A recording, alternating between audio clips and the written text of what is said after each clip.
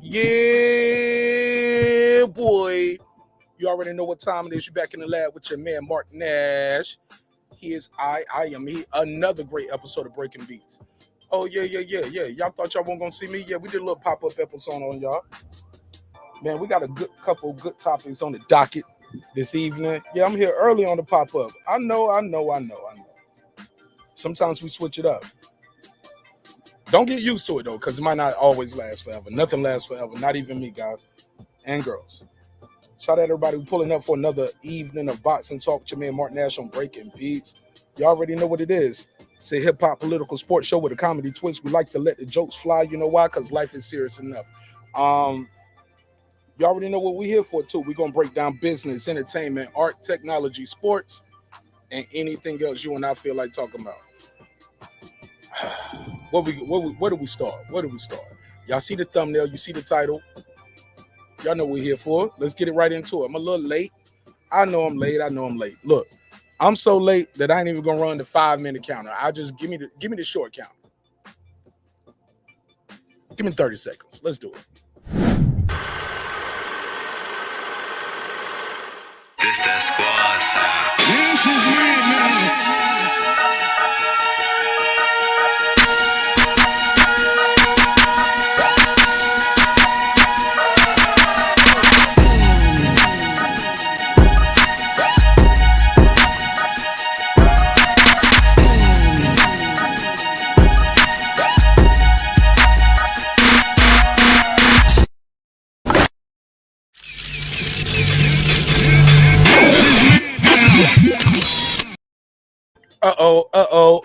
Uh-oh. What up, though? I said, what up, though? What's popping? What's happening? What's going on? We dropped that link out there early. Talking about boxing tonight. You already know what it is. Yeah, I'm here early on the pop-up. Let's do it. Will Terence Crawford get the winner of Yordenis Ugas versus Errol Spence? So three belts on the line. I was listening to Bernie the Boxer talk the other day, and I heard Bernie say something to the degree. And shout out to Bernie. I sent him the link. Hopefully he pulls up. As you know, Terence Crawford is, as you know, Bernie the Boxer is one of the trainers and the team member, lifelong friend of Terence Crawford. So hopefully we can get Bernie on the show. He's a good dude, class act. Never had a problem with him. I think he's a truly remarkable individual and a motivator. Shelton Moore, I see you. Let me hook you up right now. Let me square that away. Bear with me. Shelton Moore about to beam, man. Because Shelton Moore now, he was like, marqnash, man, let me cook up. marqnash, we need another fish fry, marqnash. Shelton Moore, let me copy and paste this number right here. All right, I got you, Shelton Moore. Call 404. It's just for Shelton Moore, y'all. I got another number for y'all. But Shelton Moore, you call 404-692. What's this one? Call this other line. Call this other show line. We got a couple lines on the show, guys. 404-692-1766. Shelton Moore, you can call that line. Let me open up the other phone line for everyone else, which is the standard line, as you know, 404-7. Oh, about to say the wrong number. Ooh, be careful, boy. Here we go. 470-705-9507. 470-705-9507. Phone lines are open. Panel is open. Trying to get your take on this topic, guys. Will we get to see the fight? We got my guy UK Cassidy in the building. Cass, what up, family? All right, we lost him. We'll get him right. We'll get him back.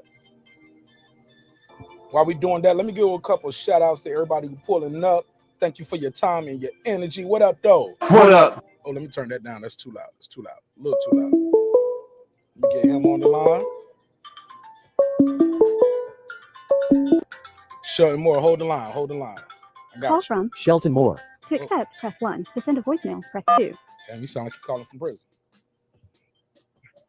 Moore, you sound like you was calling from prison, homie. From prison? Ain't that a bitch? I heard that. He said, if you want to talk to Sheldon Moore, press 1. To decline the charges. God damn. No, I'm joking. No, you good. What's up, man? Yeah, man. I've just been hearing a lot today, bro. This fight, they cooking on this fight, and this is what kills me. For all these people that supposedly can't stand blood and hate blood, and he's a stupid businessman, he makes dumb business decisions. Why are you always talking about it? Oh, cause Bud Crawford is a star. He brings views, just I like guess Clarissa not, said. but they say he's not. They say he doesn't have anything going for him right now. He has no promoter. He has no network. He's nothing. He's irrelevant. Go ahead. Tell me more. I'm just saying, why you always want to talk about the irrelevant dude? I just don't get it. But we know that's Cat. We know Bud is that dude. Let me ask you this though: would the winner of this fight face Bud Crawford? No. Tell me why. Because they're gonna say the same cap that Tim Smith was using.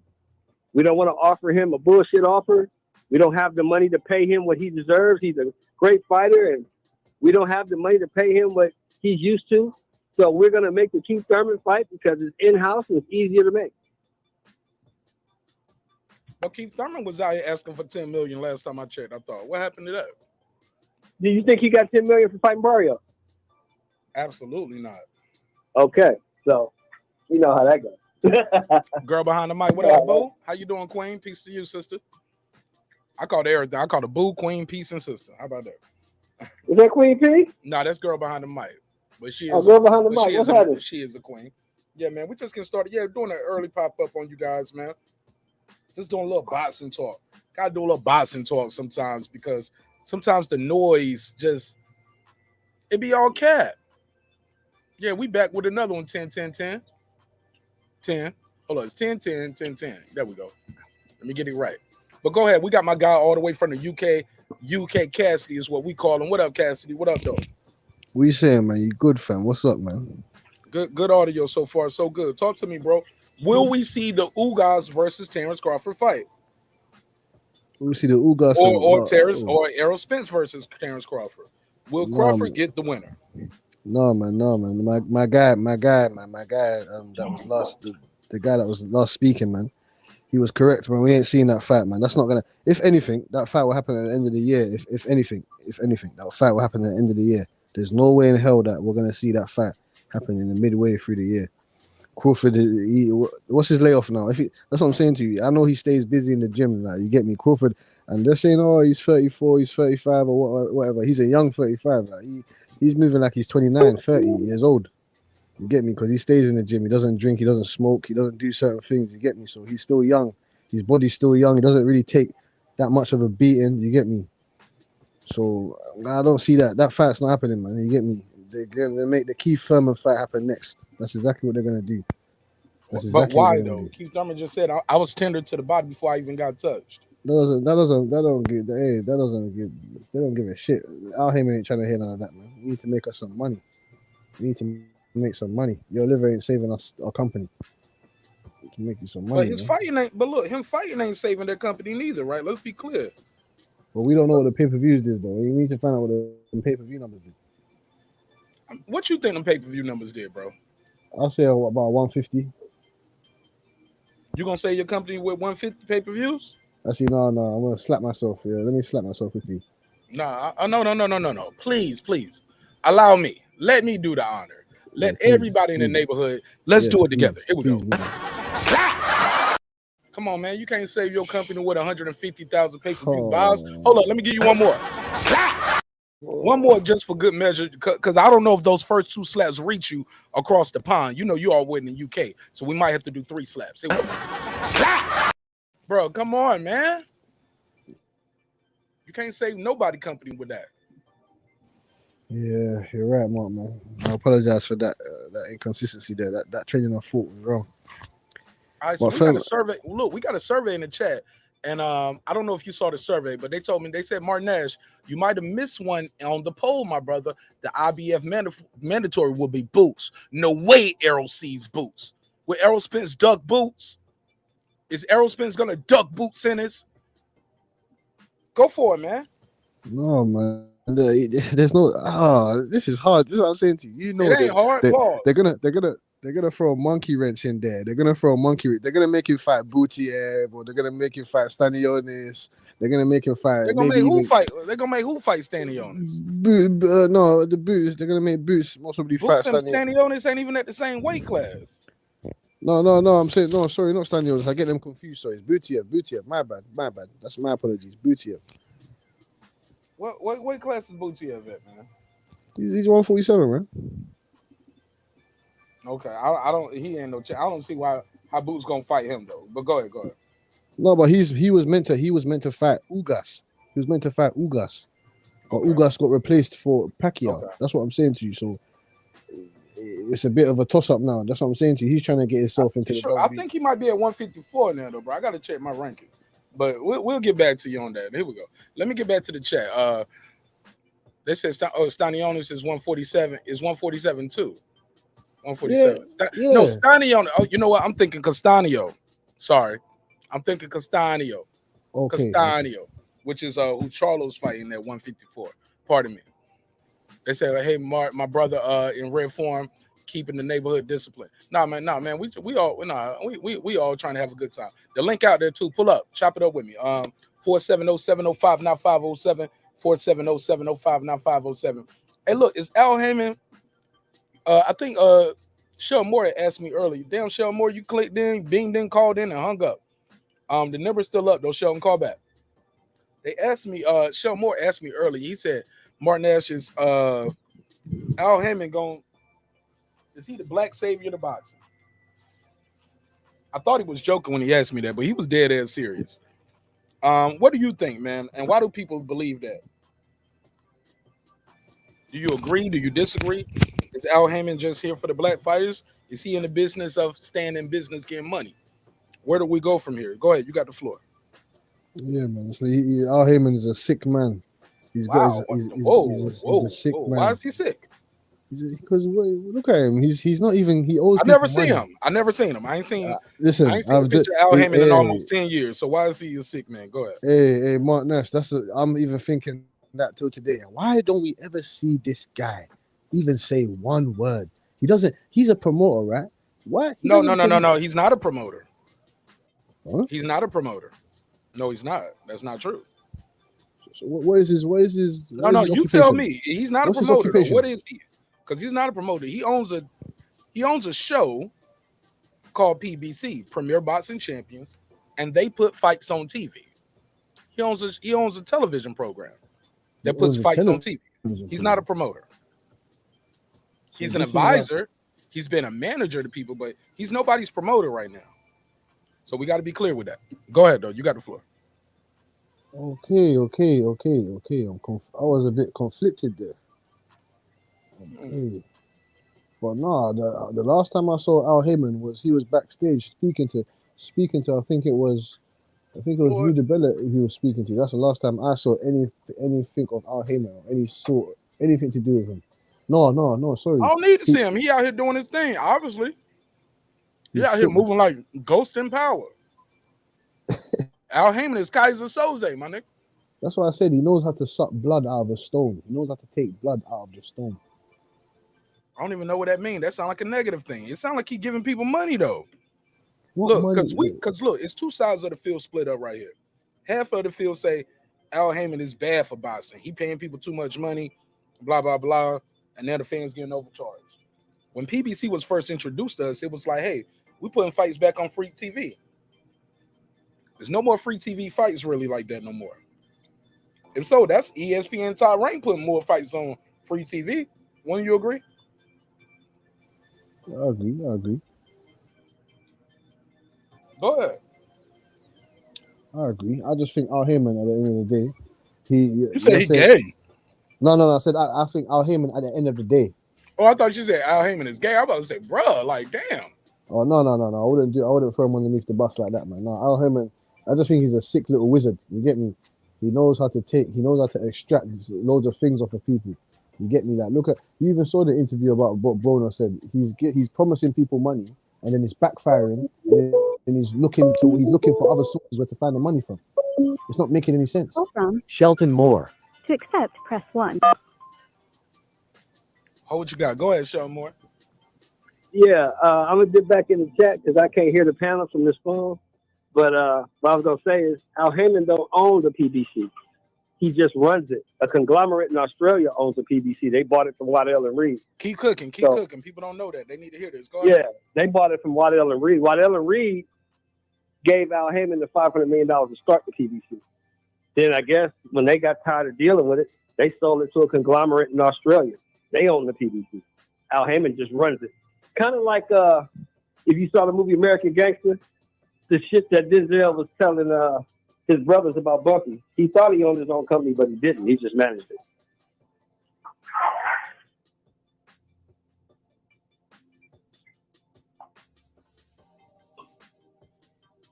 I mean, that's just what it is. I mean, he get money from white folks, and white folks run that shit.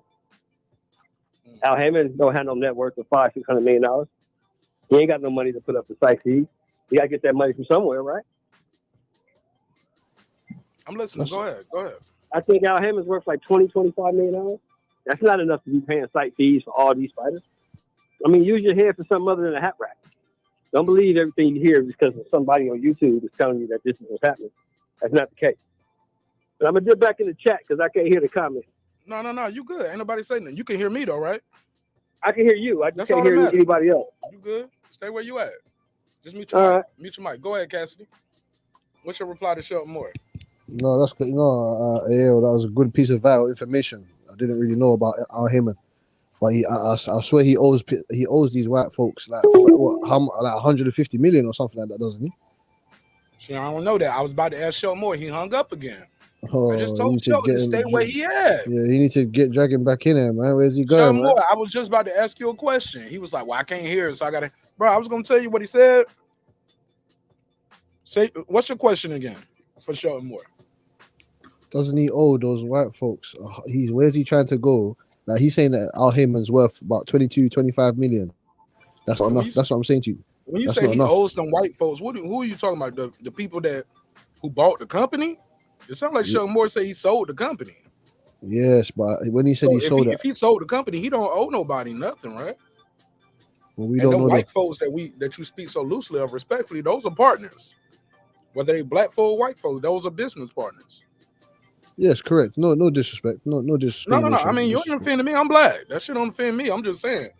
I mean, you the one in the UK? Shit. I'm just saying, innit? We don't know what terms or how they accolated this business, how they instructed, because it's a lot of money that we're speaking about here. So I don't think it was just sign off. All right, then what you do, the PBC is yours now. Do you see what I'm saying? Why not? And Adrian Broner saying that what happened when you sell a company, though, right? But Adrian Broner, the fighter underneath the company, he's saying that Al Heyman's promising the fighters $1 million, $2 million, and he's not. The pay-per-view's not doing so well, and then where's this money? Where's this coming from? They have to extend the budget, which they don't have. Look at this Charlo fight. The Charlo fight. Look, where's that 50 million going to be in place now? If you want to make this Terence Crawford and Errol Spence fight happen, Terence Crawford allegedly, sources say, he wants 50-50, or the offer that they gave him wasn't enough. So that money's. I ain't never heard no. That's what I'm saying. Allegedly, it ain't no offer. Sources say. What source though? I ain't never heard nobody say, these stupid ESPN outlets. You know the stupid. I ain't never heard one ESPN outlet say that. I always hear the YouTube daddy saying, "Of Crawford need to take the 40. He need to take the 60, 40, 70, 30, or whatever we give him." Yeah, nobody has offered Crawford nothing. Ask Bernie. Shit, ask Tim Smith. We got the Tim Smith interview. I'll pull it back up, but we played this before. They never offered the man nothing. No, I agree. But he has tried what to like. What are we talking about now? No, but he has tried to insinuate that he is. I am also an A side in this. So I'm not taking any money less because it's Errol Spence. He has insinuated that. But I don't think it's too difficult to make a deal with Bud. That's Twitter talk though. That ain't like he turned down a contract though. They ain't saying nobody sent him nothing. But I'm saying fuck it. If they was to send him a contract that was 40-60 or 70-30 or whatever it was, 55-45, He's not taking that. He ain't taking that anyway. I ain't gonna lie, I disagree with you on that. I think Crawford would take that fight. No way. I'm gonna He tell you ain't why. taking Just that. because he'll beat him. Shelton Moore, I was just Shelton Moore. come on, Success, bro. press 1 to send a voicemail. Yo, Shelton, man. Every time you do that, man, we gotta go through the collect call process. I was just as soon as you hung up, I was talking to you on the last call. I thought you were gonna stay there. The guy asked Oh, okay, you. my bad. Yeah, as soon as But soon as he got the mic, he asked the question. I was trying to ask you and you Okay. hung up. Cassidy, what was your question? D-Ray, hold the call. Hold the line, D-Ray. Mute your mic. Go You have to ahead. tell me what it is. Cassidy, what was your question that you had said about? Oh, you said Al Haymon still owed them white folks money, right? Yes, correct. What does he owe them money for, Shelton, if he sold the company, like you said? He doesn't owe the white folks anything because Mute your mic, he Cassidy. didn't sell the company. He doesn't have control to sell anything. They gave him money. Waddell Reed gave him $500 million to start CBC. Use the money. Here's the money. You run it. You put it together. He doesn't own it. He runs it. They own it. That's why when they got ready to sell it, they didn't ask Al Haymon, can we sell this? They sold it to somebody else who now says, since you've been running it so long, you go stay here and run it for us, and we're going to pay your salary, and you're going to run it. But he doesn't own anything. He doesn't have the right to sell or buy anything. So does he have the right to make the fight and make the deal for Crawford? And does he the one? That's his job to make the fight. But he got to run. He got to put the package together. Say, this is what we want to pay this guy. This is what we want to pay this guy. Then go to them white folks and see if they're willing to put the money up for it. He's not putting the money up out of his own pocket. He got to see if they're going to release the funds and they're going to put the money up to pay for this fight. Okay. He's not like Bob Arum. Bob Arum has his own money. He's worth $300 million. So Bob Arum can put up his money for the fight in hopes of making it back. Al Haymon doesn't have that luxury. He has to go to somebody else to get the money. That's the difference. But even with Bob, he's not putting up Bob Arum money. He's putting up money from the company, correct? He's trying to find investors, yes. And Bob has connections, so he's finding investors. Al Haymon's doing the same thing. He's going to try to find investors. If he can't find investors, he's going to go to the white folks with the money and ask them for the money. Fair enough. D-Ray, go ahead. Jump in. Go ahead, D-Ray. You hear me? Yeah, go ahead, man. Yeah, I got you. All right, Shelton Moore, stay right there. Can you hear D-Ray, Shelton Moore? Shelton Moore, Yeah, I can hear him now. Yes, I can, brother. All right, Shelton Moore, talk to me. D-Ray, go ahead. You got the floor. Yes, sir. I got 3 quick questions. I wanted to know, did the Keith Thurman numbers come in today or yesterday or something like that? And then secondly, I wanted to know if EJ did not fight, but who would be a logical opponent? And then 3, I wanted to know what everybody thought a good amount of the purse would be. Would that be $20 million? And then they divide it up. Is it $25 million? They divide it up. You want to know what you think the EJ and Bud fight is worth, or Ugas versus Bud? We want to know what the fight is worth. So recap. Yeah. Question 1 was, Shelton Moore, does anybody on the panel? Because as far as I know, the numbers ain't came in yet. I've heard some. Okay, well, we're looking for those. Well, that's cool. Yeah, I heard the pre-numbers might be somewhere about 175. Okay, so that's good enough to sell Keith as an opponent, then, right? Yeah. Right. Okay. So I guess we got an answer for number 2. So then I guess I just wanted to find out what the fight's going to be worth. And I guess a good gauge would be the Ugas Spence purses, and then the Spence and Thurman purses, and then, somewhere around there. But anyway, bro, I was just kind of curious about that. Can I keep listening or what? Yeah, stay where you at. Go ahead. Stay where you at. Go ahead, Shelton Moore, you want to reply to that? No, he's absolutely right. Like I was saying earlier today, bro, anything over 175 or better, let's go sell Keith Thurman as a viable opponent that can make some money. They're going to use the cap that Crawford is too hard to deal with. He's a diva. We couldn't work with him, so we made the Thurman fight because it's in-house and it's easier to make. That's the cap they've been using for the last couple of years. And Floyd just broke that down for y'all about 8-9 months ago when he was talking about Tank. Said, we're not trying to make other promoters rich. We got enough fighters in-house to keep Tank busy, and we going to fight in-house fights. Well, Bud is a free agent. Bud is a free agent. Why not make him a good deal? So that's their motto. They fight in-house fights. Bro, but why not make Terence a viable offer and just sign him to a good deal? Because if Terence comes over there and mollywop Spence, which I think he will, right? Then he has the belt. He has all of the belts. But you got him under Al contract, Heyman though. and the PBC lose control of the welterweight division because No. Slow down. Not if you sign him under contract. Say, hey, look, you got to fight for us for 2 years or 4 fights. You know, so that's twice a year for 2 years. Like, why not just make him an offer worth his while?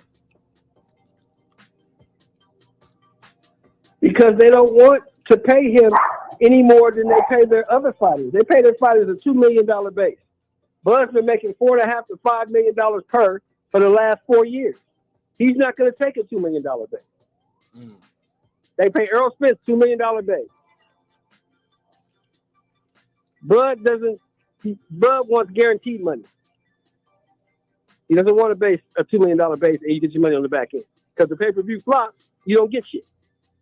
Pay-per-view does well, you make a lot of money. If it doesn't, you don't get shit. Bud is used to guaranteed money, and that's probably what he wants. Go ahead, D-Ray. Salute to my man Sheldon Moore. Hey, he broke it down excellent. You know, the only thing you can add to that is, you know, if they don't make a offer that's reasonable, then, you know, it's obvious that right now it's only obvious to the hardcore people, I guess, bro. You know, and that's the thing is like when other fighters do the same thing and say they putting fighters on blacklist and, you know what I'm saying, they don't want to fight them or try to freeze them out from making money. Like he was saying, you know, they got the 1.5 on paper, right? You know, and then that's when they say Al Heyman is their man. All right, man, I got to get to the next call, D-Ray. I got to get to the next All right, man, appreciate you. All right, you're more than welcome to call back. Shout out to D-Ray. Go ahead, Cassidy. Go ahead, Cassidy. What you got for me? Yeah, man, I told you, man. Like, that's what I'm saying to you. Bob Crawford has been getting paid a certain. He's been getting paid more than Errol Spence. So how in the world is he gonna take 45 or 30 or 40? It's not happening. He ain't. Okay, stop right there. Stop right there. Let me bring Sheldon back in. Sheldon, can you hear Cassidy? No, I can't. What did he say, brother? He said. He said he agreed with you. He said Bud Crawford wouldn't take less. I disagree with him. I believe Bud Crawford believes his own hype, and not in a bad way. I believe he believes these guys don't want to fight him, and I think he will even take a 60-40 just to go there and beat him and take all the belts. No, because he already told you back in the day when Spence threw that out there. That was back in the day, though. So much shit don't happen since then. I think he's like, these boys ducking me. Listen to me. Let me finish. He said, yeah, I'll take 60-40 my way or 50-50. But Bud's feeling is this, and I don't think it's changed. You've been in one division your whole career. Yep. I'm a 2-time lineal, 3-division world champion, 2-time fighter of the year, undisputed champion, and I've been ranked the number 1 pound-for-pound fighter for the last 3.5-4 years. Why would I take a pay cut to fight you when I've done more in this sport than you? Because that's his biggest payday. That's his biggest fight. And if not, somebody else might fuck around and beat him. And then they're gonna be mad at Ugas. They're gonna be like, Ugas upset the apple cart on some Andy Ruiz. I don't think Bud cares. Honestly, I don't think he cares. Because Bud believes, like you said, Bud believes his own hype, and he doesn't think any of them dudes can beat him. So he doesn't really care who he fights. He thinks he can be Spence, Ugas, it doesn't matter to him. Thurman, any of them. They don't want to fight him. They make him an offer that's decent, he'll fight any of them dudes because he believes he can beat him. I believe he can beat him. But they don't want to take the chance. That's why they're doing everything they can to circumvent Bud Crawford. So it's Thurman, bringing Thurman back from the dead. Ugas was in a tournament. Now Ugas is not in the tournament. He got to fight Spence. They doing everything they can to try to load the dice load the game up for Spence. Basically, what they're trying to do is age Bud out. They're trying to see if Bud gonna slow down a little bit. That's what they're trying to do. I thought that too. Uncle Kenny says he said he believes he's worth more than what he really is, but he don't sell. What do you say to that? I mean, he don't sell. Okay, well, Kenny, if you think 350,000 pay-per-views makes you a pay-per-view star, then have at it. I mean, Errol Spence don't sell. 300,000. That ain't shit. It ain't shit. That's not a pay-per-view star. You think 200,000 is a pay-per-view? That shit's not a pay-per-view star. I mean, you know. Put it this way. The fight, Kenny, that everybody wants to see is Spence versus Crawford. Nobody wants to see Spence versus Ugas. Nobody wants to see that shit. We want to see Spence versus Crawford, but they won't make the fight. Why is that? Why does Errol have to get all the straps on the PBC side first? What rule says he has to do that? If it's strap season, you get whatever strap wherever it is, right? Man, that's what I thought. Them boys know what time it is, man. That'd be cap. Yeah, they don't want to hear it. They don't want to hear it, but it's cool. Because Charlo ain't got to clean up his side of the street, but they want him to get the Canelo fight. Yeah. And Charlo ain't fought nobody with his trash ass. He ain't fought nobody in 6 years. Oh, shit. Go ahead. That's what I'm saying. This is why boxing is fucked. J-Rock or Derevchenko. That's probably his best 2 years. Keep going. Go ahead, Sheldon. But he's supposed to get a Canelo fight. Canelo gonna beat his motherfucking ass. That dude's trash. He ain't fought nobody. He hasn't proven anything. You can't come off of a 16-month layoff and get in the ring with a dude who's been active. He gonna beat your motherfucking ass. But you know, you gotta keep hope alive, I guess, Mark. Let me go to the drops. Hey, Cassidy, I'm gonna ask you to refrain from the ad-libbing, my brother. Let me host the show. Let me conduct the conversation. Let me be the conductor. Let me be the maestro here. Especially when you prone to have a bad mic. We talked about that yesterday. You're doing it again today. Respectfully, my brother. You gotta respect the show. Gotta have that good mic presence. Let me do my thing. And I'm gonna let you do your thing when I pass you the mic. Shout out to Ty. He said EJ's more protected than the president. I'll give you the $2. You give him the $2. All right, pay him the $2. Oh, pay the $2. All right, Cassidy, go ahead. You got the floor, but I gotta do my cash apps. I gotta read the chat. I gotta let everybody finish. You can't cut people off just to ad-lib them. You might throw them off their train of thought, what they was thinking. Just be patient. Have some discipline. When it's your turn, I promise I'll pass you the mic. It's your turn. Go ahead, Cassidy. Yeah, my bad. Speak up. I can't hear you. Go ahead. No, I said my bad, man. No, it's all good, man. Sometimes we get passionate, but you know what I'm saying? Yeah. But not every episode, bro. You can't do it every time, bro. Like, if so, after a while, that ain't you being passionate. That's who you are. You cut people off. Go ahead. Yeah, man. It's rough over here. It's rough around there, man. It's rough, man. I was just saying that it's just annoying, isn't it? You get me, man. Man's not gonna see that fight, man.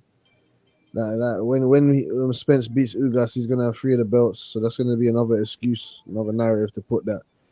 Yeah, I'm the A side. You give me all the money. Shut up, bud. I don't care about you being unified or all this shit. This is my division. You came up in my division, so you're gonna have to be the A side. I'm gonna have to be the A side. And then Bud's gonna say, "Fuck that, I'm not doing it." You get me? I'll go up to 154, try and fight someone there, or I don't know. You're just gonna have to float around or something. I don't know. Like, this is what I'm saying to you. This is why it's just annoying. You get me? It's just frustrating. Because why does Charlo have to clean up his? You're correct. Why does Charlo have to clean up his side of the street and he ain't fucking done shit? He ain't done shit. Fair enough. You kind of echoing us now. This is what I wanted to say. And I'll bring it right back to you because Shelton Moore can't hear you. Shelton, here's my question for both you guys. And I'll pose the question to Cassidy first. It's not a given that Spence is gonna automatically go in there and beat Ugas, correct? Can we all agree to that? I can't agree to it. You think Spence is automatically gonna beat Ugas? Yes? Correct. No, that's not a given. No. Okay, so you say no. Cassidy, you said it's a given. Spence is automatically gonna beat Ugas, even though he's been on the couch since 2020. Yes, correct. Okay. Tell me, what have you seen in Ugas, and what have you not? I mean, what have you not seen?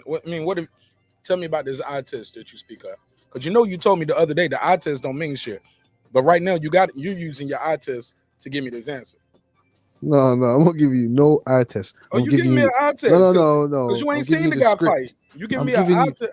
no. I'm giving you the script. Go ahead. I'm giving you the script of what's gonna happen. This is a collision. It's a collision course that's meant to happen. Spence versus Bud.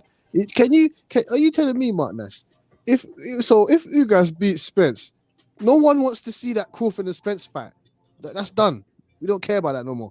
We So want to what? It see happens in Bud boxing all the versus time. Ugas What you now. talking about? No, Marq Nash. It No. just happened with Wilder and AJ. What you mean, no? Wilder's It not just Spence, happened. man. Wilder's not Spence, though. Wilder's not You missing the Spence. point. It just happened, bro. It just happened. We saw Manny Pacquiao lose to Tim Bradley, then get knocked out. No, man. Yes, it happened. I'm not having it. Yes, Spence knows what he's meant to do. It Spence happened. knows. People fuck up the apple cart all the time. No, it's not happening, man. No, it has happened, bro. You just trying to argue me, tell me it's not gonna happen, but I'm Yes. telling you, historically, it has happened. I didn't say it hasn't happened. I'm saying to you that in that fight, it's not going to happen. Spence is going to knock him out. Stop him. Now you know the future. Tell me the lottery tickets for next week, my G. I know that future. I know the future in that fight. The script in that fight. Okay. The same way we knew Fury was going to smoke Wilder. The same way you knew AJ was going to beat Ruiz too, right? I knew AJ was going to beat Ruiz. AJ's trash, man. I don't care about All right, AJ. man. I can't with this guy. This guy just be talking, man. He don't even be making sense sometimes, man. I got love and respect for him, but he ain't even being honest with. Nah, bro, you ain't even being honest right now. Let me mute his mic, because he ain't even being honest. Nobody saw AJ losing to Ruiz. Talking about, oh yeah, I saw that. Ruiz was trash. I mean, AJ's trash. Come on, bro. Stop the cap. I knew he was. I knew about Andy Ruiz from when he fought Joseph Parker. If that was the case, Andy Ruiz would have been the main opponent, not no last minute replacement. What are you talking about? Anthony Joshua is in Miami fucking around. He's not serious. I already know that he's not psychologically there. He's not got the mindset of a killer. I knew he was going to get smoked by that Andy Ruiz. Okay.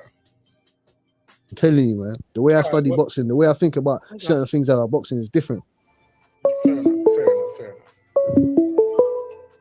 Let me take this call. Brandon, what up, Brandon from the Boxing Social, right? Boxing Scholar. The Boxing Scholar. I'm sorry. That's probably why I couldn't find you on on YouTube. I've been looking for you. I'm gonna leave a comment, man. We got a link in Talk Boxing. Man, I was listening to your show. I get you arguing with them fans, man. That fan math is something that don't even make sense. Say it again. It can't be quantified. I said I was listening to your show, and I heard you talking to a fan, man, and I was saying that fan math it can't be quantified, man. They see what they want to see. They make the results what they want to make them. Like you had some good points.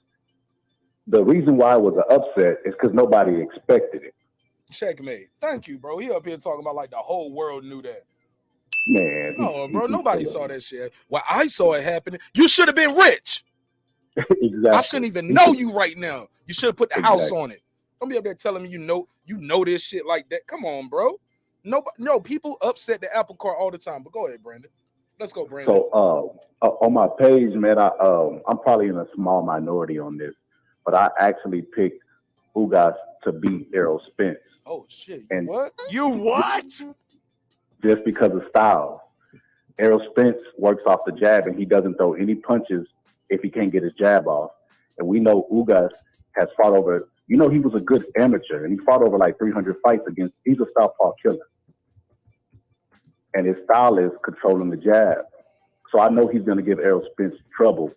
The only way I see Spence winning is if he get robbed, if Ugas gets, and that happened in the Sean Porter fight. It was really, really close, and he got robbed. But I think what you just said, man, there's going to be an upset. The last time we seen Errol Spence in the ring, did y'all forget? He was getting beat up by his sparring partners, and nobody even know the sparring partner's name. Oh yeah. Was it Marvelous? Was it Marvelous Jarvis? I don't even know the dude's name. Marvelous Jarvis been out here. Errol Spence, sparring partner and former strength and conditioning coach Blu-ray turning to YouTube stars. How you do that? From sparring partner and strength and conditioning, and then you're a YouTube star. People want to interview you. You on a damn tour. Never heard of it. Never seen that before in boxing. But go ahead. Yeah, I mean, boxing's crazy, man. If you really think about it, bro, like I be saying this all the time on my channel, man. Like because boxing is a free market, like anybody could get in and blow up. You could blow up. You could be a promoter today, bro. You could blow up, get you a fighter tomorrow, and just blow up. You can't do that in MMA, UFC, because they got guidelines and it ain't free. It's controlled by Dana White. But boxing, anybody can get in and just blow up. You see people with YouTube channels, man, and they don't even really know anything about boxing. They just, you know what I mean? They just seem an easy avenue to get rich. You know what I mean? And maneuvered into boxing. Rub elbows with celebrities. That's it. Kiss butt or whatever they got to do. Oh, to I'll get say interview. it. Kiss ass, brown nose, SD for downloads. Exactly, bro. Exactly, bro. But yeah, man, I might be in the small minority, but I definitely when you get a chance, man, check out my breakdown. Man, I broke it down to the drinking, to the everything, to the inactivity, to join the panel. Join the panel. The link is in the chat. Join the panel. Okay, I'll join the panel. Join the panel. Chop it up with it. Go ahead. All right. Go ahead. I sent the link to my guy Tay Jones, and I sent it out to Bernie the Box. I'm gonna see if they pull up. But yeah, we were chopping it up. She said he's not like this in coach.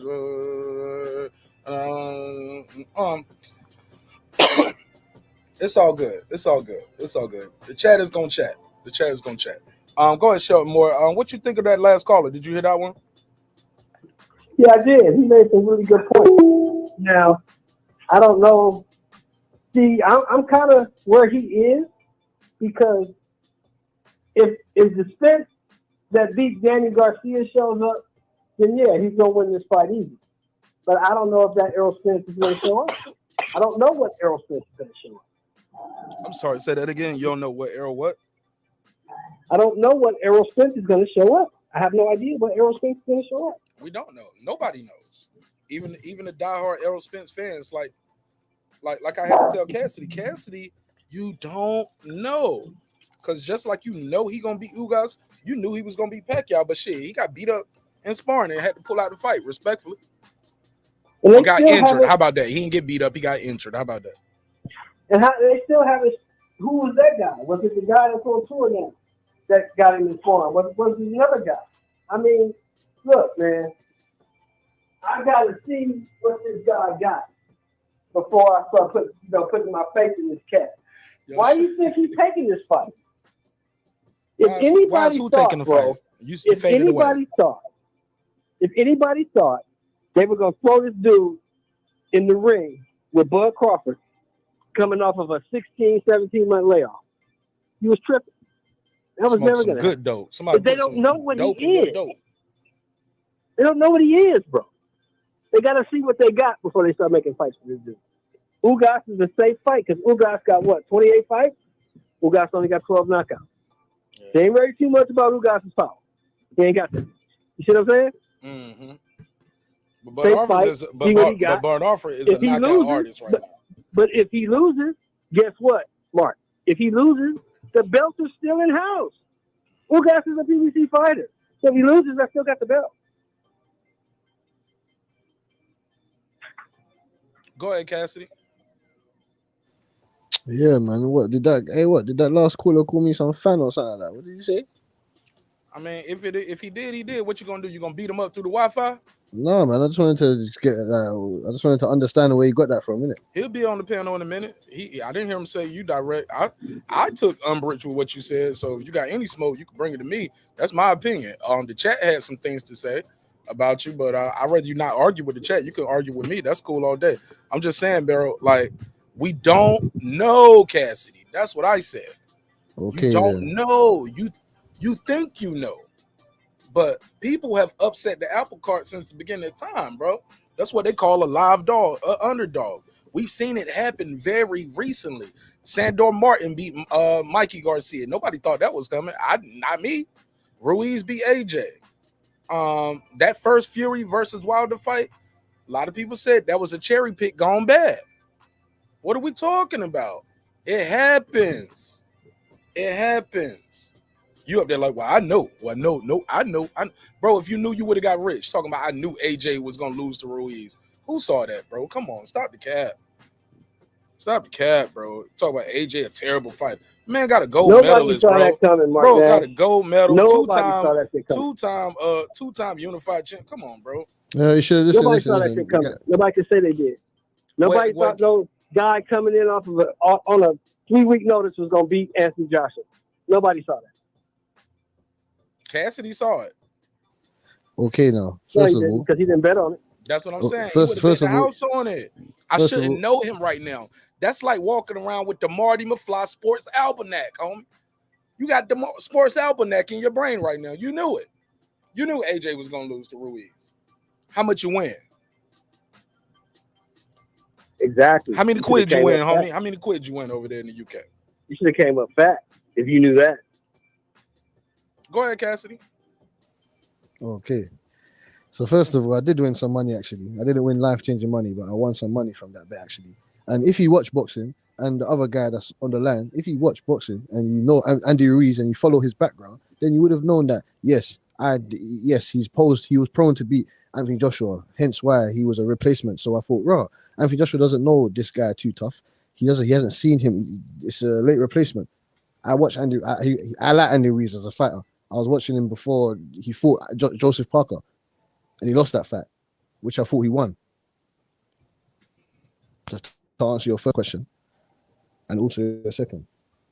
And thirdly, Anthony Joshua, if you watch the boxing properly, like I said from years ago, Anthony Joshua, he shouldn't even have won that gold medal. That's what I'm saying to you. It's all scriptured. It's all script. He was meant to be Britain's next big thing. He was meant to win that gold medal. That's what I'm saying to you. If you watched that medal, that tournament properly, he lost that fight. But obviously, it's opinionated, innit? You get me? You just have to see and watch it yourself. You're going like he went there and washed everybody and this and that. No, he didn't. He was in a tough fight for that Olympic gold medal. You can't. Okay, but tough fight, he won. A tough fight and saying he a terrible fight is two different things. Sean Moore, did you hear everything he said or no? No, go ahead, bro. Damn, I Repeat it, hate if you can. can't hear what he's talking about. But you can hear the other callers. You can hear me on the panel, but you can't Right. hear him on the panel.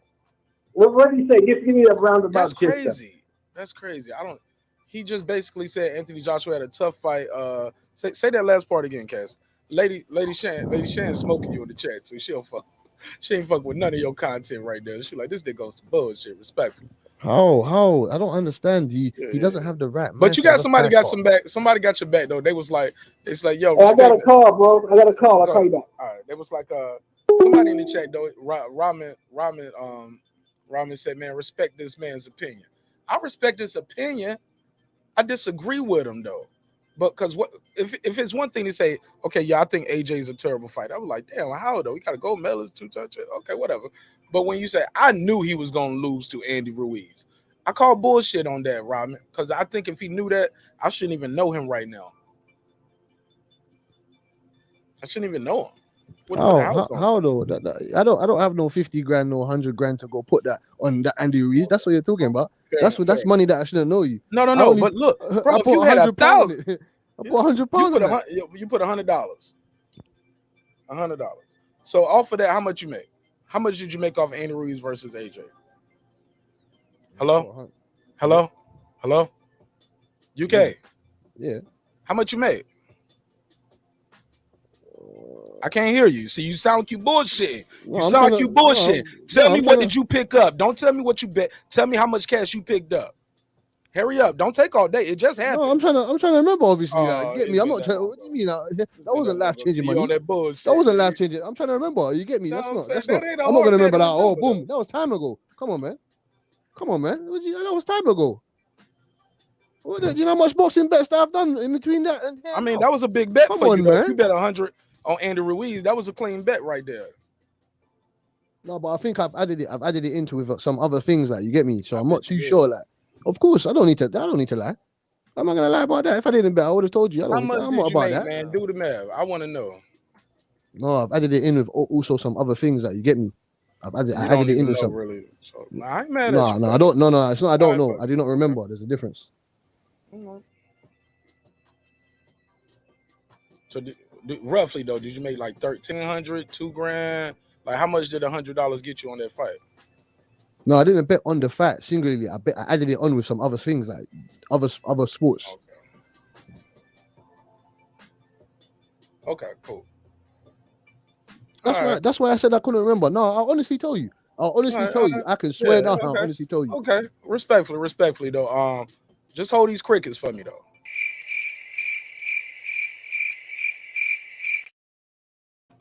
Man, shout out to the boxing scholar. Got the best beard in the game. I'm jealous like a motherfucker. Look at I got alopecia over here. I got some chia pet right here. Look like I got some nut hair over here. Got LeBron's old hairline going across my lip. This dude pull up with the Beijing, the shoe polish. He got all this shit nice and full and dark. I'm hating. You might mute it, bro. You might mute it. You had me dying, man, when you said the Marty McFly almanac. Welcome home, man. Look, it's a hip hop political sports show with a comedy twist. Look, they told me to keep brushing and combing it, bro. Soon as I see you, I'll be like this. Brush this part right here. This is what I need, y'all. So I was still listening, man. I had a question for the guy from the UK, right? Go ahead, right? Boxing Scholar. All right. Who's the greatest UK trainer of all time? He talking to you, Cassidy. Unmute your mic. So say that again. Who's the greatest UK trainer of all time?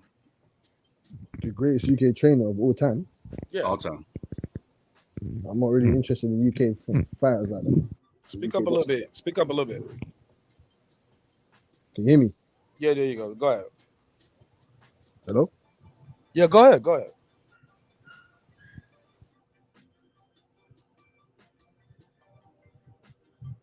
Cassidy, go ahead. Oh, you know what? I got something for you. Here you go. Hold this for you. Maybe that'll help you think. Hello? Bruh. Talk to me, man. The same question. No, I didn't hear what he said. Who's the greatest UK trainer of all time? What, in my opinion? Well, he the only one. Bro, you reaching, bro. Bro, they said, get him out of here. They's like, kick him out the classroom. Boo. Bro, okay. The best boxing trainer. It's not a hard question. In your opinion, Cassidy, just name your top 5. Name your top 3. That's what I'm saying. You need to be more specific. It's a very specific. Okay, if I was to ask you your best lightweight, Cassidy, it's very specific. No, because you have to say now. Trainer. You have to say now or ever, the greatest of all time. You get me? No. He said the best. That's okay. The greatest. Your opinion, Cassidy. It's not that loaded. You killing me right here. You sound like you don't know your UK boxing history. I don't follow UK boxing like that. Okay, you in the UK? That's but the point. It's not big like that over here. I don't. You get me? It's huge over there. But over there. No, that's the point I was gonna make. When Anthony Joshua was in trouble, he came to the States to train. You know why? Let him talk, Cassidy, because you didn't know you didn't have nothing right there, and that was kind of embarrassing. But go ahead. Shout out to the people in the UK right now dropping the names though. Go ahead. The reason why he came is because boxing started in the UK. If you look at the history historically, but when they came to the States in America, took over. We got Emmanuel Stewart. There's a lot of UK fighters who come over to America to get the schooling and knowledge from the trainers over here, because I mean, as far as boxing goes, it's like we're not just fanatics. Like, we really do this, man. Like, you could take an unknown trainer here, and I bet you if you take him to the UK, he'll be the #1 trainer over there. I bet you Virgil Hill, if he went to the UK, he'd had all the stable of fighters over there. It's just different. It's just different in the States, and I feel like that's a reflection of the fans, man. Because I have UK subs, man, and I chatted out with them, but they're not really knowledgeable about the sport. They'd have that fan math, like I seen Andy Ruiz beating Anthony Joshua. Well, then you should have did a breakdown on it and explain exactly how it was, and your YouTube would have blew up. You'd have been the only person in America that thought that. It was a dangerous fight, but the reason why there's an underdog and then there's an overdog is because people are expecting that person to win, and we all expected Anthony Joshua to win. Go ahead, Cassidy. You want to reply to that? Well, boy, I didn't say I don't know any trainers. I just said that I personally don't feel that there's any great English any UK trainers to top me. 3, top 5. You didn't name one, and the record would show that. Don't make me put a case on you. No, you asked me who I think is the greatest UK trainer or the whatever. best UK trainer. You didn't name one. And I said you I didn't name don't top think that, 3. You didn't name top 5. I can and I name gave you many options. but that's fine though. I can name you some. That's fine. I can name I you bet some. you can I don't now think because the Google don't refresh. It's too late. I don't It's need too to late. go. We put It's you on the impossible. spot. It's impossible for me to. It's impossible Nah, for you me could to have go on named 3. Google You because could have. I'm on my phone. I'm on my phone. So if I Yeah, go on Google, I don't know I'll what you leave the. on. I I'll know leave you the on some stream. bullshit right now. Respectfully, put a case on you. That man asked you an open, direct question, bro. Check the playback on that. That shit was crazy. Well, I don't know what you mean. I didn't hear him. I didn't hear what you he said. repeated it. Then respectfully, like, bro, it was. We did the whole little do-si-do, bro, my brother. Check this out. This shit is a live show. I ain't trying to embarrass you, but Well, your other caller take said it that he back. can't hear what I said. Your other caller said he couldn't hear what I said. Oh, no, that was a different person. You know where we at now. No, but I'm saying to you that I don't know. Maybe your signal. I don't know, innit? You get me? I didn't hear what you said. You repeating everything we said. Hey, listen, hold on. Hold this, man. 402, what it do? What's your name? Where you calling from, family? Man, it's Mike Wilson. I'm calling from Omaha, Nebraska. Omaha. What up, Omaha? Let's go. Yes, sir. You already know we ain't here to talk that shit tonight. Let's go. What you got for me? 2 minutes on the clock. I'm gonna get back to the panel. Earl don't want that work, man. And his point is just simple. He don't want to fight him. You know what I mean? He just Bud is the best thing out there. Period. They don't want to see that boy shine, but he'll whoop anybody up to 160, period. All of them.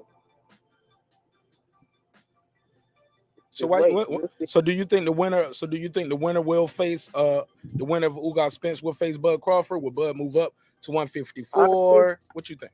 I think that's gonna go. They already trying to put Thurman in there. They trying to weave it out. They trying to put Thurman in there. I think Ugas got more balls than Spence. Ugas will fight on me for Spence will. I can see Spence trying to fight Thurman, and Spence is doing exactly what Thurman did to him. Period. He's doing the same thing. And he was talking all that big fish. Man, he getting there with that Crawford gonna show me a goldfish. Period.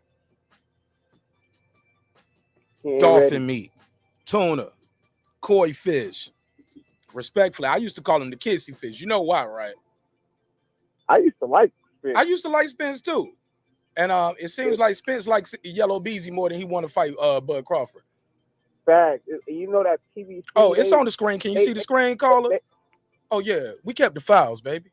We kept the files. Hey, and that's it. Hey, in the PVC, they more about the celebrity. They not real. They ain't with the fighting. They more about the money and the spotlight. You know, with the stars. But he down and dirty from the mud. He want to fight. I've been knowing Bud since 2nd grade. He's been like that. Man, get him on the show then, man. Don't be telling me you got a close relationship. Get him on the show. Let him know we riding with him. And you see I got the hat on. I got my little Bud Crawford bracelets on. Let's go. I can't say I got the connection to get him on the show. You know, now I just play myself. You know that, but I'm just saying, I know. Well, tell them to like, comment, and subscribe then. How about that? For sure. All right, well, look, man, you got anything you want to plug, promote? You got a barbershop, you got an Instagram, Twitter, anything you want to plug, promote before we get back to the panel and the rest of the conversation, sir? Oh, no, I'm good. Just shout out the home team, 402 and them bad boys. That's it. All right, who you got winning the Super Bowl, bro? The Rams. Easy. It's a business. You know they want to go to LA. They got to build new blood. Burrow's still going to be there next year, though. Trust the Rams this year. They got too much over there. All right, pull up for us, man. We're going to be doing a little game talk. We're going to have a little Super Bowl party, watching the game, doing some commentary, talking about the Super Bowl halftime show, laughing at the bullshit commercials. So we're going to have a good time, all right? Check us out. Yes, sir. Appreciate you. Keep doing your thing, man. Welcome home, bro. All right, go ahead, Boston Scholar. You got the floor. Yeah, we ran him off. I can't remember what other caller. I feel bad. He probably think I was his friend, and now I probably feel like he probably think I'm like Terry Silver from the Karate Kid. You remember Terry Silver, right? Yeah. You know what I'm saying? You're like, he's my friend. He's working with me. He's getting me ready for the fight. He's training me. And then he think I'm just an evil, sinister motherfucker. Like, you going home putting on that new foot powder tonight. Yeah, but it's a simple quick. Give me your top 3. Give me your top 3 trainers. You don't need no Google or nothing. You could already spit them out. My 3 what? Or just give me your favorite, the best boxing trainer of all time. Manuel Stewart is up there. Customado's up there. For me, I like Virgil Hunter. I like how cerebral he is. Respectfully, I don't like a lot of them UK traders neither, but I like England. I just saw people putting him in the chat. I like England. Believe it or not, a lot of those UK guys, man, they get their best shit coming over here though. Even Ben Davison works with a Ben guy Davison. that got famous on YouTube. His name is something. And he's Wiley. a young trainer too, man. Shout out to him, man. He's a young guy did you out see there him, trying to do it. Did you see him go and break down Tyson Fury and how to beat him before Tyson Fury's fight, and he could potentially be his trainer in the future? Rookie mistake. Rookie mistake. Why you say that? Because he put the game plan out there? Put the game plan out there. You see it a lot in boxing where people will leave somebody and then go back to him because they had good chemistry or the grass wasn't green on the other side. So they'll go back to him. But, I mean, this case closed if you done told somebody how to beat me and my weaknesses. But they still got to do it. Remember Larry Bird would tell you, hey, look, I'm going to go to that corner right there and I'm going to shoot it with my left hand. And then go out there, boom, boom, bow, fade away, left hand. That's what you remember that whole Jordan Bird commercial? It'd be like, off the bad boy, I'm showing my age now. Off the bad boy, off this, nothing but net. Off the bleed. And then it just kept getting further and further. Like they was on top of a building, looked like they throwing the basketball. Because they both were just so good they could call their shots. You know what I'm saying? So some people are just that good, man. You can know the game plan, but you still got to do it. That's absolutely true. We know Keith Thurman soft to the body. He's never been dropped to the body. That's true. Because Keith Thurman got great lateral movement. He ain't gonna be sitting there holding with you and letting you like, nah. No, I'm hurt. I'll try again next round. Let's go. Yeah. He Keith knows. Thurman be doing the tight rider. He be doing. He's you good. Know what I'm saying? He's good at surviving, but like in boxing, these boxers be reaching for any little advantage that they can get. They even try to stare you down. The stare down don't mean nothing, but they'll stare you down for an hour just to get the mental edge. You know what I mean? And I ain't moving till you move. Yeah, if you in my camp and you giving intel to somebody else, you got to go. You remember John David Jackson did that with Kovalev. You remember that? And Kovalev kept him. Kept him and got stopped to the body. I bet you to this day he don't like John David Jackson. He got stopped to the body. You want all your troops to be on your team when you go to war, man, because it's hard in that ring, man. It's the walls be closing in, especially when you're tired. When you fatigued in the ring and you see this individual coming at you trying to hurt you, oh man, worst feeling ever. The ring it shrinks, it gets smaller, but it's the worst feeling ever, man. I think Roger Mayweather is a dope trainer. I think Floyd Sr. is underrated as a trainer because his son is so God gifted. Yeah, that's true. And Floyd, say what you want to say about him. He always say, "Y'all talented. I'm God gifted." Yeah, he's right. Yeah, on some Michael Phelps shit, like his lungs just work different, bro. Maybe he just worked that much harder. But you know how they say Michael Phelps got some web feet and like he just has that condition where he don't get tired like you get tired. But bro, still you got to work. But he's God gifted, bro. And I think that's why Floyd Sr. don't get as much credit. Roger don't get no much credit. Plus, they worked so well with him. And not really with other people when he was with them. And plus, I guess when you got a virtuoso, you kind of demand more out of everybody else. He can do it. Why you can't do it? No, right here. Then you dip. Yeah. You don't knock out the kid that you working with. Told you keep your hands up. They was like, I need a new trainer. This is abuse. Yeah. They expect everybody to be great, don't you? But yeah, it's when you got somebody who's so super talented, or it's like it's just in your family blood where you just knew how to throw punches before you even really knew how to go to the potty. You get what I'm saying? Floyd knew how to punch before he knew how to go to the potty, bro. Some of these kids are like that in the martial arts world too. So I just think some people are special, they God gifted, but that sometimes the coaches don't get credit for. I don't think Bomat gets credit for his work with Terence Crawford and those guys down there. I don't think they always just like, Bud would do that with anybody. He been there doing what he wants to.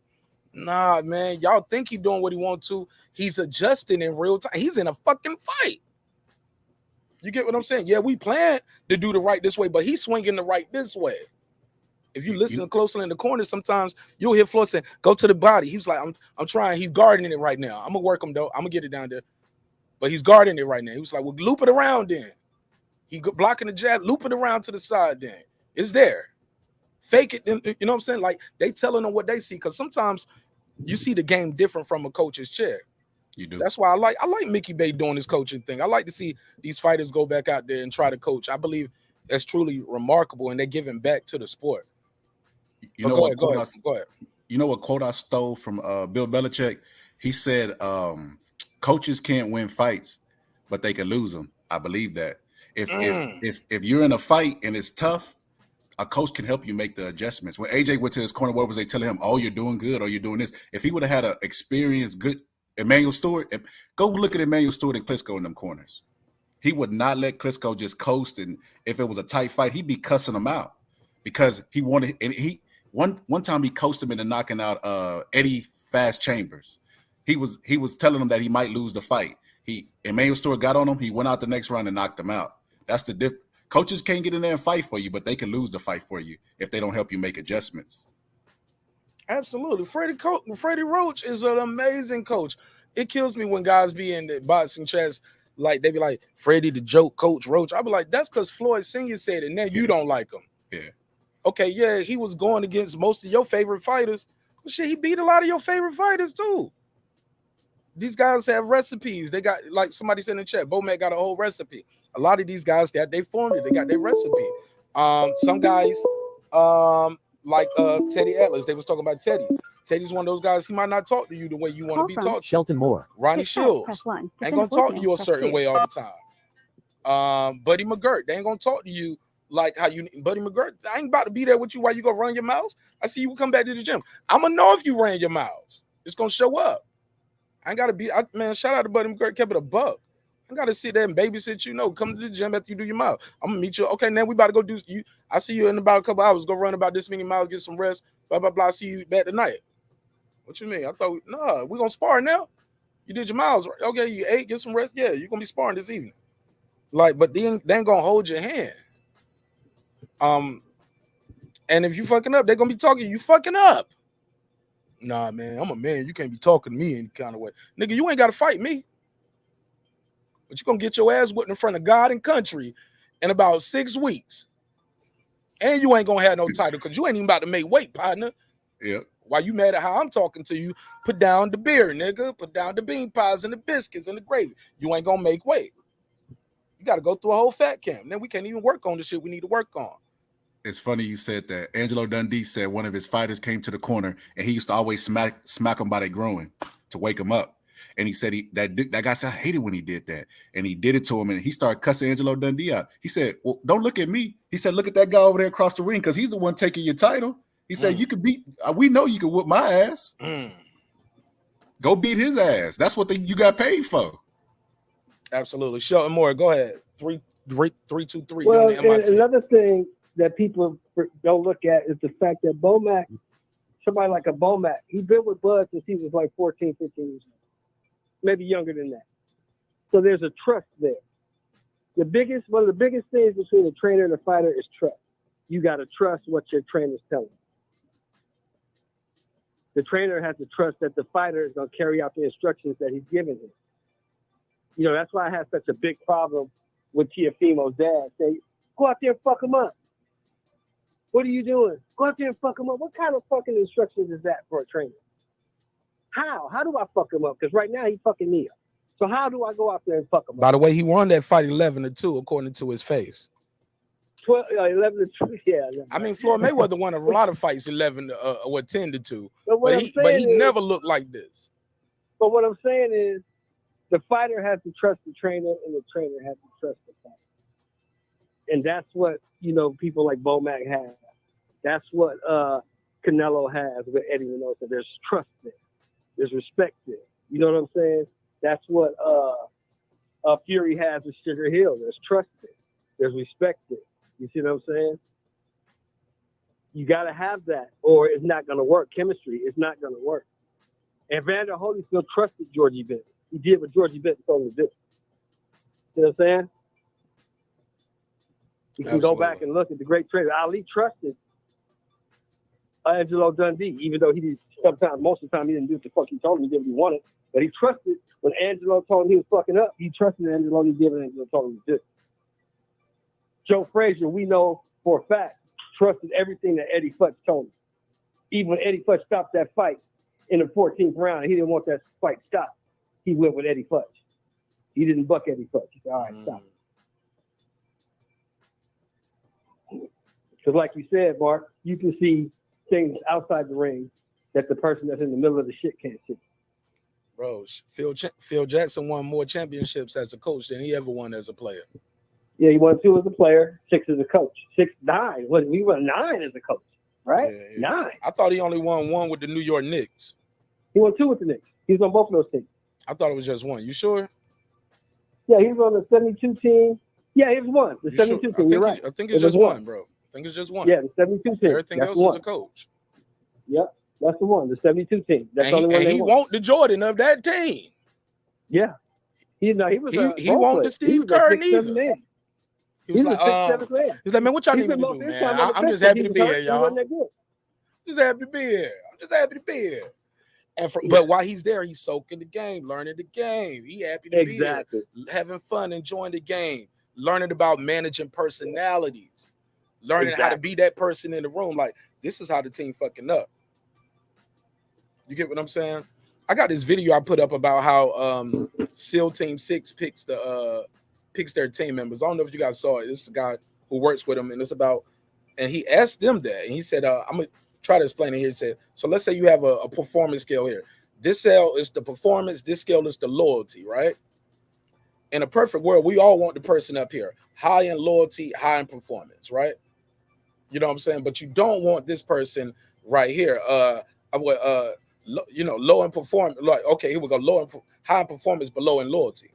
This guy is he's a cancer. He's gonna ruin everything. It's gonna bring us all down. He's a poor leader, poor decision making. This guy right here, I can trust you with my life and my wallet.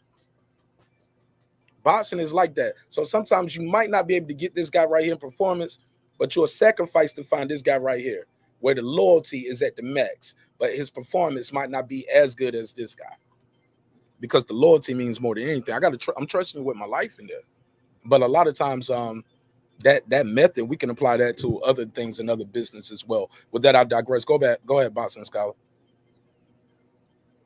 That was a good analogy, man. I love stuff like that. I don't see no separation between boxing and life. That's just, that's the only sport I watch football and other stuff, but I love boxing because it's my name. I know no breaks, no timeouts, no tag-ins, and nothing. We're gonna see what you got on any given day. I love that. But to get back to your question, man, I was trying to call in earlier, man, but I guess I had the time wrong whenever you was gonna go live. But no, you had it right. I had to go get some dinner. Oh, okay. Yeah, for the fam, and it just took longer for the to-go order than I expected. So I had the time set wrong. Yeah, I think Spence is dead at welterweight. I think Spence is too heavy, and he's fought at welterweight too long. And that if you notice, even his punches don't have the same effect and snap as they used to have. Like, he catches people clean. It used to be a time where he catch people clean around when he fought. What's the guy that's doing fitness now? I ain't seen him fighting in so long. I don't know what his punches look like. What's the nutritionist name? I forgot his name. Chris Algieri. Chris Algieri. When he fought Chris Algieri, punch he hit him. I'll do the somersault if you hit me the right way, Algieri. Yeah, that's what he do. You hit him, he make a whole show out of it. I'm like, where are we at here? Yeah. But I'm like, man, you ain't hurt that bad. You gonna give him a 10, again, give him a 10-7 round. Bad enough you gonna take a 10-8 because you got dropped, but you rolling over and shit when he knock you down. Come on, man. Yeah, he did that with Pacquiao. And then he want to go cook for you after the fight. Everybody else want. Come on, man. But go ahead. I'm sorry. I don't like Chris Algieri, how he be moving out here sometimes. I'm like, come on, man. He ain't make you do a whole little backflip. Yeah, and so ever since that fight, everybody know this. I hate when I say stuff and people act like it ain't common knowledge. We all know. Errol Spence said after fights, he said, this camp I was up in weight and I had to spend the whole camp losing weight, which means his weight goes up and his weight goes down. And we all know when Roy Jones kept going up and down in weight, what happened to Roy Jones? It's because and they act like Errol Spence is 21, 22 years old. Errol Spence is 30-something. You can't keep abusing your body like that and expect the same. I think he's dead at the weight. And right, and it ain't just cheeseburgers and fries with Errol Spence neither. Oh yeah, Errol Spence be on that bottle, yeah, on that ooey. And that alone, alcohol alone is just abusing your body. But then going up and down in weight, I think he's dead And at the getting way punched in the liver too. Shit, I'm drinking some wine right now, but I ain't about to get punched in the liver, and I ain't about to go out here and drive and flip my car over. That's more self-inflicted damage. Exactly. Errol Spence has done this all to his career, bro. Exactly. And It's I all think self-inflicted wounds. But go ahead. Sorry. I think all of that is taking its toll, and I think that's why Errol Spence is talking about moving up in weight, because he can no longer sustain that weight, and he's not the beast that everyone claims that he is. Because like you said, look at the fights. Just look at he's fighting, far and in between fights, and when he's fighting the elite guys, he couldn't even knock out Mikey Garcia. How can you call a man a beast? So John the Beast Mugabe, they called him the Beast, right? That wasn't even self-proclaimed. He got that name.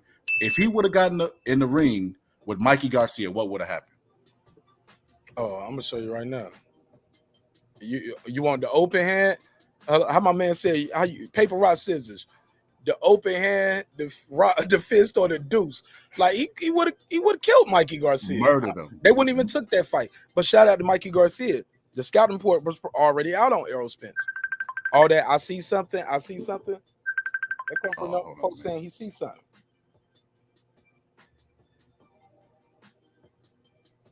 Was that a missed call? Who was that? Was that the homie? All right, I'm trying to get him on the call. We're gonna see if he called back. But go ahead. That's, can I say something, Marq? Go ahead, my brother. Am I good? Go ahead. Yeah, and that's one of my biggest issues that I talk about all the time. An alcoholic is not going to beat Terence Crawford. Just a fact. A dude that's not living a fighter's lifestyle is not going to beat Crawford. Crawford don't drink. Crawford don't smoke. Crawford don't go to the club. Crawford's in the gym all the time. I follow Crawford. Crawford be at the damn crib playing Call of Duty. Every time he posts something, I'll be like this. What'd he say? We got some breaking news? But no, it'll just be he just out there playing the game. You know what I'm saying? Might be at his son's wrestling events or something like that. Crawford be chilling, man. Or he back in the gym. He back in the gym. I've seen more footage of him back in the gym, but Errol Spence is the one with the fight coming up. I've seen Crawford working with Amir Khan. I've seen him in there just just doing rope drills. I see Crawford working and he ain't even got no fight schedule. That's why I think he's gonna beat these dudes. I think Bud Crawford beat everybody at 147, bro. Marq, this is not new information that's coming out. This is old information. Nate Jones put this shit out like 4 years ago. Oh yeah, and they called him a liar. They called Nate Jones a liar. Everybody in boxing knows Errol Spence is a drunk. Everybody knows. That's why you ask people inside the sport who's going to Crawford go smoke, because this motherfucker's a drunk. He don't take his career serious. He partying, he hanging out. I mean, it is what it is. I mean, you can sugarcoat it and try to cover it up and say motherfucker hate me because I ain't from Texas, so I'm hating on Errol or whatever it is. Nah, man, we like Errol Spence, but we just don't like some of the shit he's doing, and we gonna call out the bullshit. Let's keep it a buck. Y'all gonna call me on my bullshit every night because I gotta be this other guy living the fighter's lifestyle. I see this other guy always on the gram partying and drinking. I got the guy who don't drink. That's all I'm saying. Yeah, I'm just trying to be fair, man. Like, I just call it how I see it. Like, that was always the killer for me. Like, I was like, this guy is focused. I heard him say it a long time ago. He was like, well, I just saw Floyd wasn't really partying. He was just always working. He said, well, I'm going to do that and something. You know what I'm saying? And the difference between them, the guy has a killer instinct. He goes in there, man. He take risk in the fights. He's everything that y'all say y'all want in a fighter. Live a clean lifestyle, stay out of trouble, do all your fighting in the ring. He don't do all that extra shit. Y'all hated Floyd when he did it. Now y'all saying all the black fighters, you don't talk. You got to talk. Okay, the man can talk. He speak to you. It's like, yeah, we're going to see. We shall see. Blah, blah, blah. But he does his talking after the fight, call him out. Y'all want him to talk before the fight. Here's the other thing that kills me. This man got a black wife at home and black kids, but he's top-ranked total. Oh, nah, we'll never get past that. That's the crazy shit right there. That's the utter disrespect. And you wonder why a man won't come on your show. You called the man a slave. He's a multi-millionaire, family man. He's a black man from Omaha, Nebraska. You know he's prideful. Got it out the mud. You think you can call him top-ranked total? Nigga, what you do with your life? You You know what I'm saying? Well, you can call this man millionaire now, got it this way, getting punched in the face and punching people in the face since he was a little kid. But he got to be a slave because he don't do what you say. You don't like what his contract like that. You ain't never even, man, get out of here, man. You sound like a sucker, yo. You sound like a sucker. You sound like a hater, in my opinion. And you don't know shit. I tell you, in the words of Tupac, I tell your mama you ain't shit. You know what I'm saying? Come on, man. Like, that's crazy. And you wonder why he won't give you an interview. Look, I don't care if I ever get an interview with the brother. I'm not going to be up here calling them a fucking Toby. Because you know what I told everybody? I said, it's bigger than me and you, my brother. Let's say it's catchy. Let's say it catch on. You guys would lose your mind and you would be calling for Max Kellerman's job tomorrow if he was up here on ESPN calling him Toby Top Rank. Let's get Bailey said tomorrow. Y'all be like, oh, man, we got to boycott first day. They on some bullshit. They called him Top Rank. No, my brother, you said it. You made it catchy. What's the kid? What's the man? I called him a kid. That's how I talk respectful. What's the guy? Rick called Deontay Wilder. No, he called the guys aerosexuals, and people lost their mind.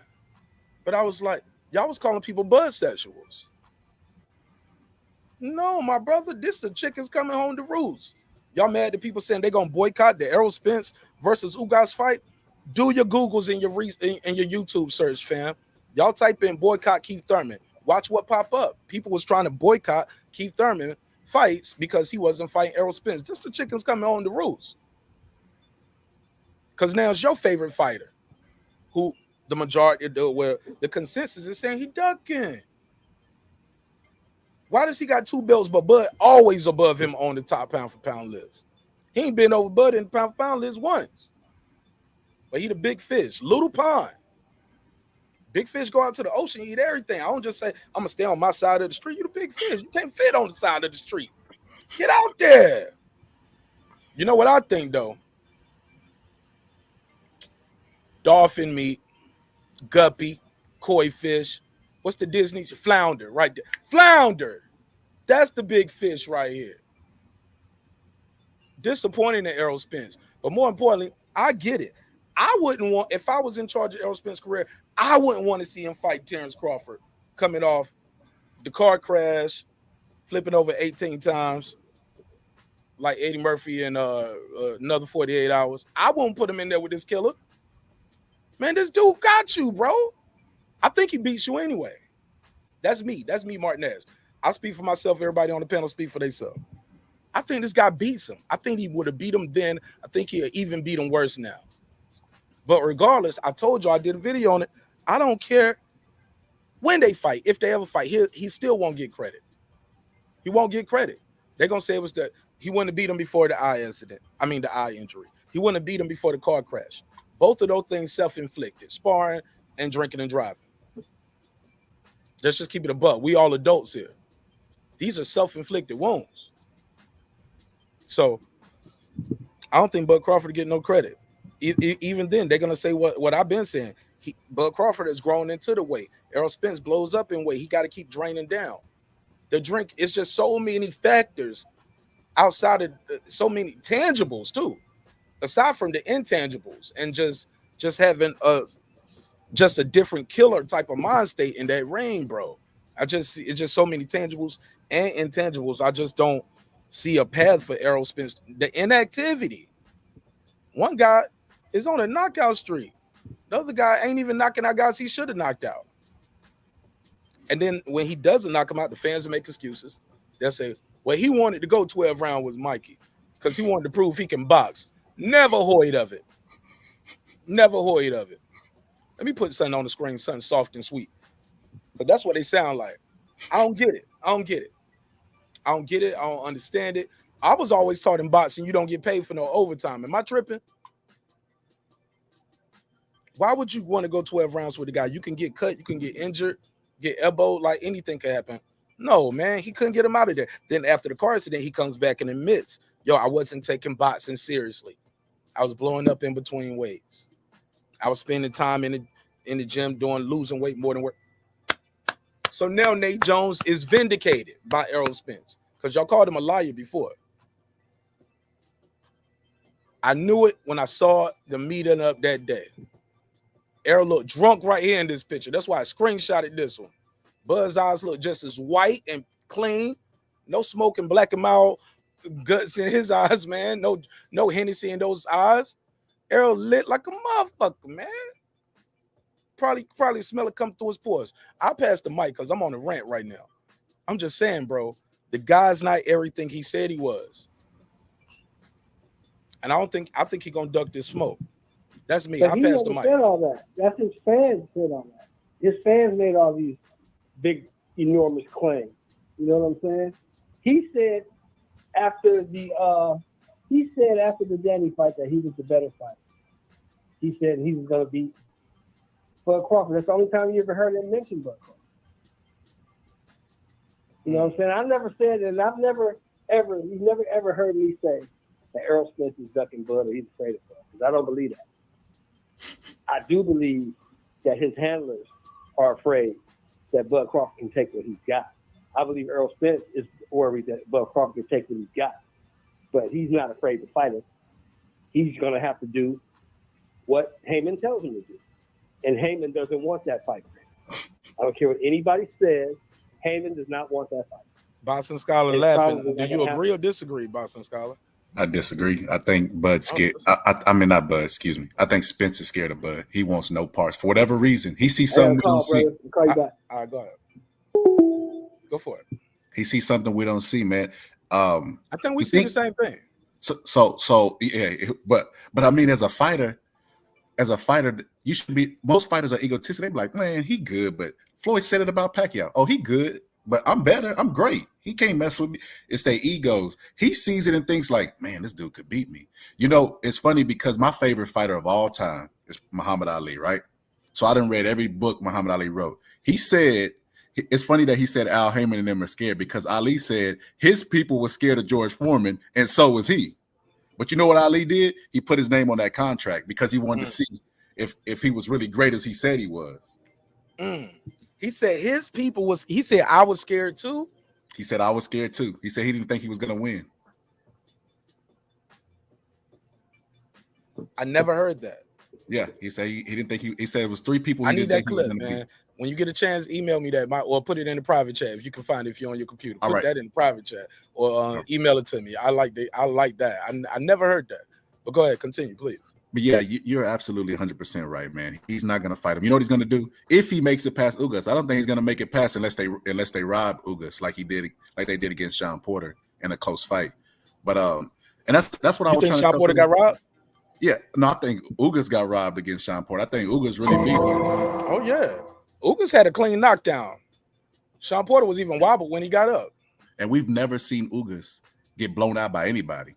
I don't know why people think Errol Spence is going to blow him out. He couldn't blow out Mikey Garcia. Well, he beat him by a lot, but he couldn't knock him out, and he was a smaller guy moving up. And you know what I mean? Yeah, and that was only because Mikey didn't let his hands go. Yeah. This guy, because Mikey couldn't get past that jab. Ugas can jab too. He's got them long arms. Them long arms where he can protect his body and his head at the same time. Yep. I think Ugas believes it. In Ugas' mind, he might feel like I'm still undefeated. He might feel like I'm 4-loss Ugas to marqnash, but nigga, I'm undefeated. Like I got robbed all these times because I'm Cuban, and the fans ain't come to cheer for me. Exactly. Yeah, I think Errol Spence, if he does make it past him, which I don't think he will, unless it's a robbery, he's gonna go and say, "Oh, now I'm gonna fight Bud," and then he's gonna get in there and price himself out. That's what all fighters do. They give you something they know you wouldn't take because you're taking equal risks. You know what I mean? At the elite level. Because at the elite level, you could be winning the whole fight. Look at Sugar Ray Leonard and Tommy Hearns. Tommy Hearns outboxed Sugar Ray all 12 rounds and then just get caught with one punch. And then, you know what I mean, the fight's over. So they was taking equal risk. So Errol Spence knows that they're taking equal risk and he's not going to want to take a smaller cut. So he's going to price himself out. He's going to say, well, look, I got belts. You don't got no belts. So here's my offer to you. You could either take it or leave it. And then, of course, I think Bud is probably going to leave it. And then he's going to say, all right, well, I'm moving on from this fight. I'm going to just move up and fight at a higher weight because I think he's dead at the weight. Cassidy, you still there or what? Of course, man. I was just listening to you lot go ham. Wake up, man. Late night show. You sound like, of course. Man. Hey yo, I'm I'm good, man. I'm good. I was just listening to you lot. Just don't talk sexy to me, man. Wake up. Good, man. Get me. Just listening to you lot. Talk to me like we in the middle of an armed robbery. Nah, man. Because you lot tried to chop me up and roast me. So I said, let me just cool off on that, innit? You get me? You lot saying cool. what you lot saying. Nah, it was all love, man. It's all love. But you froze on us right there. The playback ain't gonna lie. I'm gonna make that a clip too. I'm sorry. But go ahead. I apologize in advance. It's all love. But go ahead. You got the floor. So you lot are trying to sell Yordenis Ugas, yeah? I mean, I've seen him more. He's been more active. So where was this jab and reach against? I don't know, Johnny Garcia. Where was it against? I saw. Where was it against Emmanuel Rebelle? Where was that? Where was it? I don't know. I saw it doing Manny Pacquiao though. Manny Pacquiao's 40 plus. He just beat Keith. He beat Keith Thurman's ass. That's a Coming to America reference right there. He probably don't get it from the UK. Yeah. What is that? Velvet? Yeah. He and beat Keith Thurman's ass. You know what I don't understand, man? People will always say, the number one thing, two terms in boxing always use. Casual, always use. Casuals have called me casual. And styles make fight. It's okay. We need casuals in boxing. You get your biggest events with casuals just involved. Casual is an insult in boxing because they're saying, well, you don't know what you talk about. You're a casual. It's used as a bad term. I know, but you need casual fans to sell events. You do. But go ahead. But the second thing is that styles make fights. People say that, but they don't even realize what they're saying. If styles make fights, well, then you can't use the triangle theory. Well, this guy beat him. Well, what about this? Well, what about Andrew Ruiz beat an undefeated fighter, and he got beat by Joseph Parker. Joseph Parker got beat by Anthony Joshua. It doesn't work like that. We're talking about a southpaw. First off, that's the style that we're talking about. We're talking about a southpaw versus the orthodox. And everybody knows when you're fighting the southpaw, normally y'all hit hands. Hey, look, Shane Mosley lost to Mayorga, but he couldn't beat Vernon Forrest when they was younger and kids. He lost to him twice as a pro. Vernon Forrest going there and Mayorga do him dirty. Yep. They're both southpaws, by the way. I think Ugas is a southpaw. Correct. Who was a southpaw? Ugas ain't no southpaw. No, Ugas right-handed. He Cuban, but he's a right-handed Cuban. Cassidy, you starting to prove them right in the chat, Cassidy. No. I thought you were talking about Spence, not Ugas. Spence. No, we weren't even talking about Spence Ugas. See, man, you keep saying you don't know what we're talking about when you're wrong. Wrong. I said Spence. I said Spence is a sophomore. Okay. So Cassidy, let me just say this, right? I ain't no casual fan, by the way. Okay, I didn't say you was a casual. I'm gonna just tell you my perspective of things. Okay, is that okay? That's cool, but you tried to insinuate something. I ain't even got what I was gonna say out. How am I insinuating something? Come on, let's speak, Cassidy. Go ahead, boxing. So this is boxing talk. You can't be sensitive, man. I have favorite fighters too, but you gotta accept criticism. So check this out. So when you're fighting a southpaw, right, and an orthodox person, the angle of the jabs, they're gonna be hitting hands, right? So what they always do is they always fight for lead foot position, right? Go back and watch Ugas versus Manny Pacquiao fight. Ugas versus Manny Pacquiao, he controlled his jab and he made him turn an angle. Manny Pacquiao, they always say, oh, Manny Pacquiao, angle. Manny Pacquiao didn't get to use no angles against Ugas. There's a reason for that. He's experienced at fighting southpaws and making them and putting them in uncomfortable positions and making them move in directions they're not used to moving in. That's some jewels right there, man. You better pay attention, man. I think Ugas he's gonna give him a tough. We've never seen him in a fight that wasn't close, so we know this fight is probably gonna be close going off his track record, right? So Spence, last time we seen Spence, like my boy Marq said, was a long time ago. When he was supposed to fight Manny Pacquiao, it was months before. It was like 8 or 9 months before he was supposed to fight Pacquiao. So the last time we actually really seen him in the ring, he was getting beat up by his sparring partners, right? And then that clip was leaked, and then all of a sudden the eye injury came out, right? And plus he had been calling out Manny Pacquiao for years to get that fight. He finally got it, and all of a sudden the eye injury stops the fight. But anyway, that's neither here nor there. So then we get the Ugas fight, now, and it's 2 months from now. If you go look at the last time that we've really seen him in a competitive event, it's probably been at least like a year, 2 years, a year and a half. Ugas is fighting consistently in competitive fights. I don't know how anybody in their right mind thinks Errol Spence is going to walk through him. You know, the way he walks through him is if he hurts him and keeps him hurt. That's the only way. Which I don't think that's going to happen, because go look at Errol Spence train. He the same way he trains. See, I'm from Texas, man, so I get a lot of heat for what I say about Errol Spence, but I tell the truth. Errol Spence is a basic fighter. He don't do anything. He just comes forward, body shots, same combination. Basic, straight up and down. Don't use no head movement. He just straight.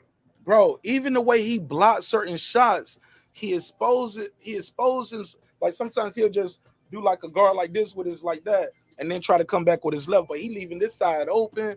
Bud gonna feint that shit, make him do that, and just hit him and be gone. Or hit him when you bring it down, hit you again. The kid is fast, man. And he gonna look real fast. I think he took it light on Sean Porter. I know they say he trained hard for that fight. I just got a text from Bernie. Bernie said he was tied up. He said give me a time. He'll make it happen. So we're gonna get him on the show. Let's see if I can get him pull up now. I'm gonna send him the link. Let's see. He said, give me a time, we'll make it happen. I'm gonna say pull up now. Pull up real quick. Man, I went to one of them Crawford fights. Them people from Nebraska show up, man. You go to Vegas, all Bud crowd. Everybody come from where Bud from, man, to go support. Yeah, man. Even Spence goes to the fight. Why you go? That's the nearest that he gets to Crawford. Crawford done did everything but talk about this man mama, and he won't fight him. Can I ask you a question? Go ahead. So you're saying Ugas fights consistently, like how does he fight consistently? Sorry, and what is his opponents like? You know what I'm saying? When he fought he don't have inactivity, the same amount of inactivity that Spence has, meaning he's active. Spence has fought the tougher opposition. The last 3 fights that Ugas has had is against Manny Pacquiao, Abel Ramos, and Mike Dallas Jr. Who the hell are those guys? Who the hell is Manny Pacquiao? No, not Manny Pacquiao. I said Abel Ramos and Mike Dallas Jr. And if we want to go even further than that, Omar Figueroa Jr. Who the hell are those guys? But you got to remember this: ain't nobody jumping out the window to fight Ugas. He's a high risk, low reward type of fighter. So people ain't jumping at the bid to fight. The same thing with Crawford. He suffers from the same thing Crawford suffers from. So see, the thing in boxing is Sugar Ray Leonard started this, where he would fight tough opposition, but then he would retire so he wouldn't have to fight his mandatories, or like he wouldn't have to fight Tommy Hearns again. That's why it took him so long to fight him. He started this, and Mayweather continued it, where Mayweather was retired so he wouldn't have to fight his mandatories, et cetera, et cetera. The thing is, in boxing, hold on one second, bro. This might be my guy right here. 402, what it do? What's your name? Where you calling from, family? What's good? What? This Bernie the Busher. Yeah. Let me give him the drive. What up, though? What's happening? Big Bernie. That's what we talking about. Let's go. Welcome home. How you doing, my brother? Man, I'm cool. Just trying to figure out over on the internet, looking for this party, this Kings and Queens party Bud having.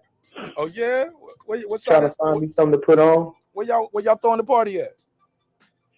At the Omaha Design Center on February 26th. Man, that's dope. That's the day before my birthday. I'm gonna get suited and booted. I'll wait for the invite. Yours is 27th, mine's the 25th. Really? Yes, sir.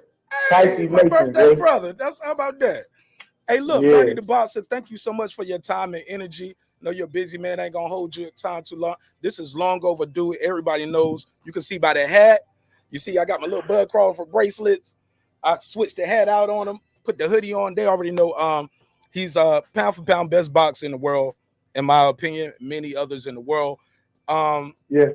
Give me your take of what's going on right now. Why people say, for those who don't know, introduce yourself and let them know, like, because I had to check people, man. They was like, he a hype man. I was like, no, bro, this ain't no Flavor Flav. This is homie. This dude been with him since they was kids. I love the documentary what they had on the last episode. Yeah. Hold on, I don't know. This you calling in again? No, that's somebody else trying to get on the panel. So Bernie, talk to us, man. How long have you been in the world of boxing, first and foremost? Because some people don't know. Well, man, I've been watching boxing. I've been studying boxing since I started boxing at 9 years old. I went to the gym at 9 years old, and then I started reading and studying and training boxing at 10.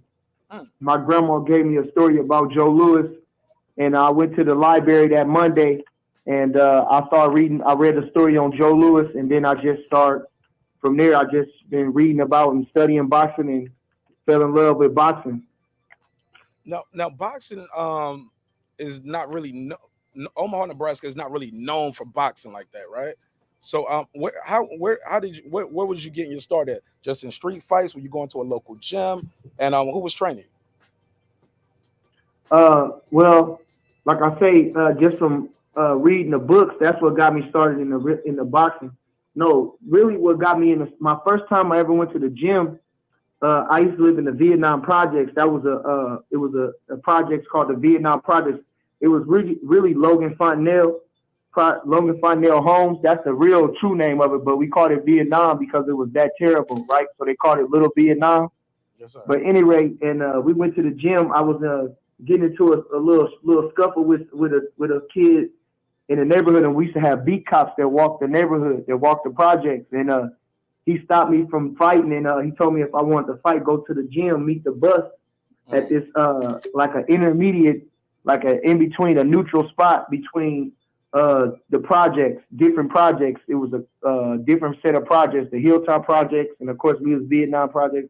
So we met up, and I caught a school bus. They had a decked out school bus to go to the gym, and when I First, when I seen the ring, I was excited. I never boxed or nothing, never really knew nothing about no boxing. But once I seen that ring, I got really excited.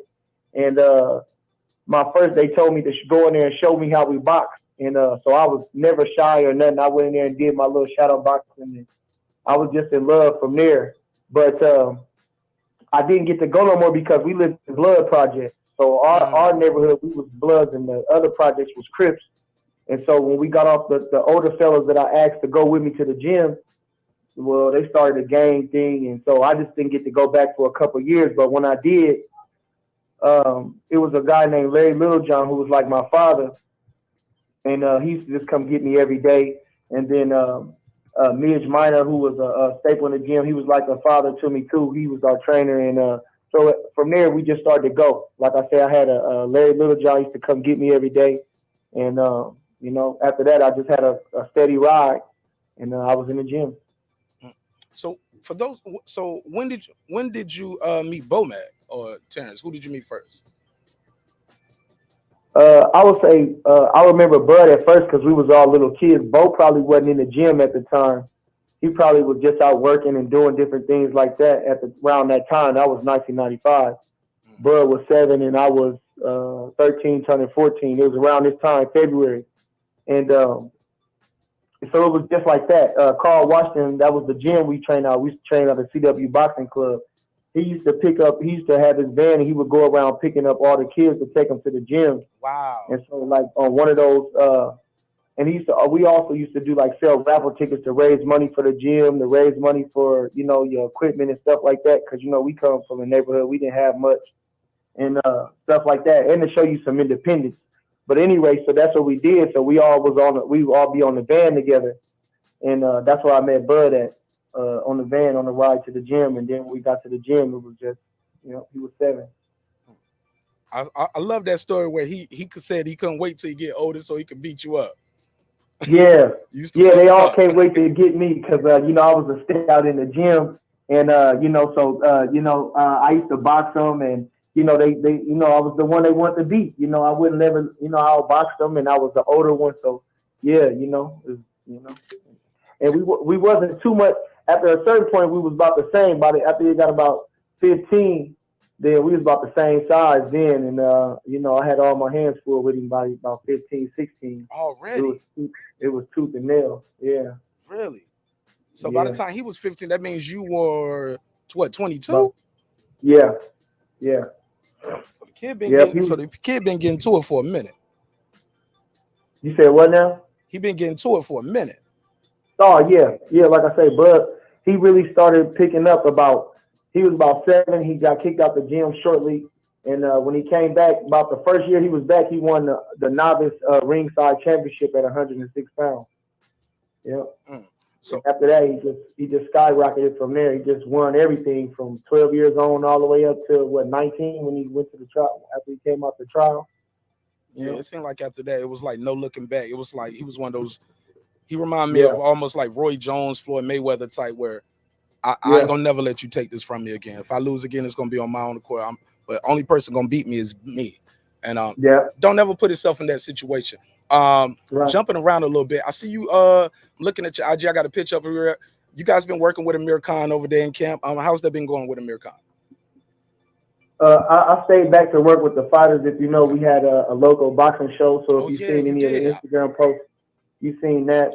We had Lolo Harris, but they was all in training camp. Lolo, we had Michael Gamble, we had Ali Ta, we had Idel Gomez. While I stayed back with the local guys. So, but the training camp is going excellent. Like I say, Amir Khan is feeling good. You know, we have a family environment. Different. Pretty much, we have different ways. But pretty much the same. We see the same, but different ways, and give it off different ways. So, like I say, Amir, he with the A team. Amir Khan with a hell of a team. Like you say, he never worked as hard. You know, we work 7 days a week. Sunday is the work day, but it's a light work day. He was telling me that they was letting him work 2 days. He was having 2 days and then 3 days off and different stuff like that. So from working with various trainers around the world, it's world renowned. He never worked as hard. So I think, he's doing good. He's happy as hell. We just, before they left, Monday, he could just tell he was in really good spirits. He keep up with all the kids. He plays with the kids in the neighborhood. Around in the gym. He takes pictures with everybody. He's real popular. Everybody can't wait to take pictures with him. And like I say, he's very interactive with the people. So the camp's going good. He's in about the best shape he could be in going to Colorado for those weeks. And Jamie Belt putting him through the paces. He's a top-notch strength and conditioning coach. So shoot, man, we just. Now, Bernie, I got to keep it a buck with you. Now, I told people this. Now, I keep it a buck with you, man. I told people now, if Amir Khan goes in there, I was talking about this earlier. I said we was talking about great trainers, and I said Bomac a lot of times don't get credit, and the guys down there in Omaha and what you guys are building down there don't get credit because people just look at Bud and just says, well, he's a superior athlete. This guy's just God gifted. He would have been, I could have been his trainer and he would have been Bud Crawford. It's not necessarily true. Wouldn't you agree? Like, yes, some of it is God gifted, but you got to water that plant. You got to cultivate that. And like I say, you got to cultivate that. Bomac and, the other people that helped Bud get to where he at, gave him an outlet to shine, Like I say, and Bo is a great boxing mind, a great strategist, So he really cultivated, but he really kept him with him really tough. And like I say, if you watch that documentary, you seen it was him taking him to the trials, So Bo was right there with him. If you seen in the videos, it was Bo training him, giving him the pass. Bo was the #1 man. And so, like I say, when we lost in the trials, they robbed us against Miguel Gonzalez. Shelly Finkel said the same thing. Both Bud told him to go shove it. He told him he wanted to switch trainers and get them with these so-called famous people or better people. Bud told that man to shove it. And so, like I say, if it ain't broke, don't fix it. Bud's a hell of a fighter and Bo's a hell of a trainer. And the thing about this, they don't know. We did have plenty of people come out to town, but never as big as Bud. We had a Mikey Juarez fought. He was the opponent, but he fought Eric Morales on the undercard of Shane Mosley. De La Hoya won. Right. He had plenty of experience out sparring with Kennedy McKinney and Junior Jones and different stuff like that. And he would come and give us work. Well, he was one of our fighters, Mikey Juarez. We had Grover Wiley fought, beat Julio Cesar Chavez in his last fight. Yeah, Chavez was gone and faded, but like I say, we had a small shot at the big time. We had Dickie Ryan who came over and beat Brian Nielsen, who was I think he had 48 fights, no losses, from like Denmark. He was a silver medalist or something. Dickie Ryan from our local heavyweight knocked him out.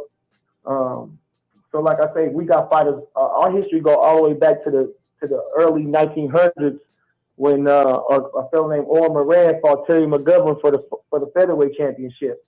So the history goes back for Ron Stander fought Joe Frazier, had him hurt in one of those rounds right here in Omaha, Nebraska at the Civic Auditorium. We lost to Joe Frazier for the True World Championship. Ron Stander. So no, we haven't always been on top, but like I say, boxing has been a breeding ground around here too. Our Golden Gloves used to hold 20,000, 30,000 people. We had fighters like Art Hernandez and Ferg Fernandez who beat Sugar Ray Robinson on his way out, who was national Golden Glove champion. We had Carl Vincent Quera, who was the Olympian in 1936. He was the light heavyweight Olympian in 1936, Carl Vincent Quera. So, all from Omaha, Nebraska. Max Baer, who was the heavyweight champion, who lost to the Cinderella Man, was born right here from Omaha, Nebraska. So, like I say, different things that, boxing's been around in Omaha, Nebraska, and it's been a steep culture. And good fighters, sometimes we just don't get the breaks, This time we did. Got the break this time, baby. You got pound for pound the best boxer in the world, and Terence Bud Crawford, your homie. He's your partner. He's also you also are a member of the team. He's the captain. He's the general of the ship, and these boys ducking. Bernie. Oh yeah. Now we got past the background, Bernie. Can we get to the smoke, Bernie? Oh man, the kids see fish. It's becoming it's becoming more apparent, and so the pressure is like squeezing on him now. Like I say, if he don't be careful, Bernie. He might like that. I don't know if you've seen that video with him and Yellow Beezy out here. He might like somebody kissing and squeezing on him, respectfully. Yeah. Bernie, I gotta roast him. I gotta roast him, Bernie. Bernie, they let him get away with murder. Yeah. Let it be a picture of Bud Crawford out here kissing and hugging on his favorite rapper. We won't hear the end of it, Bernie. Hey, everything that he's doing, everything that man been doing, we would be getting crucified for it. And like I say, even from a neutral standpoint, if you're just watching these two guys, whatever, if it was two basketball teams, whatever it would be, MMA fights, this don't matter. You see one is acting funny. Like I say, he acting like he don't want it. But I think that's making him more dangerous because, it's almost like, the pressure is getting built up on him. People thinking, the more they saying he's scared, they're thinking that, he's going to get beat and all these other things going on. So he's building it up in his head too. So he's still going to be very dangerous. And somebody else hit the nail on the head about him saying him doing the heavy lifting. Like he said, he could have fought Bud first. He could have fought Bud. Derrick James stated that he can do what he wants or when he wants, So if he wanted it, he could have made it happen. And his fans, they subscribe to that, So they happy with him not fighting Bud. They rather him not, and that's a shame. Bro, I never heard of that before where they say a guy doesn't deserve a fight. I always tell people, take the knockouts aside. Bud got more knockouts than Spence got fight. Bud has been a champion, 3-division champion, 2-time fight of the year twice. It's like the guy is doing everything and lives a clean boxing lifestyle. He's everything we always said we want in a fighter. He ain't out here, to use a lack of better word, making a buffoon of himself. You get what I'm saying? Yeah. And I think it's because, this is my opinion. I'm gonna ask you, is it because Bud doesn't do your show? He don't do the interview with him. So since I don't do an interview with you, then you Toby top rank. And I think that's the most disrespectful shit ever that you could say to a millionaire boxer who got it out the mud using lefts and rights, punching people in the face, getting punched in the face for a living. Because you don't like his contract, you're gonna say the man is nah. We don't respect that, homie. And then we don't respect that, Bernie.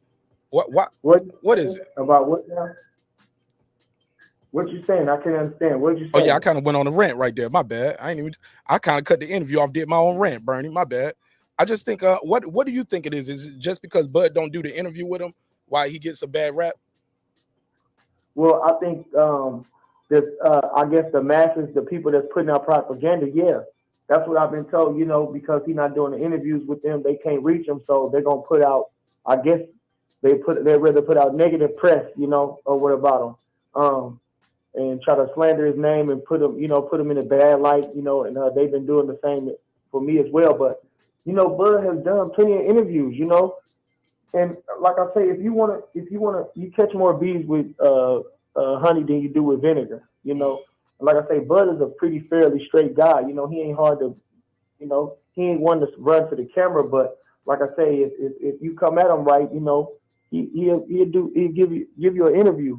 But even at that, you shouldn't be salty about that. If you whatever you're doing, of course you want to make advancements in your career, and it's good to have your show popping and stuff like that. But you should have integrity in everything that you're doing, And so if you're a fan of the sport, which I'm a fan, that's why when I'm coming with my show, I'm coming from a fan perspective. I'm coming from a love of boxing perspective, and some of them, obviously not coming from that, and that's their prerogative. But, and that's where they at, where they at, whether they, on the outside with Bud or whatever, and basically just doing Wendy Williams shit, They're not covering no real true nothing in boxing, just gossip, rumors, and stuff like that. So, but again, I don't know, it's just like a propaganda. You keep saying it enough, people will start believing it, and everybody will go with it, But again, the truth is coming out. I seen an article on Eddie Hearn where I guess they said that he said that Errol Spence is ducking Bud. He don't want to fight.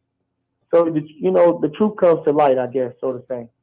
Is it possible Errol Spence just is damaged goods? So even if Bud was to face him tomorrow or next week, he still wouldn't get credit. I know it sounds messed up, but I'm of the firm belief that even if and when, because I believe he's gonna beat him. I think he would have beat him then.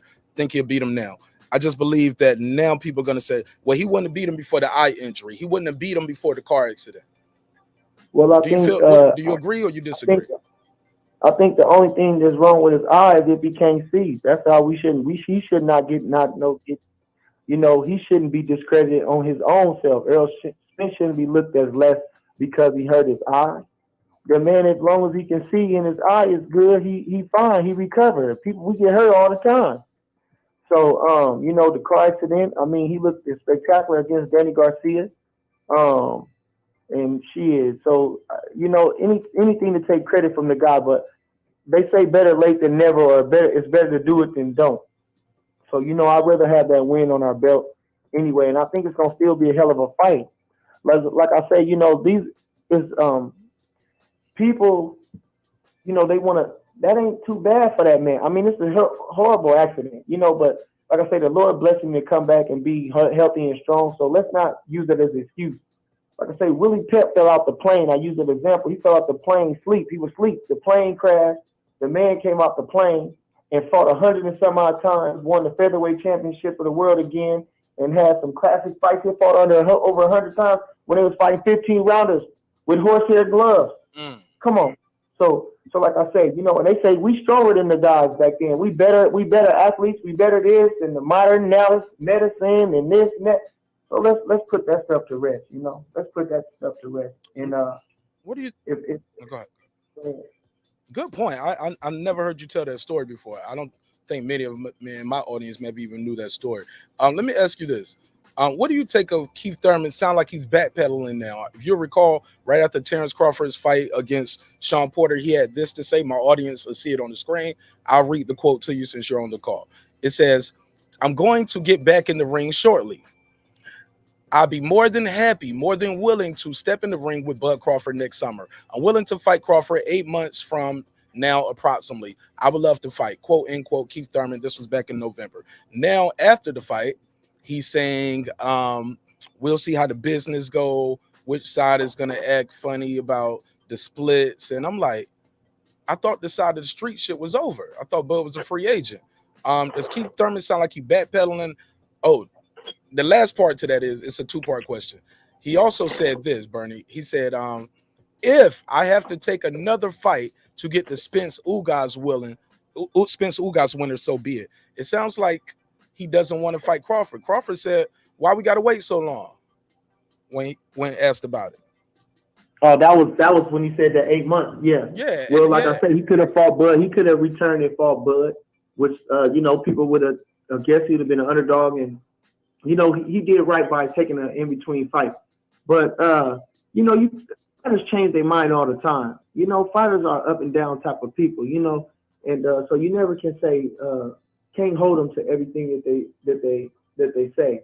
But I wouldn't doubt that he would get in the ring with Bud. I wouldn't doubt that, you know, as much as he's been around all around the world with everybody in the ring. So I wouldn't think that he's to duck Bud, you know. But again, you know, just to revise, and of course, you know, if it makes sense, I think he would do it. But I'm when you saying that, that's why when they say in the WBC eliminator, like I say, you know, they all linked in over there, so they trying to get him. You know, like if they trying to duck Bud, they trying to get Errol they trying to duck Bud. Just say it. They trying to duck Bud. Yeah. They already setting up the groundwork to duck Bud. But why not just make Crawford a respectful offer and bring him to the team? Is Crawford just saying, no, y'all disrespected me when I was on that side of the street, so now I won't even, you know, I'm not going to entertain any idea, any business with you? I think Bud is a businessman. If they made him a respectful offer, I think he would sign a deal with him, right? A 2-fight deal. Why not, right? I would think that, you know, definitely Bud is a businessman, and the people that he got representing him. And I'm feeling that, of course, you know, why wouldn't you want to work with him? He sold out the arena out there at the MGM Grand. You know, he's the hottest ticket in boxing. So I know definitely you want to do some business. It's just getting those scary cats in the ring. That's going to be the hard part, is getting those scary cats in the ring. Like I say, coming to give Bud an offer, you know, they're going to come to an agreement. Like I say, Bud is his own man. And so just like the rest of the guys, which I named before, I don't want to keep naming them. Say Devin Haney, how he was, Canelo, what other fella it was. They working independent. Mikey Garcia, you know, we gonna come on our terms as a own entity, linking up with you as a partnership to see if we can make something happen. That's my understanding of things, you know. And so of course he's willing to do that. And just like Eddie Hearn said, he said, I can't do that with Bud Crawford because I ain't got nobody to offer him. I can't give him nothing to eat. I can't feed him. So what would I do signing him? Not that I wouldn't want to sign him. It's just that I can't sign him because I ain't got nothing for him. And the guys who got something for him, really, they trying to, you think, what do you think is going on? Like, why not have a Terence Crawford on your fucking roster? So what? He can beat these guys. Okay, lock him into a deal. Listen, I asked him. Well, like I said, you know, you don't want to be locked into nothing or with nothing because, like I said, you can't trust these guys. And I told them to their face when I talked to them, I said, well, you know, but they said, well, we just want them to come to us in any capacity. So I'm thinking they want to work with Bud, so it ain't going to be no big deal. Like I say, they want to work with him at any capacity. You know, he ain't got to sign up under them. That's when I talked to PBC myself. But I told him this. I said, well, you know, y'all haven't been very favorable if y'all was trying to get him or deal with him. Y'all haven't been, you know, favorable to him. Facts. Like I say, you know, y'all wouldn't even put him up on the banner when they was mentioning the best welterweights in the world. Y'all wouldn't even mention his name. None of the fighters would talk about him. There was never no, you know, and stuff like that. So I feel like y'all was blackballing him, and you know, that ain't a good way. That ain't how you court nobody. So, but again, you know, we still got. Never know. You know, we just got to do what we got to do. If them boys don't fight, somebody out there going to be willing to fight. Is Bud past that? Has Bud moved on from because you said the best welterweights in the world? No, they left him out the list with the champions. You know what I'm saying? Ain't no the question. champions. But we're going to go up and fight Castano. We're going to go up and fight Castano and Charlo. That's how we're going to run. We're going to go up and fight. We're going to go up and fight Undisputed. We're going to fight the winner out of that. So I got that as one of my choices in my survey. I got a survey going on in the chat, and I'm asking them, will the winner of Spence Ugas face Bud Crawford? I said no. Spencer faces IBF mandatory. Second choice was no. Ugas got to finish his eliminator if he wins. The third choice was like yes, they'll face the winner. The other choice was no. Bud is going to go up and face Charlo's Castaño winner. You saying it's going to be choice number 4, sir? I'm thinking, like I say, you know, I figure if Ugas wins, but then I don't know, they're gonna rule Ugas, you know. No matter what, Ugas, he can't make no choices. Can we get on that, Bernie? Because I thought that was corruption in plain sight, and everybody had like it didn't happen. Like Ugas was in the title eliminator. Spence was in a corner. He had nowhere to go. It was either Boots or Bud Crawford. They found a way to let the fish swim off the hook. It was like, hey, look, we'll pay the fishermen off. We'll buy the boat and pay the fishermen off. That's how we get the fish off the hook. I think Ugas deserved that. I think if anything, Bud don't deserve it. What we talking about here? No. That's not what I'm saying. Of course, Bud deserved it. Yes, sir. But I'm thinking from their side, from their side, that was, I mean, like I say, to get the belt first of all, and Ugas deserved it. He just beat the great Manny Pacquiao, so he deserved the fight. To put him in the little leagues with Spence Yordenis was disrespectful. So either Ugas could have fought Bud, they could have put Ugas with Bud and let the winner, let Errol go ahead and fight his mandatory, and then he fight the winner out of whoever had those two belts, or you know what I mean, or he fight Ugas. So I think, you know what I'm saying, I'm happy for Ugas. I thought that was very shameful that they was gonna put him in the eliminator or the WBA tournament or something after he just beat the great Pacquiao. But with all due respect, that was a step down. No, sir, but with all due respect, my friend, the fans were out here saying it's too many belts, not enough champs. So the WBA had that eliminator set up. It was set up. Well, but you gotta do it. Like, and then you go back off your word because somebody gave you some money. Sound like. But Ugas is the champion. Ugas is WBA champ. Yes, sir. So they the true champion. Keith Thurman was the true WBA champ. Pacquiao beat him, then he beat Pacquiao. So the other belts don't matter. That's the one. Ugas is the world champ. The one he had before wasn't worth nothing. That interim, whatever he had, that wasn't worth nothing. Now, when he fought Pacquiao, he won the world championship. So, like I said, you know, I'm looking at it from all aspects. You know, they over there, they got their mind made up what they going to do. They going to try to freeze Bud out. So I would rather Ugas fight.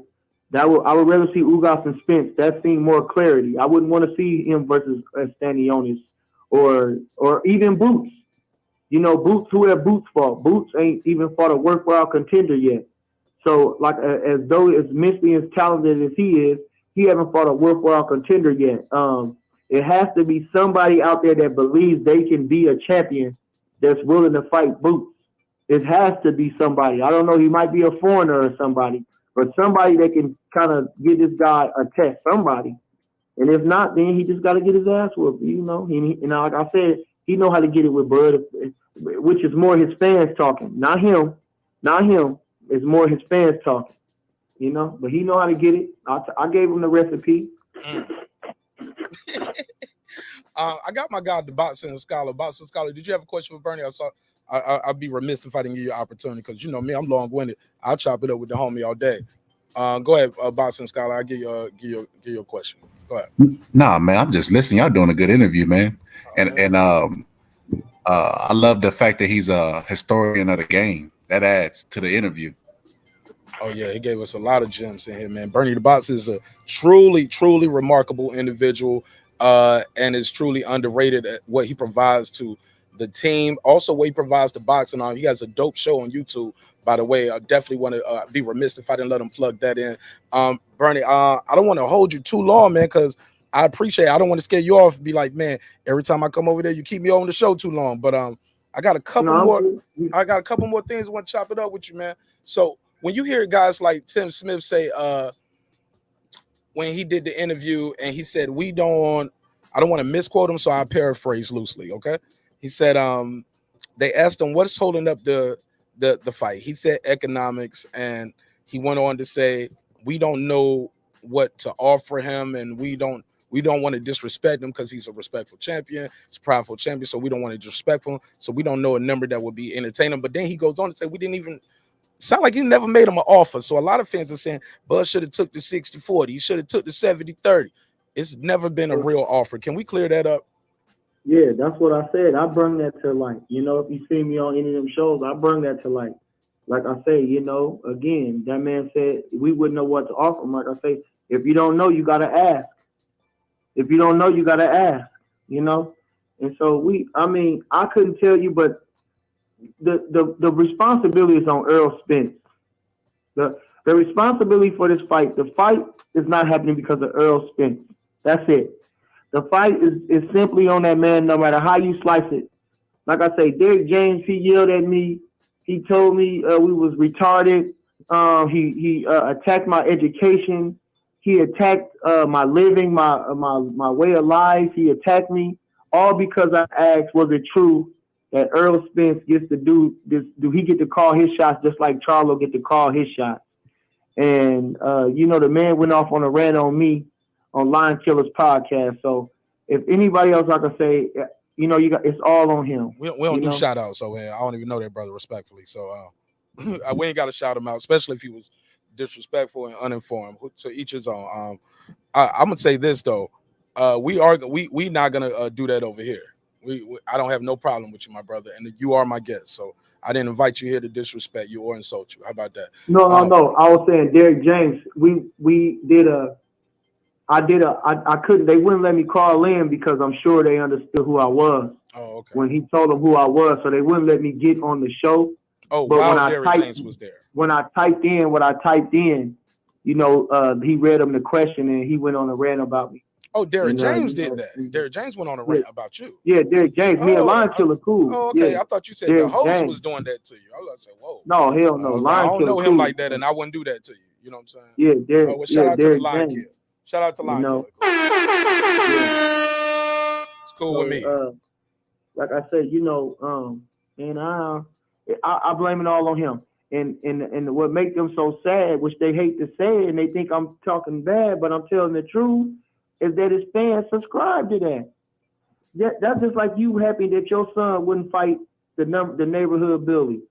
That's like you being proud that your son wouldn't fight the neighborhood bully.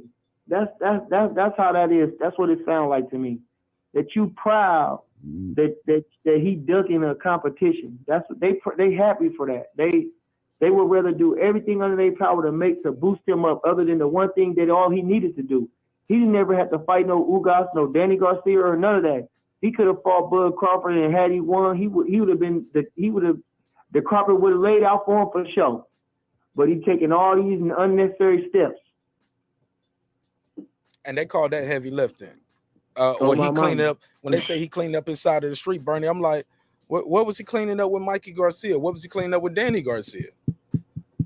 Which was great fighters. Great fighters. I think they. But that wasn't the best though, and that wasn't the fight the fans wanted. Exactly.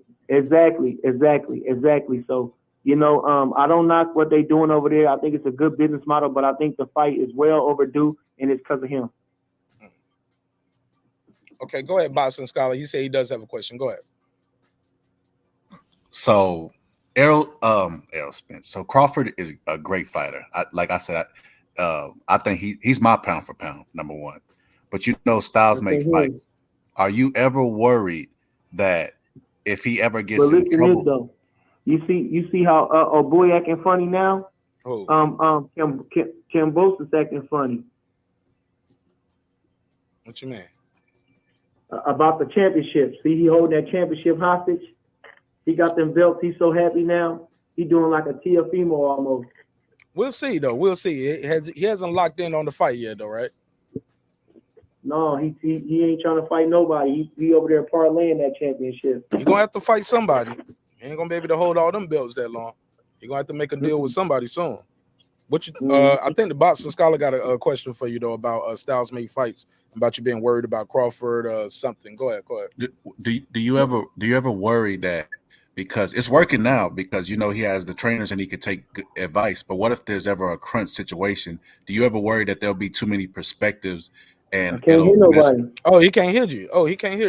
Okay, so okay, so he can't hear you. I'll relay the question. What's the question, Boxing Scholar? I'm sorry. He said, "Are you?" Go ahead. Basically, Crawford's really, really good right now, but every fighter in their career has like a crunch moment. What's the question? Because he can't hear you, so I don't want to leave him on the phone with dead space. What's the question? Does he ever worry that there's too many opinions in the corner? If it's a crunch moment, that it'll affect the fight. Gotcha. Okay, hey, Bernie, here's the question. He said he has Crawford as pound for pound, his number one, thinks he's super skilled, super talented. He said, but are you guys ever worried that it's too many? It might be too many opinions and too many voices in the corner that in a crunch moment he might make the wrong decision and listen to the wrong person at the wrong time? What do you think of that? Well, no, because like I say, in our corner in the camp, there's no egotism. You know what I'm saying? So, and Bud is an ultimate fighter within himself, has great natural instincts and fighting abilities. Like I say, Bo is a great strategist. Saul is a very intelligent, you know, and Red, like I say, we don't have clashes about what's no training. We don't have clashes about that. So no, there won't be no in a crunch moment. No, I promise you that. In the words of Bo Max, no. Do you think we're gonna get an undisputed welterweight champion this year, Bernie? Like I say, we gotta wait till April 16th. If the man ain't talking about Bud Crawford, I don't want to hear nothing else about him. Don't tell me nothing about him. I don't give a damn what he do. I don't want to hear about how he the big fish. I don't want to hear about none of that shit. If he ain't talking about Bud Crawford, shit, like I say, don't ask me nothing about him. Tell him to go about his way. You know, I don't care. I don't want to hear nothing else about him. I don't care who he fight. I don't care about nothing else. You know, so I don't know. The thing about that, as far as that, but in a personal, being somebody that's close to Bud and everything like that, you know, we just gotta fight whoever we can. You know, we came from nothing, man. Not even one championship. So to be 3-time world champion and all them things that the man accomplished, and you know, he's making good money. You know, he's doing plenty of things for the community, for the city, and you know, I'm just happy to be a part of it. Happy to see him. You know, I always visioned. I didn't ever know what it would be like, but I figured he could be champ. You know, way back then. So to see all the fruits of his labor and everything, it don't matter. All this is just icing on the cake, cherry on top. You know, people's opinions and stuff, which really don't matter. You know, as long as them kids is fed, you ain't got to worry about nothing. Your seat is good. It don't matter, you know. And when you're going out into the superficial stuff, which is other people's opinions, you know, he ain't got nothing to shake his head about. He know what it is. He the boogeyman, you know. He ain't never gonna have to worry, you know, worry about if his is intact, you know, because you know he was the one being dumped. He was the one being shunned. You know, he was always the one looking for the challenges. It was the other fellas that wasn't. Yeah, man. I at the end of the day, man, when I look at the landscape, I tell people, man, I think both of these guys are gonna end up going up to 154 very soon. And if Bud goes up to 154 before Spence, I think Spence will stick around at welterweight one more time just to try to now he gonna get the WBO belt, try to fight for that, try to fight somebody for that. I don't get it. It's truly disappointing, truly unfortunate for me. That we're not getting to see the best versus best. What do you feel about this? There's fans out there saying they boycotting this Errol Spence versus Ugas fight because that's not the fight they want, and they feel like if they support that fight, that's giving Spence more fuel behind the fight. You're saying that's why he's not gonna make the fight. Like, why should I have to fight Terence Crawford? Everybody paying for these other fights. How do you feel about that? Do you think fans are wrong for that? Are you gonna buy the Ugas Spence fight? Or is Bud gonna go to the fight? Are you going to the fight? What do you guys think? I don't know. We were just talking about, me and my partner was just talking about doing that as a fellas trip. We went down to the fight to see Mikey Garcia and Spence just as a, you know, something to do for the fellas. We went and did that, and we were thinking about that coming up. But I mean, you know, it's, as a boxing fan, like I say, these guys the same division. Bud moved up, you know, so there's no reason why this fight shouldn't happen. It's strictly on this man, you know, and these are not fans that's saying that. Fans, you know, if you're boycotting the fight, like you know, you're looking for undisputed, so you had to fight Ugas. He has to be in the equation. You know, there's no way he can't be in the equation. So the way, like I say, they could have fought Ugas last. You know, the winner of Bud Crawford could have fought Ugas, and Spence could have fought Ugas. But since they got him under contract, of course they went that way. But you know, shit, man, fuck that motherfucker, man. Question from the chat. Jake Smith said, Bernie, people say Bud can't fight on the inside. What are your thoughts on that? Come on, man. You see that man fight on the inside? Stop it. Come on. Come you on, see the bro. crushing uppercut that he knocked out Benavidez with? Did you see how we stayed in the pocket with Diaz? Even though we kept him on the inside, we was raking him with uppercuts. And Dongo body shots. Sean Porter on the inside with them body shots. Oh my God. You're ferocious on the You know, inside. like I say, it ain't nothing that man can't do. You know, it's just sometimes you just gotta give people their credit. That man is a genius in that ring. That man know what he doing in that ring, man. Damn. What did you think of Thurman's performance versus Barrios? I thought, you know, of course he looked at Rusty.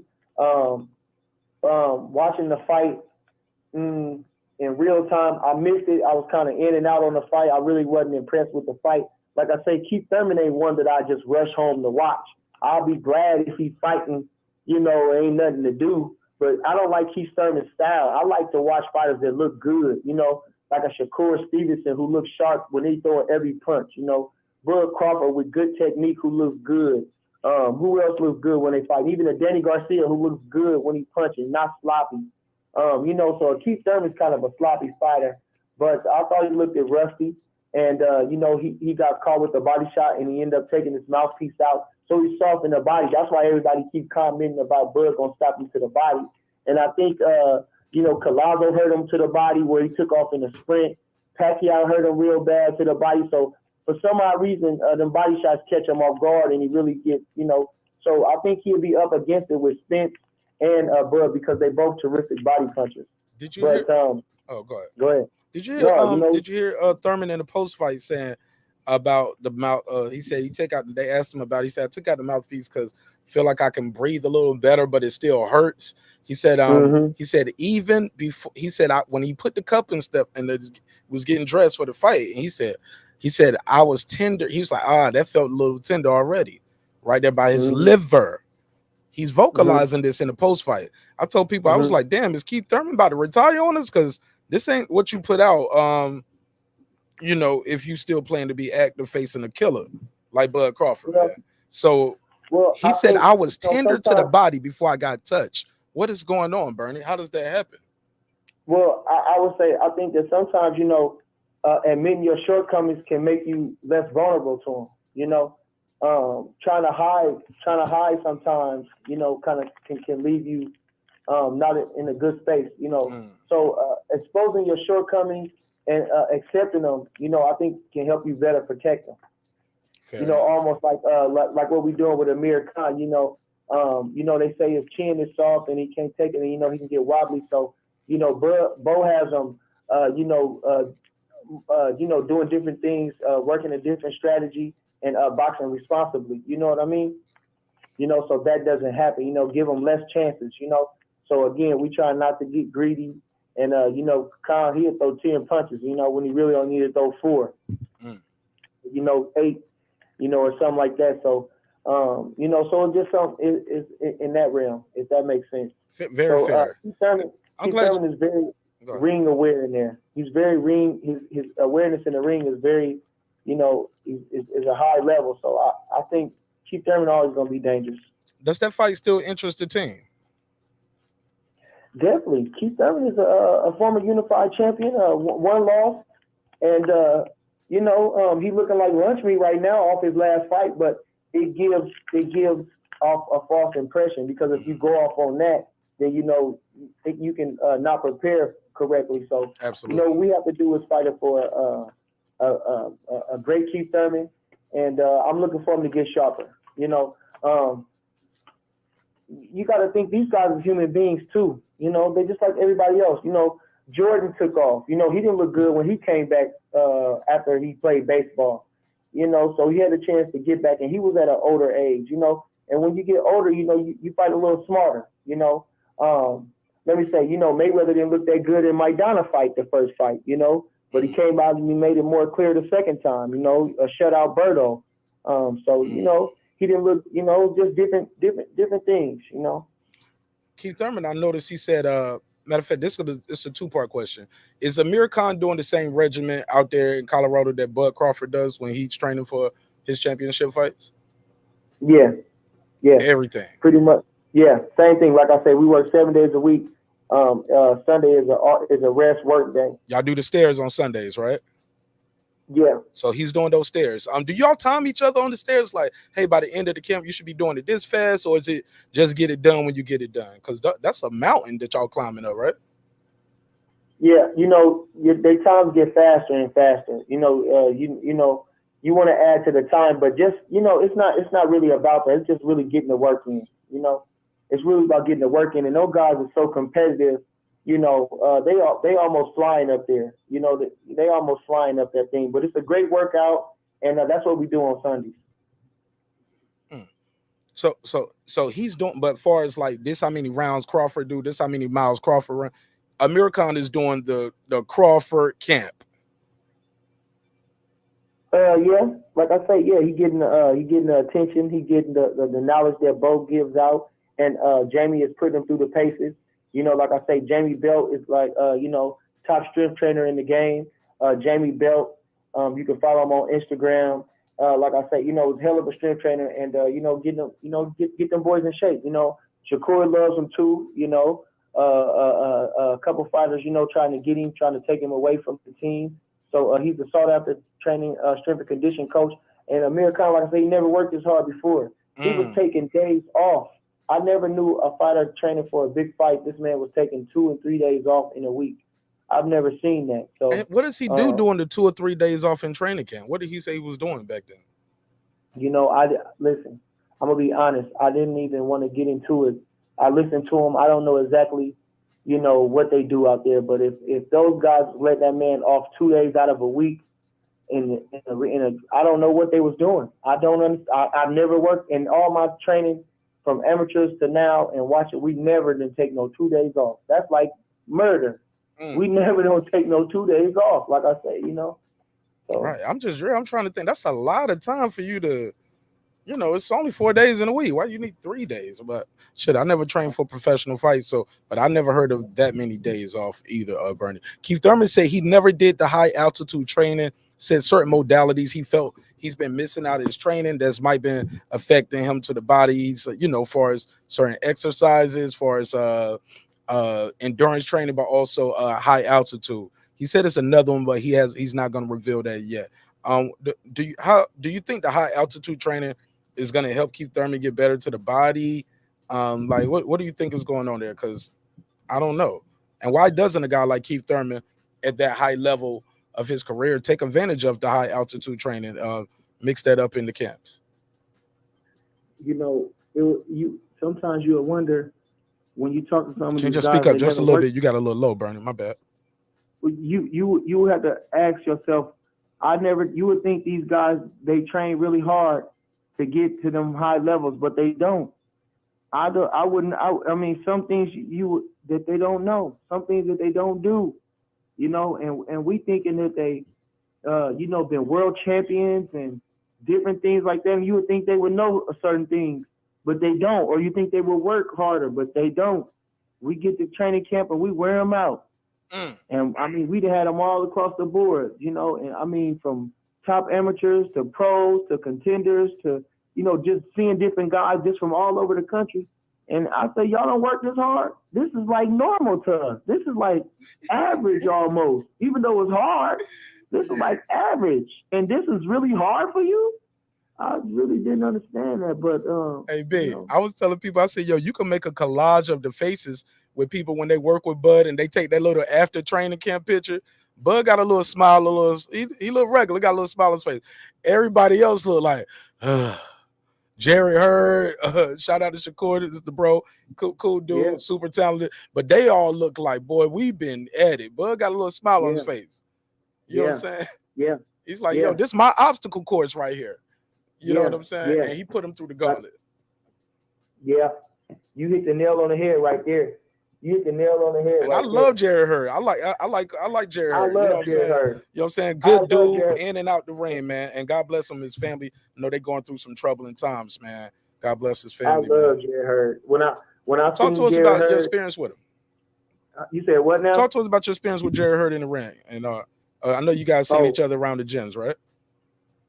Yeah, like I say, when we went to training camp, I forgot what fight we were getting ready for. I forgot who it was. I think it might have been Mel, or I don't know, it might have been Kenny Sims. We beat who did Kenny Sims beat? He beat that Edwin Rodriguez. So we was all up there getting ready for that. Shakur was getting ready for Toka Clary, I think. it was some other stuff going on, and I think Hurd was getting ready for the other fella he lost. The fella he fought, he wasn't in no good of shape. But Hurd, when I seen him, I hugged him. I mean, because like I say, I watched Jerry Hurd from the beginning, and we used to have fight parties and just be chilling and just, like I say, be happy something his own. But Hurd, I like Hurd. You know, he's a warrior. I like his come forward approach. He took a lot of punches, but I like the way he was overpowering them guys and the way he walked them down. So I really was a big fan of Jerry Hurd, like outside of like I wouldn't put him like at a superstar like that, you know. But he was a world champion, respected, you know, beat Iris Larry Londy convincingly. And so I got a lot of respect for Jerry Hurd. So when I seen him, I just hugged him. And boy, I hung out with Jerry Hurd the whole time and was, you know, just, you know, trying to encourage him and, you know, stuff like that. So Jerry Hurd's real cool. Good real brother, man. nice kid. And like I say, you know, you can see how he living. You know, he already went to the heights of boxing. And so at the same time, you know, you might lose that a little bit. You know, you got to enjoy your time. You got to enjoy your money. You got to enjoy all the stuff, you know, the fruits of your labor. You know, you can't just do everything for everybody else. Absolutely. Somebody asked, how does it work with Amir Khan ended up in training camp? Because some would assume it would have been bad blood there because the way the fight ended with him and Crawford, pretty much Crawford made him quit. He was like in a press conference face saying, "Nah, you didn't make me quit. You didn't make me quit." But I mean, he was beat up pretty bad at the time of the stoppage already. We all can agree to that. So, like, how does that work out? How does he even end up in camp? Well, you know, he was searching around, and you know, Bud don't hold no grudges. You know, Bud don't hold no grudges. You know, like that. So, you know, it wasn't that big of a deal. You know, he understand he was trying to save face. You know, so Bud understood what he was trying to do. You know, he was trying to save face, and after that, it didn't go no further than that. He never really said nothing disrespectful. You know, he really liked Ray Beltran. You know, that's one reason why he couldn't stop him. He didn't, you know, he kind of let Beltran survive because, you know, Beltran was such a good guy. Beltran, you know, was hanging out with his kids and, you know, and different things like that. So he had a you know, a love for, you know, a respect for Beltran. I'm glad you said that. You know, even though he whooped him, he didn't stop him. And like I say, it was almost like Henry Armstrong when he fought Barney Ross for the welterweight title. You know, Barney was dead. Barney Ross, the great Barney Ross, 3-division world champion. He was dead, but, you know, Armstrong let him live. You know, he let him survive. He held him up, you know, for the last couple of rounds, you know, because he had so much respect for Barney Ross. So in that respect, you know, being with Amir Khan, it ain't no big deal, you know. How about and this? Like I say, Amir, go ahead. Been with a variety of different trainers, and, you know, when we the newest, latest, and then, you know, a lot of people want to get with us. You know, a lot of people want to come with Bud, and you know, a lot of people want to do that now. He's the new wave. So, you know, just got to pick and choose, and, you know, what's a good fit. And everybody can't come, but, you know, so. Fair enough. Do you think somebody asked, how do you see the fight going? Because they want to know how to place their bet. Obviously, you guys are rooting for Amir Khan, but do you see it going the distance? Do you see it being a stoppage? How do you see the fight going? Well, you know, Amir Khan can box. You know, he outboxed Marcos Maidana. Marcos Maidana's a hard puncher. You know, so you know, I'm looking for, like I said, you know, the way he's looking good, and you know, man, I think he can outbox him and stay away and win the fight. I think he can box responsibly because, oh boy, he got good power, but he not one punch knockout power. Kell Brooks. You know, he don't throw punches in bunches. He kind of, you know, throws them one or two at a time. And I think with that being said, Khan can outspeed him, can outpunch him, you know, as long as he don't go to the wheelhouse too much, you know. He don't need to throw 10 punches. He probably need to throw 3, you know, and get out, you know, reset, do it all over again, and, you know, something like that. Hey, you know how you was talking about, you told me that legendary story about how you sometimes a guy might carry a guy, he's your friend. I had this little debate with people the other day about the Sean Porter fight with Bud. And I felt Bud was going to quote unquote carry him. He was willing to break his knockout streak. Look, if the guy could take the shot, we'll take a shot. But I feel like he was willing to carry Sean, but it's that famous clip going around where somebody tell him he's losing. Yeah. And then he turns up and he goes out there and stops him. 2-part question. One, Do you think Sean he was trying to carry Sean a little bit out of respect? He didn't want to do it to Sean like that? Or, and the second question, who is that telling Bud he was down? He said, he's winning. How? Yeah. He said, That and then was he tells Bo, he's like, they say I'm down. He was like, yeah, man, we got to turn it up. Come on, Bud. It's go time. And Bud's like, all right. Within 30 seconds, he drops him. Less than a minute, less than 45 seconds after the fight is over. Yeah. Well, Sean was already breaking it down. If you watch it, it depends on how you was watching it. If you're watching it from the lens where you're trying to see Sean Porter win because he's coming aggressive, of course. If you're looking at Bud and you thinking he's Superman and he should just wash Sean Porter easily, it shouldn't be no contest or whatever like that, then you might see it like that, the way the commentators were saying, like it was a close fight. Well, it might have been close in the way Bud was beat that man up from round one. He was setting him up. He was dropping stuff on him. That wasn't just out of nowhere that he was already wore out by the time the 10th round came. So, like I say, Bud said, how? He was controlling everything in the fight. He's like, and, it would just look like, like I said, I don't know where they had it come from, but good thing, if they was trying to take it from my boy. So do you think Bud? Okay, so here's the little beef we was arguing about the other day. It's a part in the fight, Bernie. I don't know. You was there. You in real life. You was there at the fight, right? Right. Yeah. Okay. Yeah. And still, right? I told you we gonna cook them and fry them and die. But at the end of the day, when it's all said and done, respect to Kenny Porter. He did the right thing. Sure. I think he saved his son. What do you think about people say Kenny Porter, he threw the fight, he tanked the fight. Sean Porter should come back and fire his dad. What do you say to that? You know that anybody in their right mind know what happened in that fight. They saved him. He saved his son. And too much time left, right? A real one. Kenny Porter's real. Kenny Porter's a pretty. I respect Kenny Porter a ton. Me too. And he's a good guy, man. Right. Everything I know about him. Go ahead. You said what? I agree with you. I said he's a good guy. Everything I know about him. I don't think he would bet against his son. And I think when people say that, it's disrespectful. It's egregious, and they should be ashamed of themselves. But go ahead. Oh yeah. Sean Porter's a warrior, man. Sean Porter's a warrior. So Sean Porter was going in there Sean Porter was going there to give his all, and he was just outclassed. But the thing about it is that had he not stopped it, he would have been a poster. Mm-hmm. He would have been a poster. And every time they're boxing fans, this how I want people to understand that they're boxing fans. So when they sitting around watching Terence, because Terence is a good guy and they already friends and they love boxing and they're going to watch him, well, they don't want to be the one on the highlight reel, because they're going to go through the highlight reel. Everybody's going to be looking at Sean getting toasted, on his own show. Exactly. So he did right. He did right. And I always say this. I put this in perspective like this. It's like I say, I don't know what happened with the Sean Porter with the Santa Cruz and Tank fight, but they should have never let that man take that fight. He was up against it in every way. Now he's a poster, which I respect Santa Cruz tremendous. I think he's a hell of a fighter, but I think he sold his soul, and now he forever got to live with that highlight reel. You understand?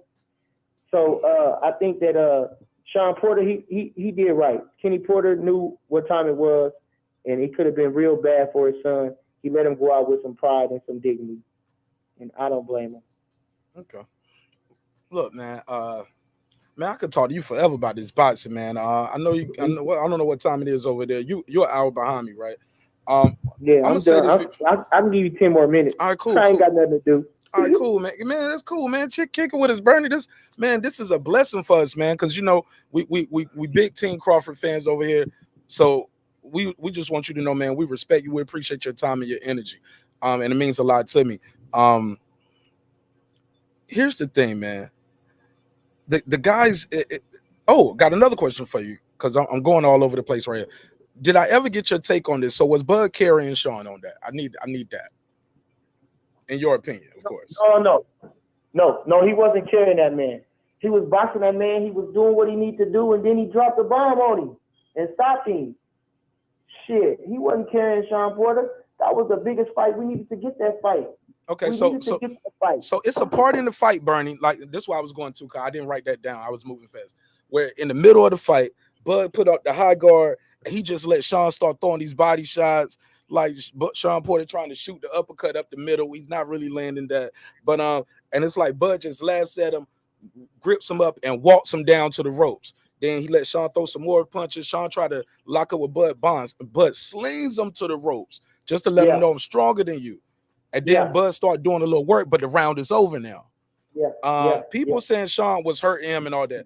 I did not see that. I thought he was letting Sean shoot his low and just to show Sean, you can't hurt me and I'm stronger than you. What say you? No, Sean never hurt him. Sean never hurt him. He don't punch that hard. Bud had already knew he wasn't that strong because they played basketball together somewhere. And you know how it is when you're in basketball. And Bud didn't feel his strength playing basketball. So Bud already knew. And Sean probably already knew based on a couple of things too. You know what I'm saying? Based on a couple of things too, Sean already knew. And like I say, Bud is a sharpshooter. So Sean was scared to run into him. He didn't want to rush him like he did Errol Spence and stuff like that. He didn't want to do that. He knew Bud is a sharpshooter. And man, shit. Bud tamed him like a wild turkey. He kept turning him in the circle. Every time he bull rushed him pretty much, even though we was missing with the hook, but we kept turning him. And man, Sean Porter didn't know where he was at in that ring. We beat him from pillar to post from round one. Shit. Do you think Sean Porter will return? Or you think he's really done? I don't think he got no reason to return. Okay. I think he should retire, unless he just get an itch to where he just that's you, Carter? Or Niche? I think he should do whatever, if he just get an itch and just to wait to compete. But other than that, I think he should just retire and just enjoy himself. And he's already won a championship. He has nothing to, hang his head about. And shit, enjoy yourself. He in his early 30s, man. Go ahead and live his life. Do his podcast show. He's a great commentator. He got good words. He know how to talk. Shit, I wouldn't. Do you see yourself having a career in commentary? That's the goal. Would you be interested in that? That's the goal. That's the goal. So I'm trying to, actually one of my OG partners was talking to me about the way I make sure I carry myself and my image and stuff like that, because eventually that's my goal. Now it really wasn't a goal for me that I set on my side at first, but the people that want to see me successful, baby, you want to get called? The people that want to see me successful, they see me there. So I didn't get to be the world champion because I was, like Bud, everybody thought I was going to make it as big as Bud did, right? In my hometown, a lot of people had that vision for me because of what I did in boxing, the way I trained, and I was, all that. So, a lot of people had that vision for me, but I didn't make that.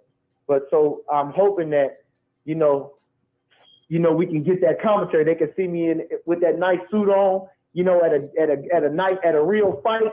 Yeah, and I'm giving my, you know what I mean? So I think that'll be decent consolation for not being world champion. Absolutely, man. Hey, look, then they got to see me every day. Even when I'm old and great. Because Bernie, I'm gonna let you know, you got that, Bernie, you still got your lineup. I don't even know how you keep the lineup. I know the fights be stressing you out sometimes. You're like, man, what's going on watching this boxing? You still got the perfect lineup. I be hating. I'm hiding my spot though. See, my crown, my head. I used to be vain about my hair. I used to have curly hair. I used to keep a nice little taper afro, a little small. But since I lost it a little bit, so I'm kind of I want to be I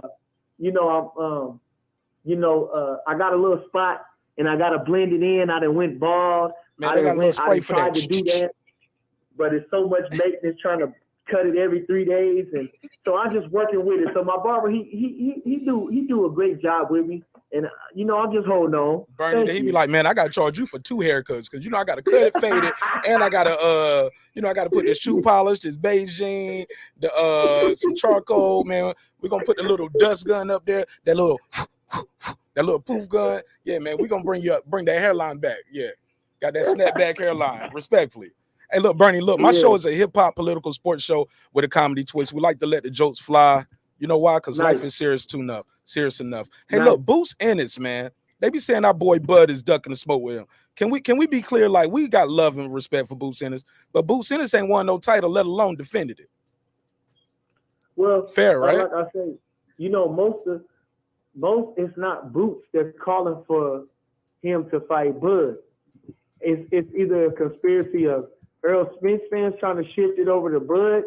You know what I'm saying? They fans, they very rabid. Like I say, it's not Boots that said he wants to fight Bud. He does not want to fight Bud. They said they will fight Bud, but they're not anxious to fight Bud. They're not trying to step their mandatory up because of, I think he's number 2. That's what I heard. I heard he was number 2 in you know what I mean, in the rankings. I heard some said he was number 6 or whatever it was. But you know, the man, they told him he was looking for Errol Spence. He said, I'm number 3 from Errol Spence. And you know, don't let me be the one to fucking say all this stupid stuff. But excuse me, Jesus, can the man ask the man in a certain type of way? Can you step out your boundaries and say, well, I'm ranked number 1 by the IBF, but you know, let Spence do his thing. I want Crawford. I think Crawford is a tougher opponent. So I'll fight Crawford. I'm gonna get just as much credit whether I beat him or him. So I'm gonna take him. I think he, you know, come on now. Like I said. And somebody said, he said Boots said he can beat Crawford at what he does. What do you say to that? Well, prove it. Fuck. Come on, get in the ring.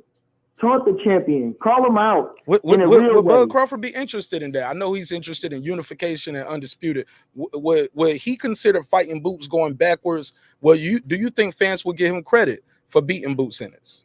Because some would say, well, Boots wasn't ready yet. If he beats him, yeah, you know that it'll always be that. It'll always be that. But it'll just be like, well, you know, you got to see.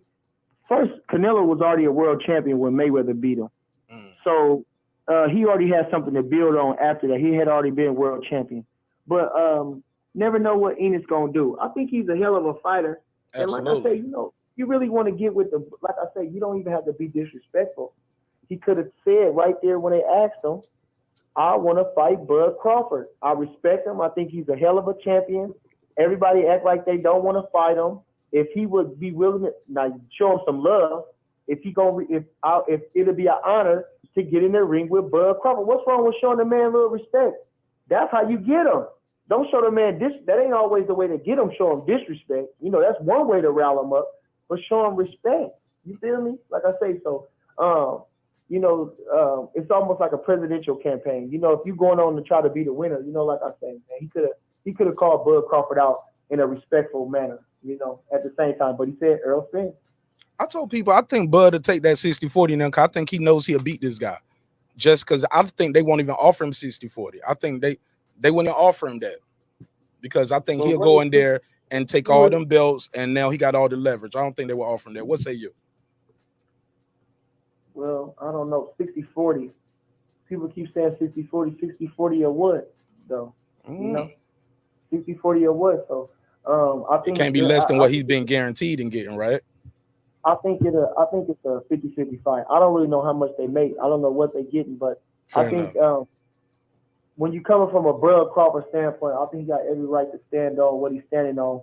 And again, they the ones that's talking business and money, which brought it all out for everybody else. You know, he the one said that. So now everybody taking it around. Listen, they never even came to the table to talk with Bud Crawford about a deal. Nobody has not ever, once.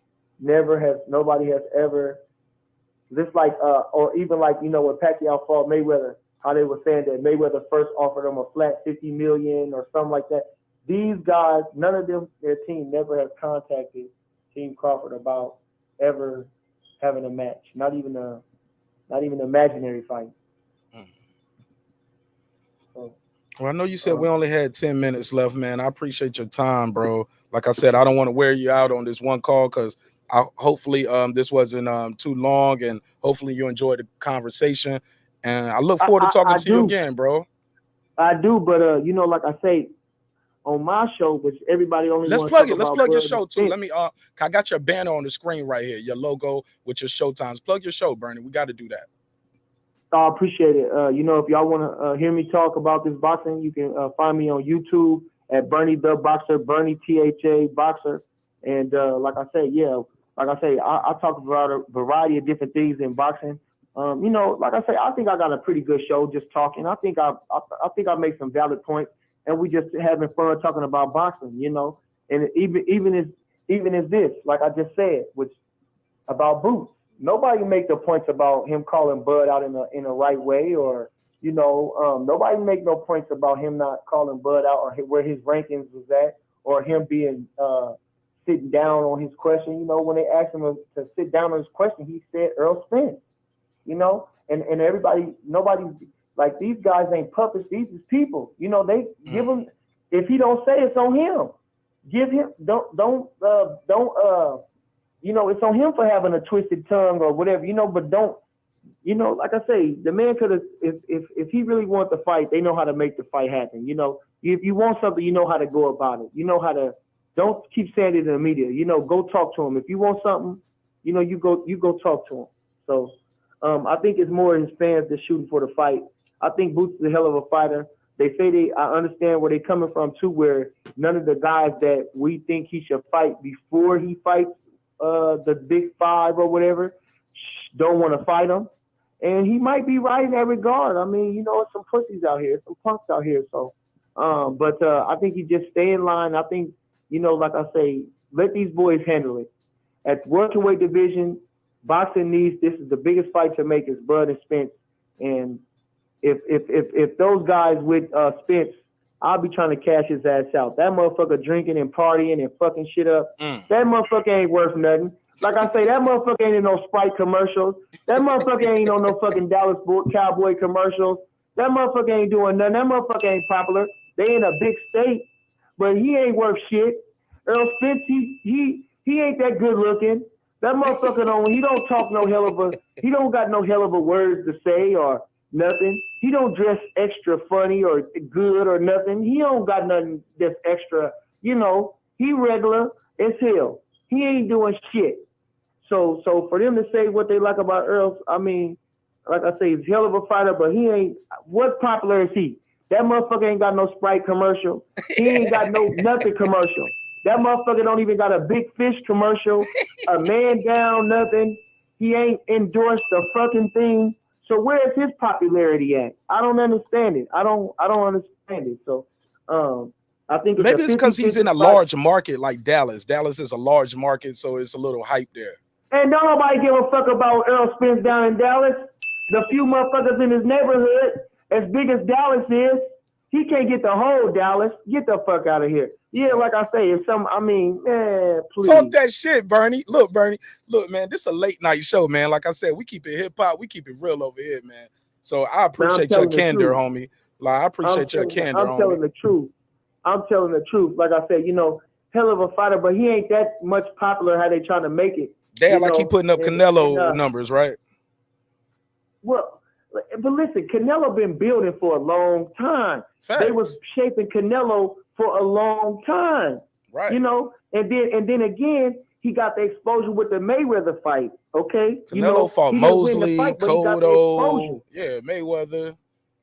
Yeah, he around. Got the exposure. And they kept putting him on, and then he did the work. They put him in with the guys. They put him with Lara. They put him with Trout. They put him with these guys that, like I say, was decent, was formidable fighters. They weren't hell of a name, but if he can get past them, it will blow him up. They was guys that he needed to beat, and he beat them to make him to say he's a golden boy of boxing, to say he is who he is, and he's been proving that. So shit.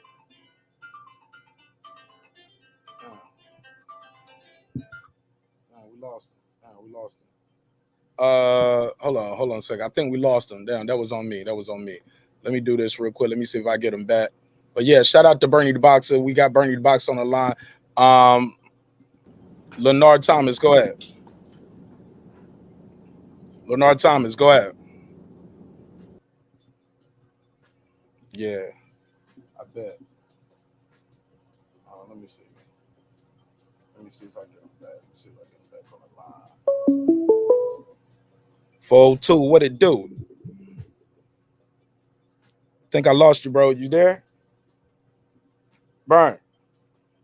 Let me see if I get him back. Let me see if I get him back on. Lenore Thomas, go ahead. Yeah, can you hear me? Can you hear me? What you got?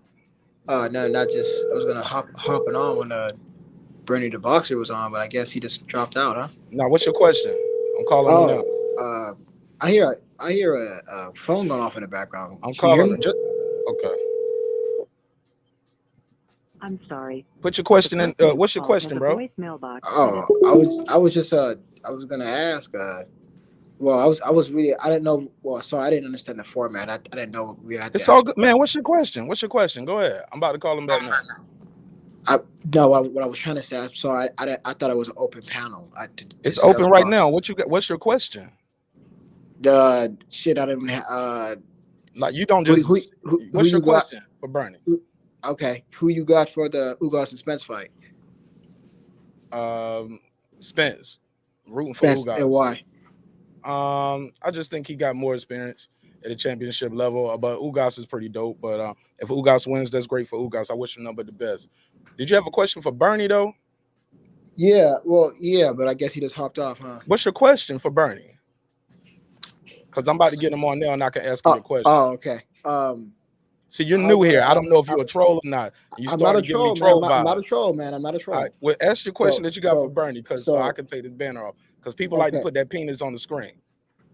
Okay. Yeah, they like to get my show canceled. So you got about 5 seconds, man, and then we got to keep it moving. What's your question for Bernie? My question is, assuming that the Spence and Crawford fight gets made, tell me, what does Terence Crawford do better than Spence? That's my first question. Okay. And the second question is, does he think that Terence Crawford has a stylistic advantage over Errol Spence Jr.? Fair enough. Good question. Appreciate you, man. Make sure you subscribe. Don't be a stranger, man. So this won't be so awkward next time. Make sure we get used to you, okay? Yeah, I just just be respectful. That's all. Yeah. Appreciate you, man. Thank you. All right. Good one right there. All right, Boston Scholar, talk to me. Yeah, man. That was a good interview, man. He brought up some interesting points, and one thing I want to add to that, man. Let me see if I can get him back real quick, though. I think we lost but I want to see if I can get him back on real quick.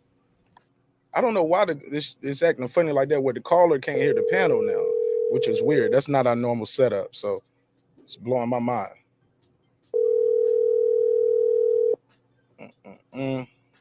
But even if we can't get him back on this one, that'd be great. It wouldn't be great, but it was great that we was able to talk to him for so long. Sorry, but the person you called has a voice. All right, yeah, I don't know what happened, so we lost him. Hopefully we'll get him back. But hell of a conversation. Shout out to Bernie Bossa. He has a dope show on YouTube. You can find it 7:30 p.m. Central, 8:30 p.m. And I think he goes live sometimes on Sundays, sometimes on Thursdays. Just make sure you subscribe, hit that bell. You can always check him out, see what he got going on. Go ahead, Boston Scholar. Did you want to answer the caller's question real quick? Because I can answer what I think Bud does better. I think Bud is he's a switch hitter. I think he has better head movement, better upper body movement. I think he turns guys the way he can turn guys, the way he does a check hook. I just think he has more tools in the toolbox. And he lives a clean boxing lifestyle. That's going to be the biggest advantage. Don't blow up in weight. He's in the gym now, and he don't even have a fight schedule. So that's what's going to separate him. I think he was going to pull in on some troll shit, and I think I threw him off when I covered the screen up, so you just can't be on the screen. You know what I'm saying? He said, I thought it was an open panel. Yeah, it's open. You talking to me now. Yeah, but that question is like, you watching the same boxing we watching? Man, what does he I think do he was better? about to troll me, man. Then he realized like I wasn't in the mood for it. Yeah. You know, one thing I have a problem with, man, in boxing, man, and I don't know if it's because of media, but they make somebody great before they even good. Why is Enos even in the conversation to fight Errol Spence or Crawford? What has he accomplished? What has he did? Got some highlight real knockouts, but I get it, man. I like Boots Ennis. Look, Boots Ennis, my picture with Boots is my avatar on IG. So I like Boots Ennis, but Boots is He hasn't won the title, let alone defended it. He hasn't cleaned out a division. Exactly. Like they already trying to put him in with Crawford and Spence, and I'm like, what? Could he show us that he could win on a with a B class fighter before you could put him with the elite of the division? Hey, look, put him in there though. Shit, I got an interview I did with his dad, Bozy Ennis. He didn't have him high on their list where they wanted to go first. They wanted Jamal James, they wanted Thurman, they wanted Porter, and then they say throw my boy Crawford on the end. Oh, so he was like 5 Yeah, on the party. It was Crawford was like that. Crawford won in their top 3. That's interesting because normally that's on the live. It's on my show. That's interesting. Normally the dads try to overmatch. They think they either get one extreme. Either they don't want their sons to fight nobody, like how Robert Garcia and them was at first, early in Mikey's career, or they get them to the extreme where they matching him with everybody, like Joe Frazier was with his son. He think he beat up everybody in the world, so they overmatch him. But his daddy sound like his daddy's moving him along just right. If that's his priority list. Yeah, it's all good. I don't know you, bro. It's all good. It's all good. I don't know you like that. Reggie, what up, though? Yeah, man, we had a good conversation with Bernie the Boxer. Got the guy, the boxing scholar here. Yeah, it's open panel, but yeah, man, I don't know what guys about to do and what they about to say. And yeah, man, can't have them just wilding out, man. We got to have some order. Sorry. It's an open panel, but it ain't open like that where you can just do whatever respectfully. It's all good, though. But I appreciate your time and energy, and I'll definitely ask Bernie if I get him back on the phone or if I talk to him or the next time we talk to him. But it's all good. It's all good. You didn't call in. You joined the panel, but you can call in. You didn't call in. You joined the panel. But yeah, I do that to everybody. Yeah, we screen it all. Yeah, we definitely screen them all, brother. So don't feel bad. I do that to everybody. Yep. We cover up the screen. We ask them. We make sure to see what they're gonna say. We have a little conversation. Then we take the stuff off the screen. Yeah, we do a filling out process every time. That's why I say you new here. It's okay. But yeah, damn, I hurt his feelings. It's all good, bro. Yeah. Hey, Reggie, tell the truth. Reggie, tell him we screen and monitor the calls. Am I lying, Reggie? He think I just did that to him, picking on him. I ain't picking on you, bro. You think Marq is racist? Like, what reason would he have to do it to you? Right. Good point. You got to remember, man. YouTube could be both beautiful and ugly, man. So like me and you could just sit up and talk about boxing, all the upcoming fights, et cetera, et cetera. That's the beautiful part. Then we got people who just don't care about boxing or whatever, and like you said, you'll invite them into the conversation. They just only here just to troll. That gives them purpose in life. And then you put them up, bring them on, and then like you say, you see a dick pic, and then your channel get flagged. It's like, come on, man, come on. Yeah, man, it be like that sometimes, man. Yeah, Reggie already know. Yeah, we got to monitor the calls, man. I ain't lying, bro. Uncle Kenny will tell you, man, people will pull up their tallywhacker. We might be having a good show in here. Might have a couple hundred people in here. And they'll pull the winker out and then report you to YouTube and say you got winkers on your show. Wow. Miss Sexy said, hi, everyone. How you doing, sister? Peace. But yeah, man, hell of an interview though, man. What did you take from the interview with Bernie the Boxer? What did you think we could have and should have asked him? Because it was real random. I didn't have it planned. I felt like he's a student of the game. You know what I mean? And he has a invested interest, but he still wasn't biased in his talks. Like when you asked him about Amir Khan versus Kell Brook, the way he set the fight is exactly how I see it playing out. Khan doesn't have like knockout power. He has real fast hands, but he don't have a whole lot of knockouts. So he goes in there with the mindset of I'm gonna win on points. You know what I mean? But one thing I would have wanted you to ask him is Bomac worried about the mental lapses that Amir Khan always has during his fights? He's always winning. All the fights that he lost, he was always up, and then. But he did kind of explain that though. He throws too many punches in there. He tries to throw too many punches. He throw 5 punches when he should be just throwing 2 or 3. He throws 8 punches when he throws on. When he should have been throwing 4. So he thinks it's more of a punch count thing instead of a lack of focus, like his focus wavering. I don't know if that was a good question. I should have asked him if it was just focus, or maybe it was What do you think? You think it's focus, or is it him Focus. just thinking, hey, I'm getting these shots off. I'm gonna keep getting these shots off. I think it's focus. Maybe that comes with what Bernie said about taking those 2 and 3 days off in the training camp week. Why are you taking 3 days off in the training camp week? That shocked me too, because he was with Virgil Hunter. Virgil Hunter was doing that. Right. Bernie said he didn't want to get into it too much. Remember, I was gonna ask, I was like, so what is he doing the other 2 or 3 days? What the hell the trainer doing? Like, he just watching tape? Like, what are you doing? What are you working on? One day, I get it. You get what I'm saying? 2 days, like, what's going on? Like, did you hurt your hand a little bit? You need to rest your wrist. I mean, your ankle when you was running. I don't get it. I don't know. But then again, I never trained for a championship fight, nor been through for a training camp where I at least was there, you know, doing film and seeing what's going on day to day to enough where I can gauge. But I tell you what, I do know enough boxers. I've interviewed enough people in the sport. I mean, 3 days off training for the heavyweight fight. I mean, for a championship fight. I'm just wondering if it was like a situation like how Nas was with Emmanuel Stewart.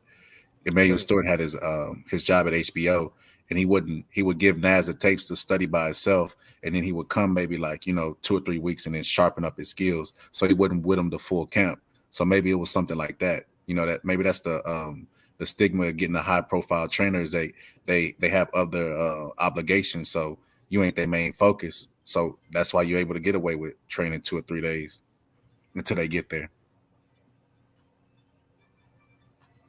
Oh, Lenore Thomas, he said, not feelings hurt, but damn, you get defensive. That's emotional. So if I call in right now, we can have an open panel. Not gonna troll. Man, click the link. I don't care. Okay. But I'm just saying, man, that's my guess. That's his first time here, and I don't know you. So that link was not really for you, respectfully. The phone line usually for first-time callers, but shit, I ain't running from the smoke. We can have a good conversation if we're gonna have a conversation. But that's just how it goes. True Gritter Fold too. What it do? Man, what's good? What's good, bro? What's your name? Where you from, bro? I'm from Omaha, man. North Omaha, bro. Hey, Omaha in the house. Let me give you the drop. Shout out to Omaha all day. Most deaf, bro, man. Talk fire to me, man. show, What's man. on your mind? Oh man, you got a fire show, man. I'm digging the content 100%. You know, I just wanted to tap in on that combo with Bernie, man. Hey, what you think of the interview?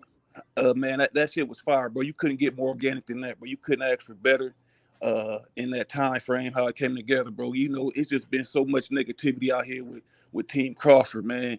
You know, and I salute, you know what I mean, everybody that's putting that, you know, putting it out there real. You know, if they ain't got to agree with everything, they just putting it out there straight lace, man, no chase, man. And that was fire, man. That was needed, man. Good to hear. You know what I mean? That just, you know, gives me more hope for what's going on out here with Team Crawford in the boxing world, bro. What you doing? You got a fire show, bro. I dig the content 1,000. Absolutely. How'd you find the show, bro? Oh man, I think you might have been on. I think you might have tapped in on one of Bernie's shows, and he gave you a shout out. And shit, I just tapped in, and then I clicked in one night, and you know, you was giving the boys the blues, and I was like, okay, you know, you raw with it. So that, and I was like, I'm gonna tap back in. I tap in from time to time when I got time. So I just dig the content. Well, man, if you love boxing, stick around, man. Let me screen this call right here. Go ahead, Lenore Thompson. Go ahead.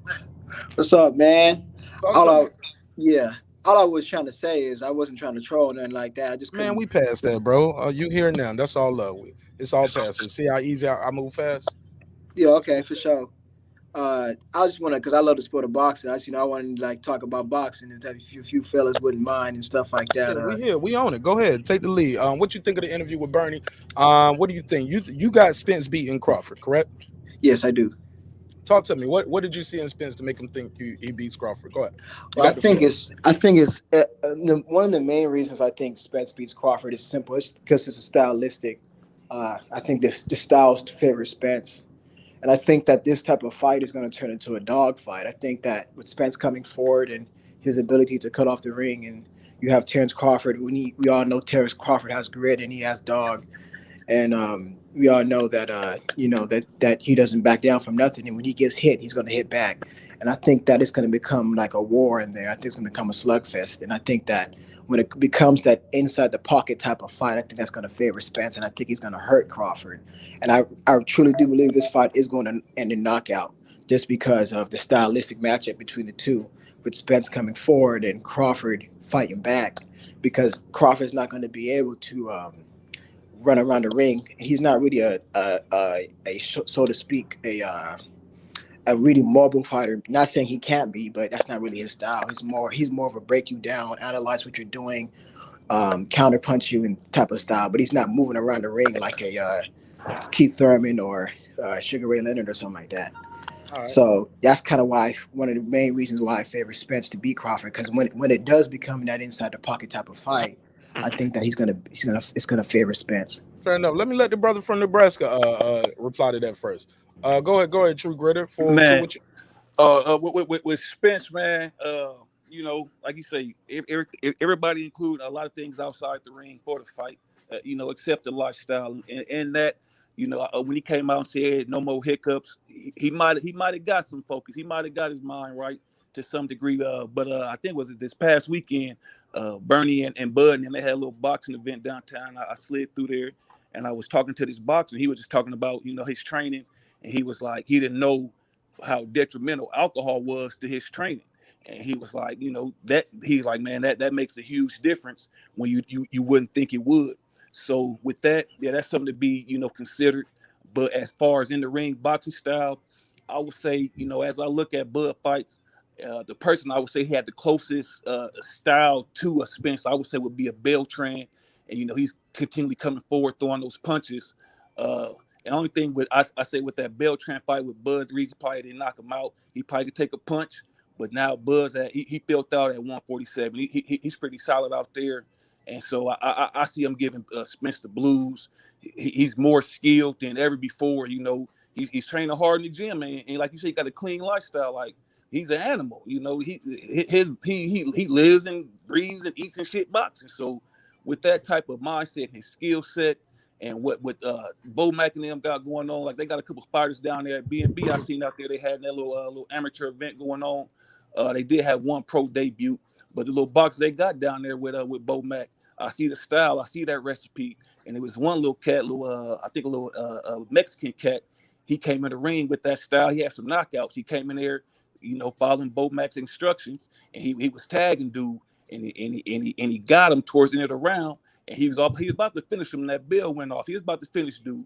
And he came out in the second round with that same mindset, let me finish him. And he kept that same mindset the rest of the fight. He didn't go back in his style like he was supposed to. He would from time to time, but if he would have stuck to that grip that Bo Mack was teaching him, yeah, he would have ate that boy up.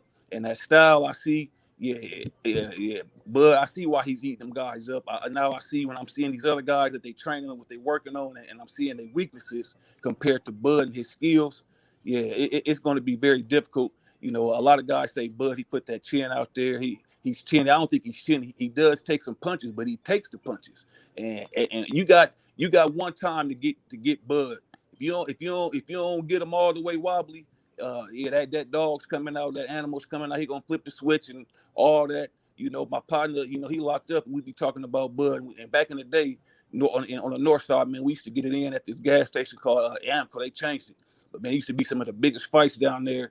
And when niggas get their ass, my bad, I don't want to be cussing like on your show, but when cats getting their ass whooped, you know what I'm saying? It looks bad. Like when Bud beat Lundy and Jose Benavidez and all that, when he get on the ass, that's how he used to go down on the north side. So he said he go Amco. And so Bud go Amco, he flipped that switch, man. It's over with. And if you don't knock him down, you don't hurt him bad enough before that happens, man, it's a done deal. And he gonna fill you out. I feel like with that Porter fight, I don't think he was carrying him, but he knew he could take that punch. He knew he was stronger. He knew he could get to him when he wanted to. And when he did it when the time needed, right then and there, 30 seconds later, done deal. So Bud, man, he's on a whole nother level. If he goes to 154, hey, only thing with Charlo got that wide over, man, he coming with that punch if you give him enough space. But as far as Spence, Spence, man, he's a fried turkey. And you can go ahead and hang that up. And Spence know that, and so, yeah, I ain't worried about that Spence fight. You know, Spence lacking that knockout power. If he get that knockout power, if he still had that knockout, if he had that man down power that how he got the name, if he was still carrying that, then yeah. But no, he ain't got that. He lacked that. And you lack that against Bud, you ain't got nothing coming. All right. Well, look, let me before I let the I'm gonna mute your mic while I speak. Let me let the boxing scholar. I'm gonna let the boxing scholar react to that too. Before we do that, I'll keep mine very brief in my reply to Mr. Thomas. I disagree with you when you say Bud fights off the back foot. Like, yes, but he fights forward too. Fight off the back foot. He can fight. He can lead. He can counterpunch. He can go to the left. He can go to the right. He can jab you. He can hook off the jab. He can uppercut off the pull counter. He can pull counter with the straight left, straight right. The guy can know how to turn you in the corner. He knows how to check hook you and have you looking like he'll do the Olay on you. He'll hit you, move, and make you do the Olay. I just think he has so many tools in the toolbox, and I think we might be selling him short, just saying he fights good off the back foot. But that's my take on it. I keep it real short. I'll let the boxing scholar reply to you as well, Mr. Thomas, and then I'll give you the floor back so you can reply. Go ahead, boxing scholar. So when you have two elite fighters, right? Sometimes skills won't just win the fight, and that's when you got to dig deep. Does Errol Spence have anything left in reserve? Because he's an alcoholic, and we all know that. We know Crawford could dig deep because Sean Porter was giving him a little bit of trouble. His trainer came and told him, hey, you're down. You're losing the fight. What did he do? He dug deep. Can Errol Spence dig deep? Because what I said in one of my videos I made, man, is why is it an elite athlete whose body is his temple and you know what I mean? We already got that candlestick lit on one end. He's lighting the other end, and his body is how he makes his money. Why is he even drinking? Why does he even get drunk? He can't even control it where he's showing up in interviews drunk. Why is that person drinking? There's a deeper issue going on. I don't think Bud Crawford has any of that going on, and he could dig deep. So that's why I would pick Bud to beat Spence. Go ahead, Lenore Thompson. Oh, okay. So maybe you guys can understand me, but I was saying that Bud cannot go on the back foot against Spence. Bud is not a fighter who's on the back foot like that. He is not like a Sugar Ray Leonard type. He is not like a Keith Thurman type. I thought that I misspoke, but I'm saying that he's not that type of fighter, but he's fleet of foot and like that, not like a Keith Thurman type. Because really what Bud is a fighter who's going to analyze what you do, break you down. He has a very good punch variety, but he's mostly doing on the back foot. The biggest time you've ever seen Terence Crawford really be on the back foot like that against a decent caliber opponent that I can remember was Victor Postal. But other than that, he's not really like dancing around the ring. I'm not saying he can't. I think he has enough athletic ability and footwork to do that, but that's not really his style. He did that against Victor Postal because he was going to trade with Victor Postal. What I'm trying to say is that the fight is going to turn into a dog fight. And when you say that you question if Spence, well, let me not misquote you here, but when you say that you think that Terence Crawford has more dog than Errol Spence Jr., when has Errol Spence Jr. never not shown dog in the ring? What does his drinking thing, which is a past issue, why is that even still being brought up today? I mean, we're talking about how long are we going to hold this over his head? Has he within after him getting in the car wreck, has he showed up into an interview drunk, consisting like he was doing before? I mean, how long are we going to hold a fighter that did something that was wrong? And I will admit that's not good for a boxer to do. But how long are we going to hold that over his head? And anyways, if we're talking about inside the ring heart, we're talking about the same man that went into Kell Brooks' territory, took his title, and knocked him out. Now, Terence Crawford, has he really done that? You can say Ricky Burns, but is Ricky Burns really a Kell Brooks? This was Errol Spence doing that and pushing it to the limit against Sean Porter. Sean Porter being a good, great fight and back and forth war. We saw what Errol Spence did to Sean Porter to dig deep and get that knockdown. Everybody talks about how Terence Crawford made a switch. Terence Crawford never switched in a Sean Porter fight. After not burning the box, excuse me. After Bomac said, "Oh, you might be down on the card, we don't know," Terence Crawford was coming on strong anyways. So irregardless whether you would have told him that, it is my belief he would have got the knockdowns anyways. So it didn't really matter. And you also made a point when you said, "Oh, Terence Bud Crawford knocking dudes out at the highest level, and Errol Spence Power not being there." Please understand something. Terence Bud Crawford's chin is not completely there either. It is not going to take a whole bunch of power to knock somebody like a Terence Crawford down. We saw what Sean Porter did and was severely buzzing. So what would Errol Spence do? I'm not saying Errol Spence is some George Foreman, Julian Jackson type of puncher here. But all I'm saying is he has enough respectable pop to hurt Terence Crawford if he's not careful. And with that, I give the floor back to the next gentleman speaking. Go ahead, Boxing Scholar. You want to reply to this first? Yeah, I'll reply first. So the common opponent that they have between them is Sean Porter, right? Sean Porter gave and Kell Brook. Sean Porter, but I was using Sean Porter because Sean Porter pushed Spence into waters that he's never been into. He also pushed Crawford. And how was their responses? One got a stoppage and one didn't. So that right there answers your question of who got more dog. And as far as fighting on the front foot and the back foot, Crawford is the only fighter in the sport. This is why he's pound for pound number one, who could do it all. Whatever he chooses to do. If he want to come get you, he can come get you. If he want to sit back and counter, he has that option, but he doesn't want to do it. He doesn't want to do it. He trains to knock people out. His record shows he knocks people out.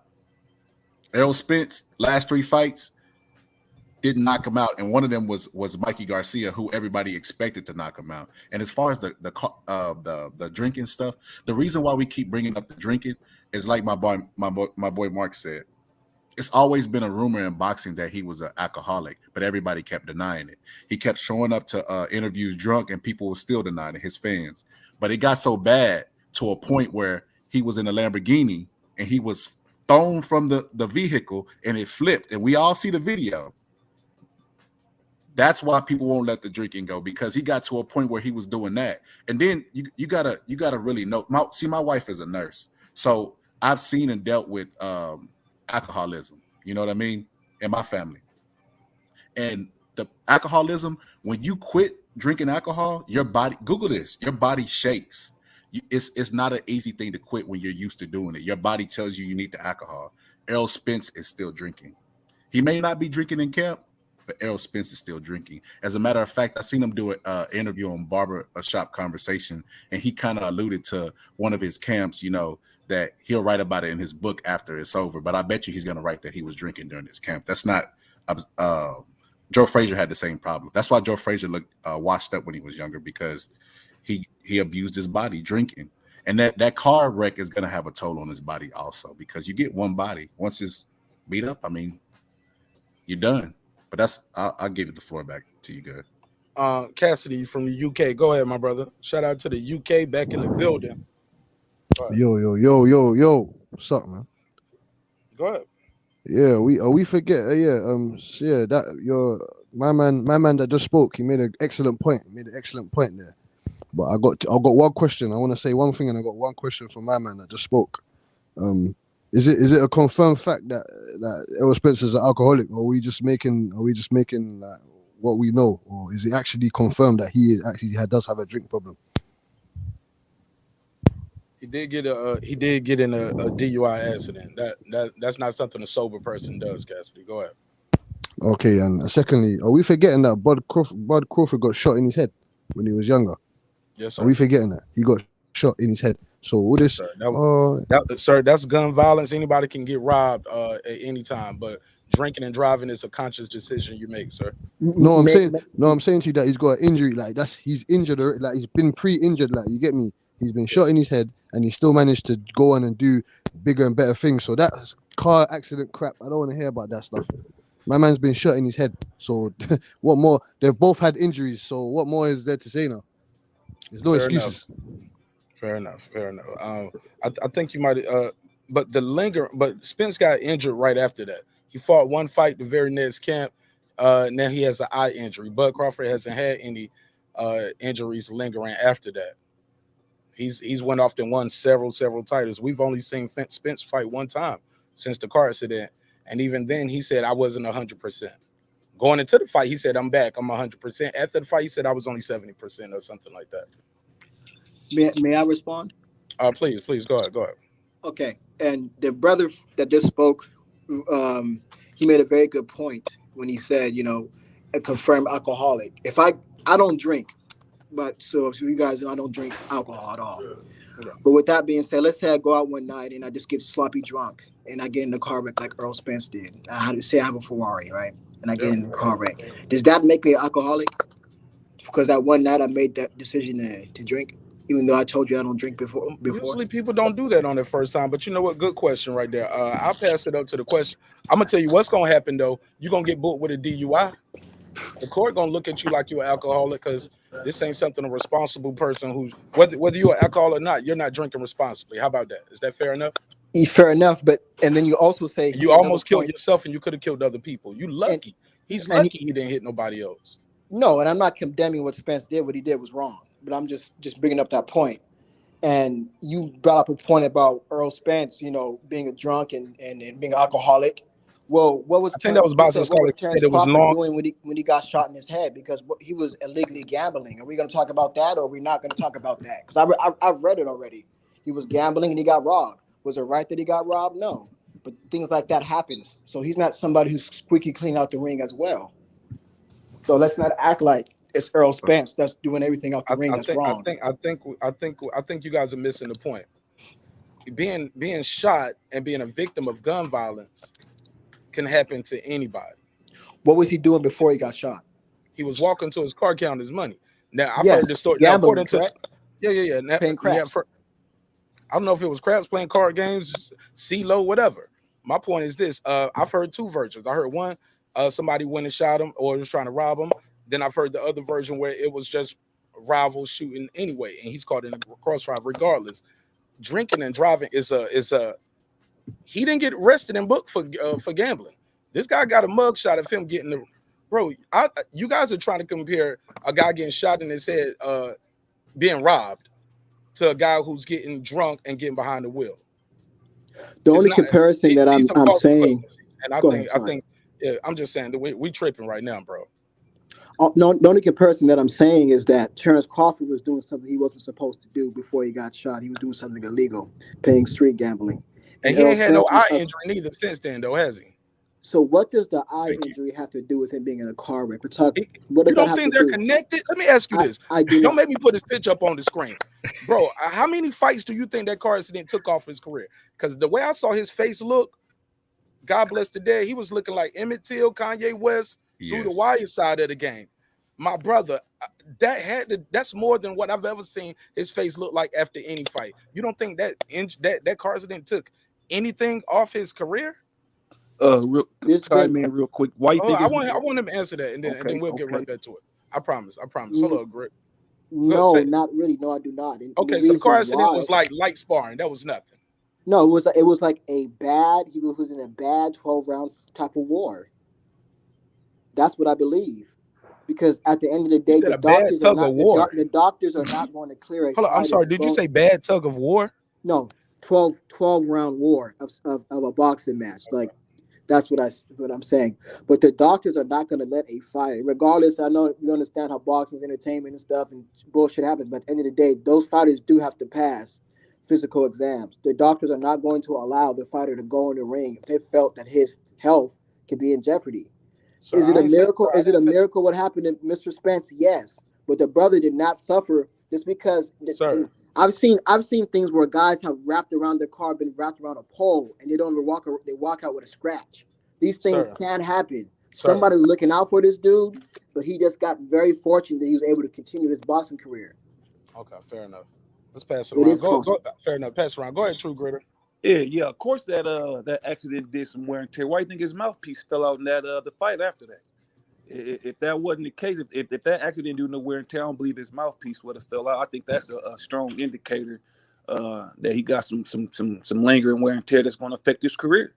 And the only reason I say about the drinking is when I was talking to this boxer that's in training, he was just talking about how he had to cut that out of his lifestyle completely, because if he wants to become a professional fighter and not suffer any detrimental injuries, he had to cut that liquor out. He said that was mandatory, and that's one of the hard decisions he had to make. And that's what, and that's just what he told me. So if Earl's still hitting that bottle from here and there, little or a lot, that's wear and tear on anybody's body that's drinking. And as everybody's keep trying to point out with Bud, they're gonna age him out, he's getting old, and his body this and his body that. If you're doing stuff to your body that's gonna age it, your body's gonna age. It's gonna get wore down. It's just inevitable. If you're putting bad gas in your car, eventually you're gonna have to get that part replaced. You can't do that with your body. So you got to take all those things into consideration. What you're doing with yourself. That's what I want to reply on that. Mr. Thomas, you can see the screen, right? I can see you. Yes. I want to show you something, and I mean this with a depth. I'm trying to do this with a light touch. Y'all know I get my jokes off. This is a hip hop political sports show with a comedy twist. We like to let the jokes fly because life is serious enough. But this is not funny. There's nothing funny about drinking and driving. It's nothing funny about this picture. This is a graphic image, but I'm showing this for educational purposes. Mr. Thomas, this is not what you look like after a 12-round boxing match, sir. After a tough round 12-round war. This is what you look like when you fighting for your life, my man. Like this, I've seen guys in plenty. This is what Billy Collins looked like probably after a 12-round fight with Resto when they took the padding out the gloves. I got to mute somebody. Might come hearing a lot of tweaking in the background. But my brother, like this is more than one fight. This is 2 fights, maybe 3 fights, all in the same night type shit, bro. This is a tough man competition. This is brutal. This ain't. I can't believe you said this ain't take nothing off his career. This was just 1 12-round. This is a human being, bro. This is a tough night. This ain't no 12-round fight, my brother. Please, Mr. Thomas, please reply. And then we're gonna let the boxing scholar get his bars off. I ain't heard him speaking. Matter of fact, boxing scholar, you want to jump in on this first? Yeah, let me clear it up, man. Because when he made that comment, I laughed. I wasn't laughing at Errol Spence, man. I'm still human. Like I ain't a a-hole or nothing. But yeah, we got a heart. Yeah, I don't think he's gonna win a fight. I joke him about a lot of shit, but I mean, come on, bro. He could have died that night. Yeah. So everything that we say and we make valid points, you always bring up something else. So we talk about the car crash, which happened recently, a couple years ago, and you could actually see in the Garcia fight, he wasn't the same. He said after the fight, I was 70%, right? Every time we bring up something like that, you say, well, Crawford got shot. We forget about that. Has he showed any deterioration in any of his fights, or has he been knocking people out? Or did he knock out the person that before the car crash, Errol Spence struggled with? That's a valid question. That's my first question. And then the second question is there any amount of evidence if we bring up text messages or videos where Errol Spence say I'm a alcoholic and I like to drink and drive, would you believe it then, or is there no scenario whatsoever where you will believe Errol Spence is an alcoholic, or is there any scenario where you would believe that? That's my second question. So can you kind of condense your first question, kind of, because so I can answer it properly for you? Can you condense your first question and condense my first question? Yeah, because I was trying to follow it and like I kind of got lost. See, a lot of times it's the 2 questions. Throw them out. I'm like that too. So I just condense them down to this: is there any amount of evidence that we could present to you to where you will be like, okay, Errol Spence might have a drinking problem and it might affect him in the ring? Any amount of evidence? He did have a drinking problem. I'm in agreement, but I'm talking about at this particular moment. Do we know how bad his drinking problem is? That's what I'm trying to argue for. Okay. It's been. I mean, the car wreck has been what, almost 3 years ago now. I mean, is there no possible way that he could have cut way back down on the drinking? That's what I'm trying to say. We're saying that even if he cut back, that the years of abuse of being an alcoholic has took a toll on his body, and then the wreck on top of that has took a toll on his body. Let's use the word drinking instead of saying alcoholic, because alcohol is a chemical, mental, physical dependency on alcohol. Let's just say drinking. Because we do have evidence of that. He's admitted to that. So let's just say drinking instead of saying alcoholic. Fair enough? Brandon, was that fair? Brandon said, y'all funny. EJ the big fish. I just find it like it's just amusing. Like it's like there's There's nothing no funny not about saying it. not about what happened to Earl Spence, but just the situation. It's like not saying you brothers in particular, but it's like people just can't fathom that it could be possible for a man to go through a car windshield and relatively be okay. When I say relatively be okay, meaning he can continue his boxing career with minimal effects. That is possible. It's not like this. Again, like I said, there's been people out there who's wrapped their poles around cars. I've seen it, and they walked away without even a scratch on their body. I mean, it's not impossible. And it's almost like They people ain't got to don't fight want Terence Crawford though. it. And yeah, he had to fight Terence Crawford, and I'll get to, and I'll get to They ain't got Terence to Crawford. make 145 pounds. They can eat all they want to eat, get the weight up on them. They ain't got to go through a training camp. They ain't got to put that through that liver plus all other types of wear and tear. Just it's a lot. Like you just said that like it won't nothing, bro. Yo, you act like you people can't just go through a car windshield. No, but I'm saying it's not to the extent that the Errol Spence haters say. They say like it's like they don't want him to be okay. You know what I'm saying? Like they can't believe this. Almost like they don't want it to happen. And sir, to you made a comment that's kind of like not true when you say every time I bring up I respond to you, I'm bringing up Terence Crawford. That's not what I was doing. It was the UK brother that he was speaking. He's the one who brought up the fact about Terence Crawford being shot in his head. I wasn't. I was just piggybacking off what he was saying because he made a good point. He been whooping ass since then. He didn't get injured in the training camp since then. He ain't had no eye injury since then, and he's been stopping guys. He's been stopping a whole bunch of bums. Hey, look. You can't beat every bum on your block though. Can you stop all of them? Errol Spence would have stopped him. Nah, Errol Spence didn't stop little Mikey. He didn't stop Danny. Is Mikey a bum? Is Danny a bum? Just find what do you consider bum? Are these guys built for that weight class? Were they throwing enough punches? What tools Danny did he show in his Garcia. toolbox? Danny Garcia never did nothing at 147. Let's be Danny clear. Garcia, and I put my money on this. Danny Garcia would have beat everybody Terence Crawford beat, with the exception of Sean Porter. Will he beat Terence though? And if so, why he don't fight him? I don't think Danny beats Terence. No. Okay. I don't think Danny beats Terence, but I do think Earl beats him. I put my whole block on it. You want to say where? Okay. I do think because. Can I chime in? Go ahead. Go ahead. Let's pass it around. Go ahead. You got mute your mic when you're not talking, guys. Too, please. Go ahead. Guys. Yeah, there is a slight. I know. I think I know why he's so confident on Errol's beating Spence, because fair enough. Danny Garcia hasn't done anything at 147. That's fair enough, but he's got knockout power now, and the next movement he's doing, he's going to 154. Not saying Danny Garcia is not a relevant person, but one, Errol Spence's resume is better than Bud's. That's one we can glorify that. We can say that it is. And secondly, how can I even put this, man? Bud got hurt by Gamboa. We saw him on wobbly legs against Gamboa and against Victor Postol. So what's going to happen if Errol Spence? Hurt him? What? No, he got hurt in that fight, man. I ain't see that. I ain't never heard of that. Never heard of it. So he didn't get hurt in that fight once? Nah, I ain't see that. But did Gamboa drop him? Like, how long was he on the count for?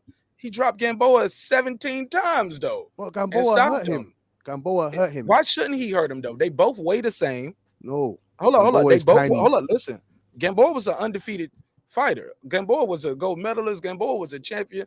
Like, my brother, like, they weighed they had the exact same record. Same fights, no losses, same amount of knockouts, no draw. So what do you think Errol's going to do to Gamboa? No. See, don't move the goalpost. See what I'm saying? Let me talk to you about this. Because you guys bring up that Gamboa shit. Like Bud was weighing 147 and Gamboa was weighing 135. So is Bud not the bigger man compared to Gamboa? They both weighed the same shit. They both weighed on the scale at 135 before the fight. So then we can say the same thing about Mikey and Earl then. Could I add something?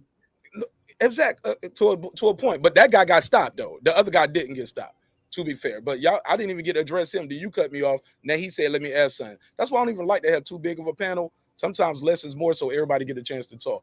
And I don't feel cut off or rushed. Go ahead, Boxing Scholar. Man, this no, you good. You good. Ahead, I lose my spot sometimes. Because I didn't even get to address Cassidy. But this guy bringing up Gamboa from who was undefeated at the time. This ain't the Gamboa that got that was losing. This Gamboa was undefeated.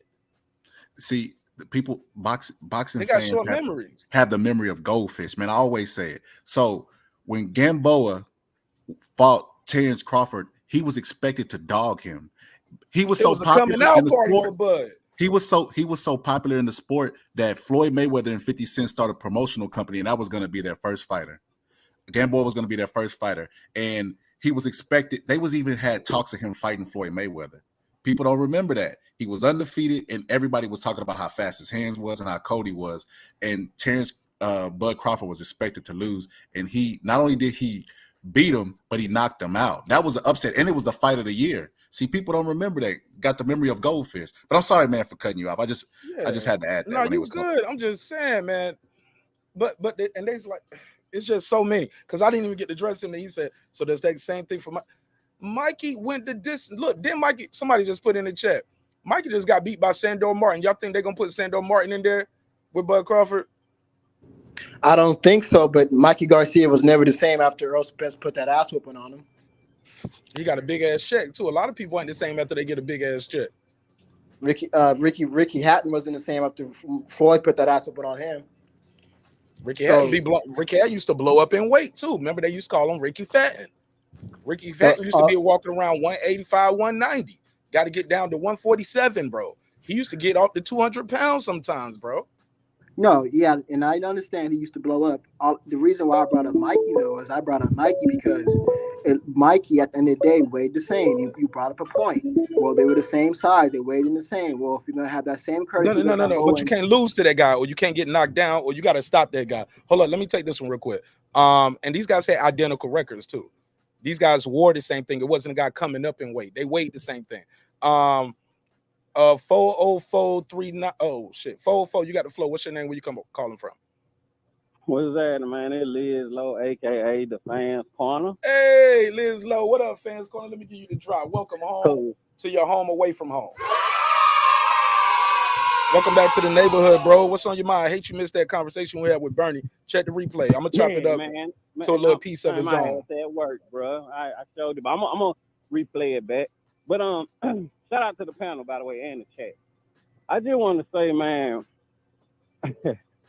let's just keep it boxing. All right? I understand Earl did his drinking thing, and we cannot call him a drunk because unless you in his circle, you don't know. No. If you anybody who had a little bit more to drink than you should be honest, ain't no telling what the fuck you'll end up doing. Let's just keep it 100. If you ever been drunk before, you know you don't woke up that next morning like, God damn. I ain't never woke up with me kissing Yellow Beezy pictures out there on the net. Oh, no, hell no. We ain't talking about no gay all right, shit. Put a case on. Put a case on. Y'all know how many.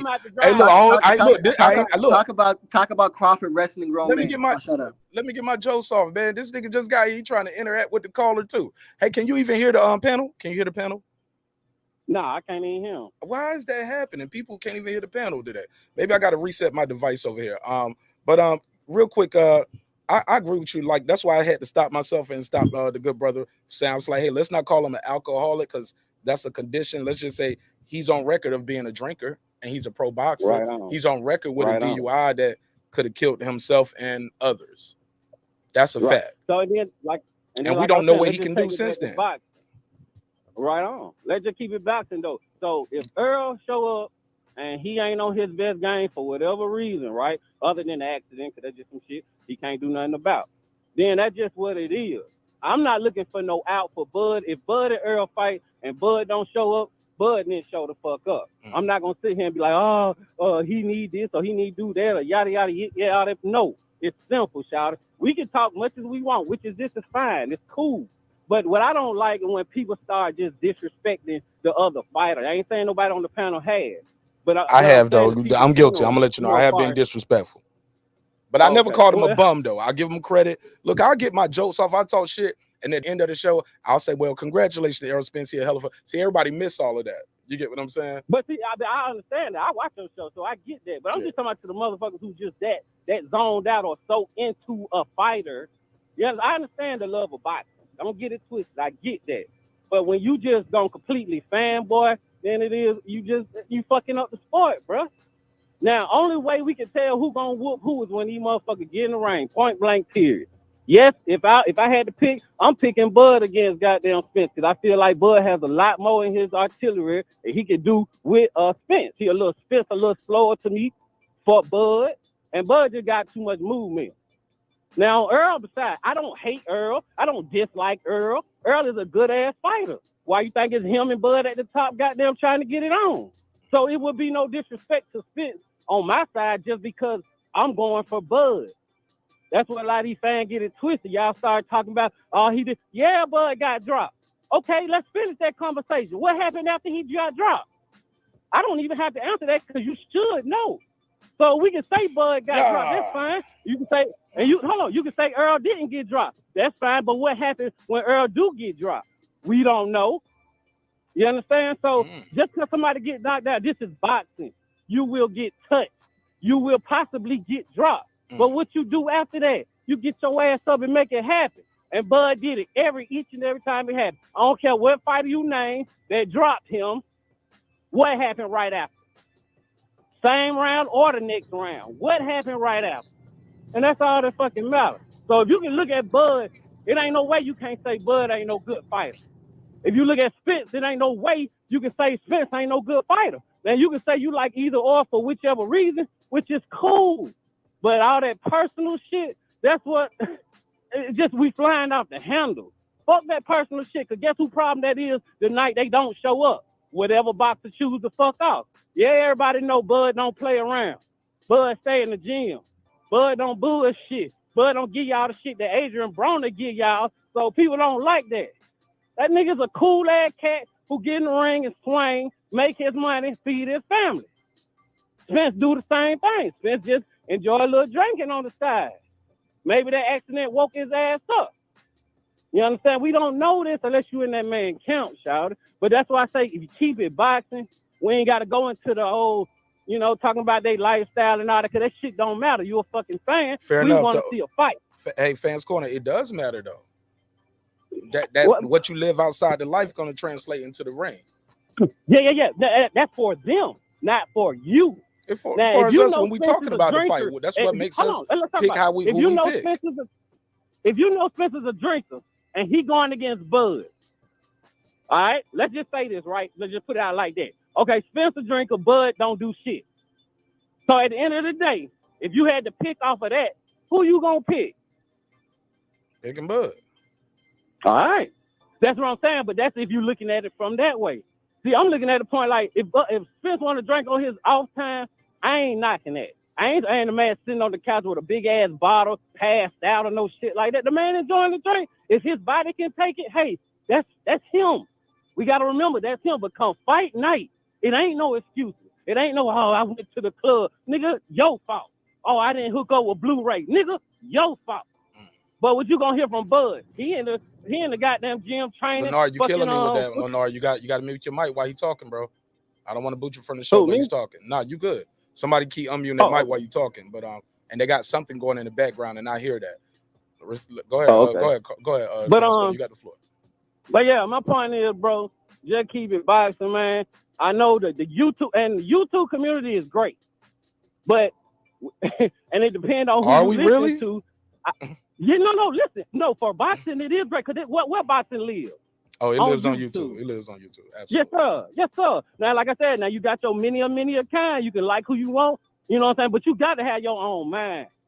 Be your own person. Just because I listen to TBV, I listen to Blue Blood, I listen to marqnash, I listen to fucking, right, I could go on and on. KC Network, fucking Knockout 86 TV. Bro, I love boxing. That's why I listen to a variety of these motherfuckers. But when I get to a certain station where if it just you just one-sided on one person, you ain't even trying to give the other guy a chance, I can't rock with that. Me neither. I think we got a good thing going over here because we let people who rock with Spence rather rock with. They know I rock with Bud. They see the hat. They know where they at. But I'll allow you guys to sit on the panel, call in, beam in. They pull up wearing their big fish gear. And it's all love on this side. But exactly. But we ain't gonna act like that car crash. Like, oh man, that was just a 12-round fight. Or if he drink, that don't matter. That's personal. No, man, that's man. He got flipped out the car, bro. It fucked him up. We just act like that don't affect his career. Like that didn't slow down the division. held up the division. Again, The big fish. I hope he learned from that, bro. That's all we can say. Can't nobody make that man do nothing he don't want to do. Fair if he enough. gonna blow an opportunity big as a undisputed because he want to take a drink or whatever the case, again, yeah, you gonna be mad if you bet it on him. But other than that, shit, that's that man's situation. That man got little girls to go home to. I hope he recognize he got an old lady. Fair You know enough. what I'm saying? Probably got moms and pops. So he probably understand all that shit. So the drinking he did, yes, he did it. It's in the past. We shall see. We don't know if You it's know in the what I'm past. saying? We hope it's in the past, but we'll see. Yeah, because I don't want no excuses come fight night. That's my whole point of saying all this. Come fight night, the next day, the next morning, I don't want to hear the bullshit. Oh, it's like already I there. always say, no matter what Bud do, It's no already matter there. what he do, he don't never get the credit. You know what I'm saying? So he gonna be the Spence. Oh, it was the accident, or his eye, or Ugas did something to him before he got to him. Absolutely. Or, It's you know, already it's always gonna be some it's bullshit. already baked into the cake, my brother. Exactly. So that's why I can ride with a guy like Bud, because this nigga brushing off all that bullshit. Yeah, he get pissed off sometimes. I know he would be to listen to all the bullshit. You would too. But that nigga cool, calm. You know what I'm saying? He say he talked to Spence on the phone. Hell, that's good enough for me. If them niggas communicating, I ain't studying what everybody else really talking about. Fair enough. Yeah, it's entertainment, but long as them niggas got to understand it, and we gonna have a fight, I'm cool. Now, the fight need to happen. That's the only thing. Fair enough. Hey, look, somebody said marqnash got Bernie the Boxer calling in, and now he got Webby on the phone. Got who? Webby. They said you sound like Webby in the chat, bro. Oh yeah. I'm from Decatur, Georgia, bro. But everybody tell me I sound like I'm from New Orleans, Texas, all kinds of shit. But I rep the South. Hey, well, look, man, I appreciate you, the Fans Corner. Shout out to my guy Liz Low, man. You got anything you want to plug and promote, or shout out your Instagram, your Twitter, anything? Because I'm gonna reset this device and figure so the callers can hear the panel and vice versa. Because I like for the callers and the panel to interact. So. I did wonder how they pound too in case they had anything. But you can find me at the Fans Corner on Twitter, on Instagram. I got a little YouTube thing going. I need to get on my shit. You know what I'm saying? I like to interview fans. I don't really too much fuck with the boxers and the managers and promoters, all that shit. I kind of want to get it from the fan standpoint. You know what I'm saying? Because they always talking they like to listen to the fans. Well, damn it. They don't listen to us, so we be asking for these fucking fights, man. But anyway, I appreciate you. Shout out to the panel.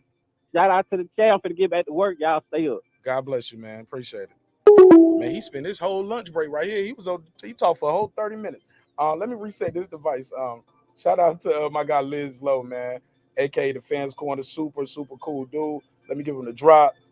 Anybody want to react to his call? Lenore Thompson, go first, Thomas. I see you was trying to get in while you was talking. And I'm gonna reset my device. I probably need to. That's why y'all can't. Something happened with the audio settings, so I figured it out. But go ahead, Mr. Thomas. Matter of fact, before you do that, Mr. Thomas, let me do this drop. Shout out to Champion Heart for the $10 donation. He said, let's keep in mind, it's no guarantee Spence is going to beat Ugas. This fight is going to be a tough fight for Spence. I agree 1,000,000%. Thanks for the $10 drop. Let me give him the $10 drop. A 10, a fucking 10. Champion Heart for the $10. A 10, a fucking 10. Mr. Thomas, you got the floor. Go ahead, respond. That my brother was speaking for a while. I hope that us Spence supporters can get a quarter of the time he was speaking.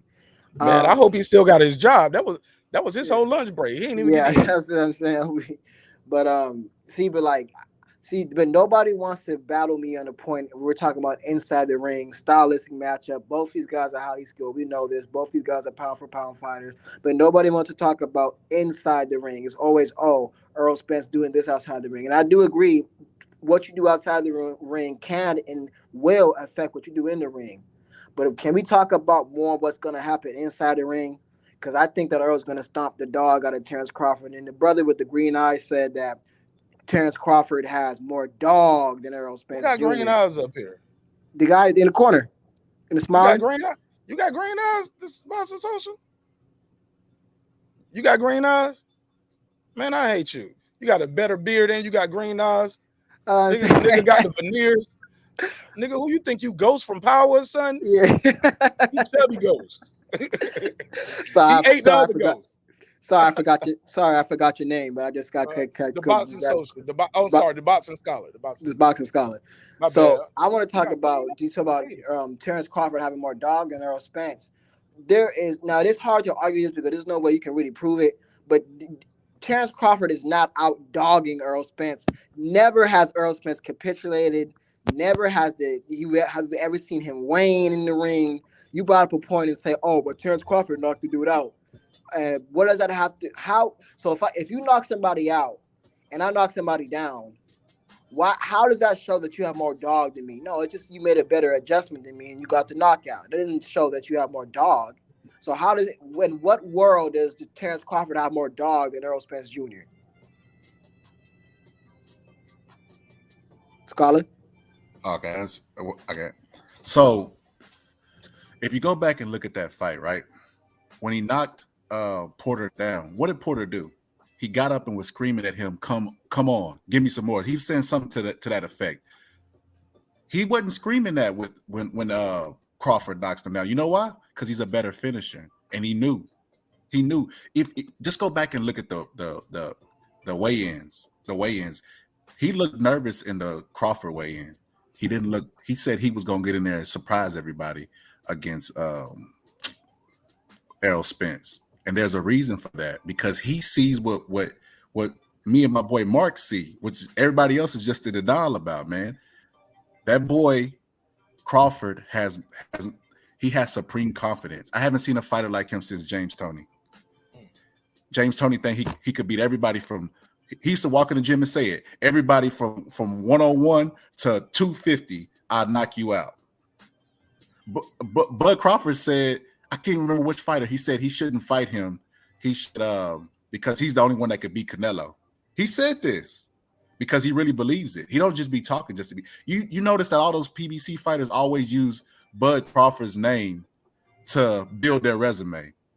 Thurman just did it. He talked Bud Crawford before the fight. After the fight, he wants another tune-up. Checkmate. Denny though. Okay. Were you finished? Yeah, I'm done. Okay. So but again, sir, what does Terence Crawford finishing an opponent being a better finisher? What does that have to do with dog? Again, you're correlating two different things. That's not an argument whether who has more dog in them. And please understand something. There's also a video of Terence Bud Crawford saying himself, is on camera. I don't have the video here with me, but him saying that Canelo was too big. It was the video where he had the T. Bud Crawford, that nice pendant he has. He had a big chain on and he had his chest out. He had like a nice dress shirt on. And he was like, they asked him, would you face Canelo? He said, no, too big. And he is too big. So I don't blame him for that. Doesn't mean he doesn't have any less dog, but he is on record as stating that as well. So we're hearing two different things here. Again, give me an instance where you can say Terence Bud Crawford has more dog than Errol Spence Jr. So that's what I was asking you a while ago. Is there any amount of evidence I could provide you? I'm telling you my evidence. You said no. I want more evidence. So there's no evidence. You said finishing. That's being a better finisher. That has nothing to do with what does the dog mean to you? You have to be a good finisher to be a dog. Everybody's saying Anthony Joshua lost his dog because he didn't finish Usyk. So what do you?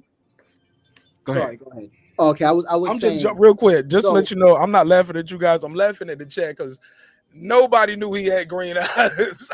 And it's like, how did you know? I've been watching the show the whole time. I ain't seen bro's eyes all night. What the fuck? Somebody else like staring in dude's eyes. Them Errol Spence fans different. But because the fans corner gonna be like, see, y'all being personal.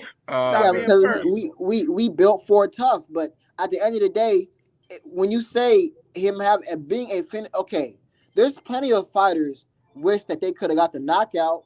That doesn't mean they didn't try for it. So that doesn't show more. What's up, pound for pound? I know him. He's a good brother. What's up, pound for pound? But that doesn't mean that he is not doesn't have as much dog.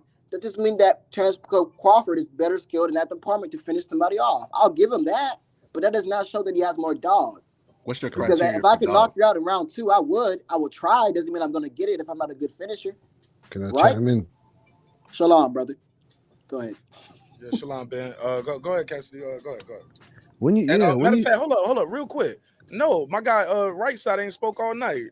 and he's been very patient. He's been here. I apologize. Yeah, no, that's my fault. I got to facilitate. It's my job, though. Yeah, so Marq, you can notice it, man. And I didn't notice his eyes. I noticed the beard because I got beard envy. As soon as I saw him, I noticed the beard, and I didn't want to be on the panel. I was like, man, cut your camera off, bro, respectfully. Anybody come see you, Otis? You got still on these eyes. Go ahead. Yeah, but bro, I look past. I'm like, man, there's some Beijing in that too. You know what I'm saying? It's a little shoe polish, you know what I'm saying?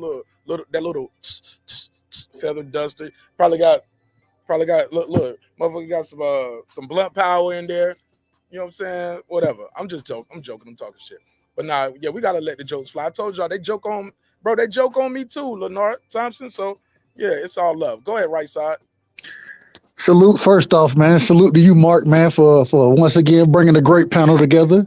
As always, it seems like that's what you do. So salute to you for that, bro. Salute to the panel. A lot of these guys, we don't even know each other like that. And you guys getting to meet each other for the first time. You guys going to go out and see each other on other shows. Hopefully we have a good conversation here. And when you guys see each other other places, we can always still be respectful to each other. Did you see the interview with Bernie earlier today? Man, I caught a piece of it. I didn't catch the whole thing. Man, like I said, I caught a piece of it, and the piece I caught when he was talking about the fight between Kell Brooks and Amir Khan. I caught that piece of it, and then the tail end of the conversation. So I got to go back and watch before I really speak on anything Bernie said, and that's just honest about it. I don't want to say too much about what he said just because I don't know everything he said. You feel me? And I don't want to mischaracterize anything I heard in that short time frame, you feel me? So, but and the other thing I was gonna say, I'm gonna just keep listening. Only reason I'm gonna keep listening, I want to jump in, but I want to let these two brothers finish cooking with each other because I think they have a good conversation going on about what that dog really mean. Because I got an opinion on it, but I want them to finish their session. You feel me? And get it in. So I'm gonna keep it silent for a little minute, but I'll jump back in a second, bro. Fair enough. I just want to be fair and make sure I give everybody an opportunity to get their bars off. I think Cassidy said he wanted to jump in where you guys were at. Go ahead, Cassidy, with Lenard and the boxing scholar. Yeah, thank you, sir, man. What's up, right side, man? You good, man? Salute, Cass. Salute, brother. Hey, love being on the panel with you. Hold on one second, Cassidy. Let me see if this. I think it's the fans corner calling back. Is this Liz Lowe? No, man. I'm in the chat right. What's your name? What's your name, bro? What's your name? Where you calling from? Deshaun from Atlanta, Georgia. Deshaun, hey man, shout out to ATL, man. They in the house tonight. Real quick, everybody on the panel say what's up to Deshaun. Deshaun, let me know if you can hear them. What's up, man? What's up, Deshaun, man? Hey, salute from Georgia, baby. Middle Georgia in the building. Salute Atlanta, but Middle Georgia is here too. So, do you hear him? No, I don't. Oh damn! I said all that for no reason. My bad. Okay, so something ain't right with the setup. Yeah, man. I don't know what I did with my setup. Different way. Now the callers can't hear the panel. That's weird. Technology for you. Yeah, man. But go ahead. Get your bars off. They can hear you though. Yeah, I ain't got too much to say. I just want to speak on the dog thing, right? Well, if you look at the welterweight division since Crawford came in, let me make this comparison. You got two pit bulls, right? You got one that's winning fights against another pit bull, right? Other pit bull. Okay. Sir, respectfully, we cannot do dog fighting up here. They're gonna cancel me. We can't talk about gays, women, Jews, or dog fighting. Okay, well, let me respect. Facts. Well, what I'm getting at is, let me just say it like this. Bud has knocked out every welterweight in the division so far. Every fight, literally. No questions, right? No split decisions, no unanimous decisions, no hands being raised when it comes to two men standing based on 12 rounds. That right there tells you who's the bigger dog as of right now when it comes to, because the bigger dog is gonna finish his play, right? Or going to be able to let you know exactly who he is. The other dog is literally standing next to you. The bigger dog is actually standing over you. That's what Bud's been doing. So I feel like that in itself shows who's the better dog, bigger dog. Appreciate it, man. Thanks for calling in, man. Shout out to ATL, bro. You got anything you want to plug and promote? You got an IG, Twitter, got a YouTube channel? Anything you want to plug and promote? No, I'm good right now, man. I appreciate it, though. Man, you're welcome back anytime. Welcome home to the neighborhood, bro. All right. Yes, sir, brother, for sure. All right, go ahead, fellas. Pick it up where you guys left off. Cassidy, Lenore Thomas, got the boxing scholar here. You guys are disagreeing and agreeing about what is dog. Shout out to True Gritter for pulling up. Thanks for the $5 donation, bro. He liked the content and he said he got 5 on it. Thank you. I got 5 on it. Appreciate you, man. Y'all go ahead. We try to figure out why the callers can't hear the panel. That's crazy. Hey, yeah. Can I respond to that real quick, Cass? Real quick. No problem. And so the analogy he put out there, I ain't gonna talk about exactly what he said, you know what I'm saying, as far as the animals, but the thing is, in my personal opinion, I think styles make fights. And I think one problem Bud Crawford has is fighting on the inside because his arms are so long. He's such a rangy fighter, you know what I'm saying, at his size. I think he has trouble fighting on the inside. And I think if and it's a big if Errol is able to establish and make that fight an inside fight, I think it gives Crawford a lot of problems. I'm not saying that I'm not saying who's going to win the fight, but I do think that the inside fight is going to give Crawford problems. But then Crawford has a lot of things that, his length is going to give Spence a lot of problems. You feel me? And his angle, the angles that he's take, it's a lot of things that Bud has that's going to give Spence problems as well. I just think that if it ends up being an inside fight, I like Errol Spence on the inside if that's the fight. But if that's not the fight, then I think Bud Crawford controls the bout easily. Okay, go ahead, Cassie. Yeah, man. He made a great point there. There's a lot of things that can offset Terence Crawford, and there's a lot of things that can offset Errol Spence. To me, obviously, like I said, we just need to. How can I explain it? It's like Errol Spence is an American muscle car, and it's got the dog in him. It can go. Terence Crawford is it's a nice sports car, but then it's got a little dog in the sports car also. That's how I see it. But then let me ask you like this: you're saying that Terence Crawford has knocked out every well, the last caller said that Terence Crawford has knocked out everybody so far in the welterweight division. I just want to ask you, the Errol Spence is going to destroy Ugas Velasquez. He's going to destroy Amir Khan. Terence Crawford beat Jose Benavidez. That Benavidez guy had one leg. To me, honestly, anyway. Jeff Horn is trash. Jeff Horn is washed. Who else? What other? Kell Brook is washed. I think I fixed it. Hold what you got. 509, you on the line. What's your name? Where you calling from? My name's Sam, calling from Washington State. Sam from Washington State. Everybody on the panel say, what's up to Sam? Sam, tell me if you can hear Sam, man. Sam the man. Sam, what's going on, brother? Can you hear him, Sam? No, I don't. I just hear you, man. Man, this about a bitch. Okay, he said he can't hear me, only hear me. All right, we'll figure it out. We're going to figure it out. It's a live show. Go ahead, Sam. What you got for me? 2 minutes on the clock. Hey, I'd just like to counter some of the thoughts the last gentleman who was talking, and I forgot his name. But Lenore Thomas, they call you the eye game for now. See, Lenore, see, I told you, man, they joke on everybody, man. So, but go ahead. To address his thing, what does Crawford do better than Spence? If you watch the Porter fight, Crawford's footwork, he was spinning. He had Porter just jumping into remember where he just flew into the corner? He was just stepping around Porter. And the same moves and footwork that Porter was using, he was cornering Spence against the ropes and whooping his ass. Look at Spence's face after the Porter fight in the post-fight interviews. He was tore up. Porter couldn't corner Crawford like that because his footwork is subtle. But he's just either way, he can go right, he can go left, and he's always prepared to punch. That's the problem Spence is going to have. And you were talking about chins. Look at Bud didn't even look like he had a fight when he was with Porter, and Spence looked like he got ran over by a truck. So I just want to stress that. And as far as the inside game goes, Benavidez would argue that Crawford can punch inside. Because that uppercut had him staring at the moon. And a Diaz fight, with the fight, he almost exclusively fought Diaz on the inside. So I do believe Errol is a good inside fighter, but I wouldn't underestimate Crawford inside because he's very good inside. Keep in mind, he's usually been the smaller fighter moving up.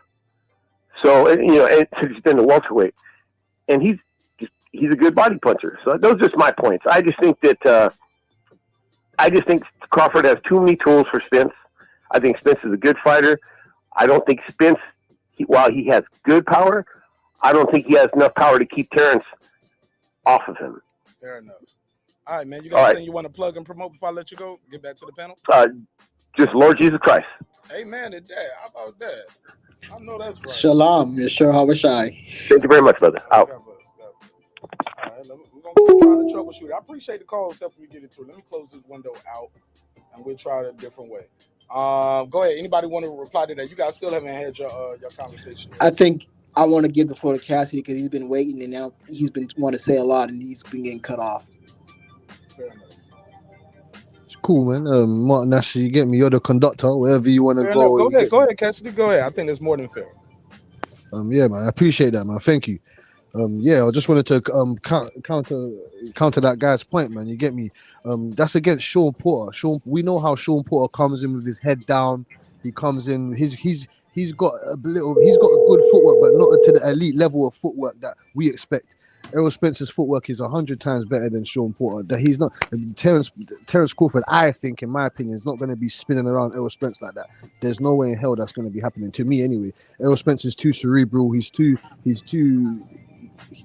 can cut. He's good at cutting off the ring in certain areas. You understand what I'm saying to you? And Terence Crawford, that's what I was saying to you. You have to look at the body of work with these two guys. You just have to look at the body of work. And if you was to put these two guys' CVs in front of, I don't know, say a legend of like the guy, my man with the green eyes. You put these two guys' CVs. Put them in front of the legends, the great coaches that you was naming, and which one would you say? Which who are you picking to win here? Because if you look at both of their bodies of work, you can see that Errol Spence has got the better resume and he has fought the better opposition, and he's done more work in the division. So I'm telling you, he would have knocked out Benavidez. He would have knocked out. He would have stopped Amir Khan. He would have eaten up Velasquez. He's already destroyed Kell Brook, and he beat Kell Brook. He beat the better version of Kell Brook. That's what I'm saying to you. That marqnash was referring to, anything can happen in boxing. We don't know. We knew Terence Crawford was going to wash Kell Brook. Did you not? Did you not know that?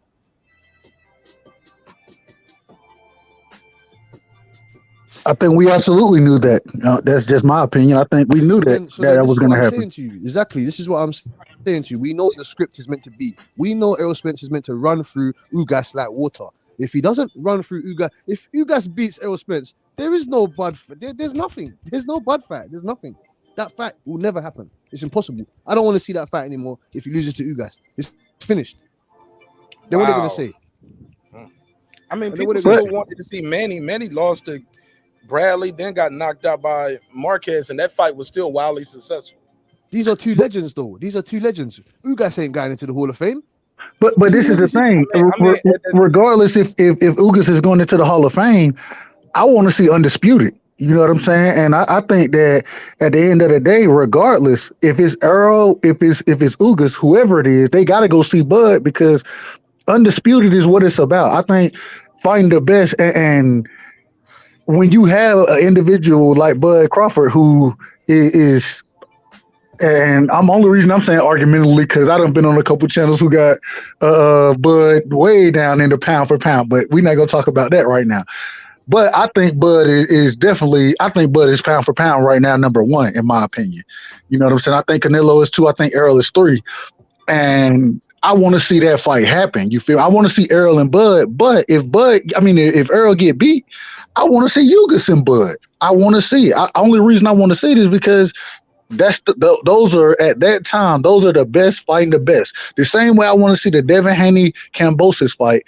I don't want to see it because I think Kambosos or Devin Haney are a great fight. Well, I think Devin Haney has the potential to be a great fighter. I'm not saying he's great yet, but I think he has that potential. I don't think Kambosos does, but I want to see that fight because it's for undisputed.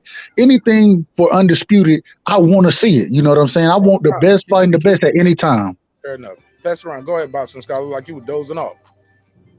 No, I wouldn't dozing off. He made some good points. What I wanted to say to the Spence guys, man, y'all made me do it. I didn't want to do it because I'm from Texas and I love Spence, believe it or not. We didn't even hear about Errol Spence until he gave Floyd Mayweather a black eye, and Floyd Mayweather put that stamp on him.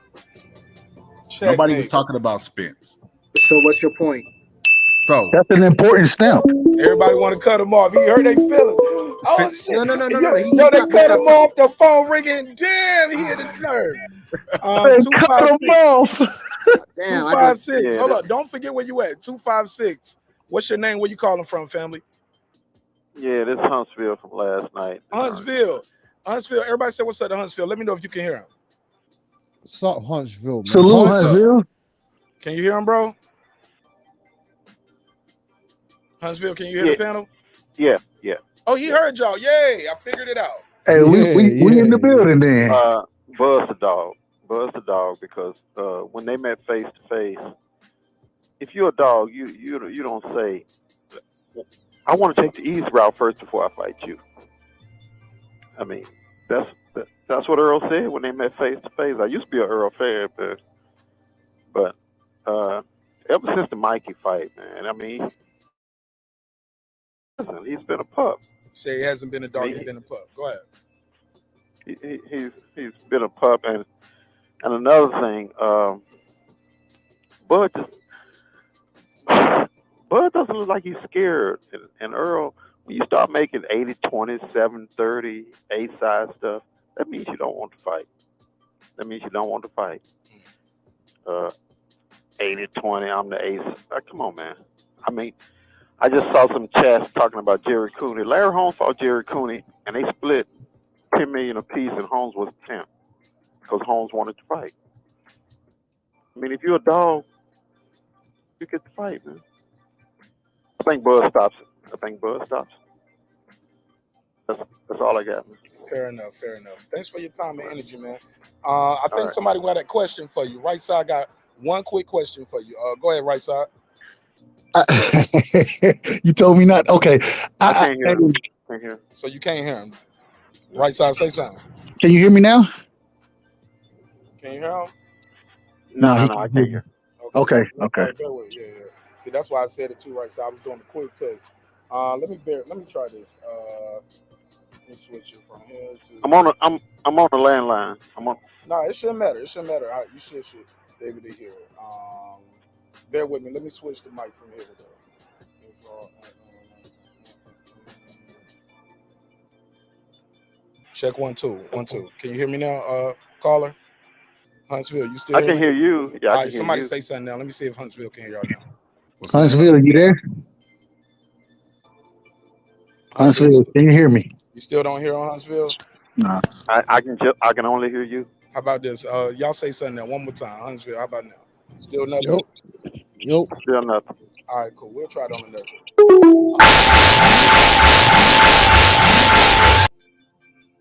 Sorry about that. Damn, I'm supposed to let it get to 0. That's what happened when we get to 0, y'all. That's why I don't let it get to 0. Get them up out of here real quick. Go ahead, y'all. I'm gonna try this one more time. I think I figured this out. Man, this panel is like we want to tear each other's heads off respectfully, but it's like the callers keep calling in.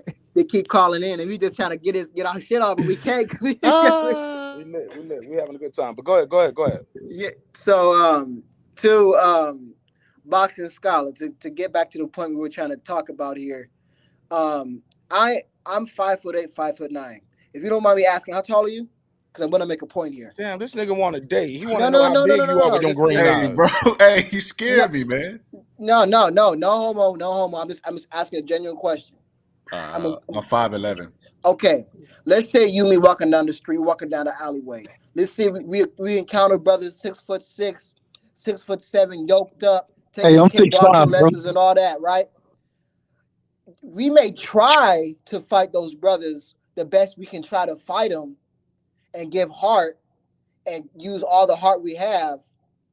You may get the knockout, I may get a knockout, and one of us may get our ass beat, and the other one may get our ass beat. But the fact of the matter is trying, and that's what dogs all about. You try, you keep on trying and trying and trying and trying and trying. So when you make the point, that he's a better finisher, Terence Crawford, that does not correlate to dog. Dog is simply trying and not giving up. That's what dog is. Trying and not giving up. That's your definition, right? Yes.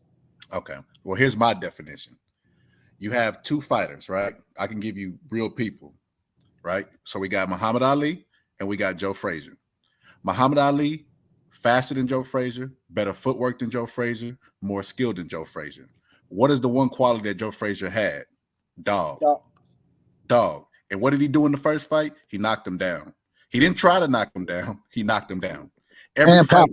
Every fight that he had with Ali was tooth and nail, and Ali always had more skill. He even had more in the tank because Joe Frazier took that abuse against George Foreman, and he still gave him a bad fight because of dog. That's what dog. Dog is not just trying.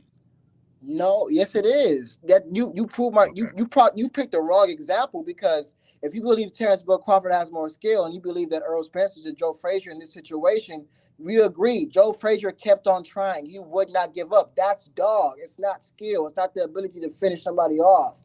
That's two separate things. Dog is simply, like I said, trying and not giving up. That's what dog is. So Joe Frazier had dog against George Foreman. Joe Frazier, he did. He got knocked out for it, but yes, he had dog. He tried. Or did he have dog in the Thriller in Manila? He had dog. Yes,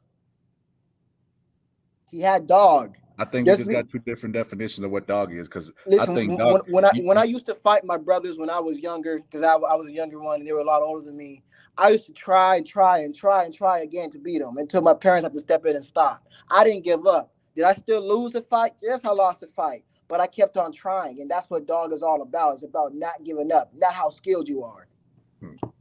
Well, can I say something? Go ahead. I've actually been in a ring before. And I don't care how tall, how short they is. The people that gave me the most trouble was the shorter fighters, but that's neither here nor there, right? So when you're in the ring and you're fatigued and you're tired and you know that somebody has ill will or intention and they're trying to hurt you, that's when you start trying to buy time and BS, right? Yes. Errol Spence knocked Sean Porter down. He knocked him down.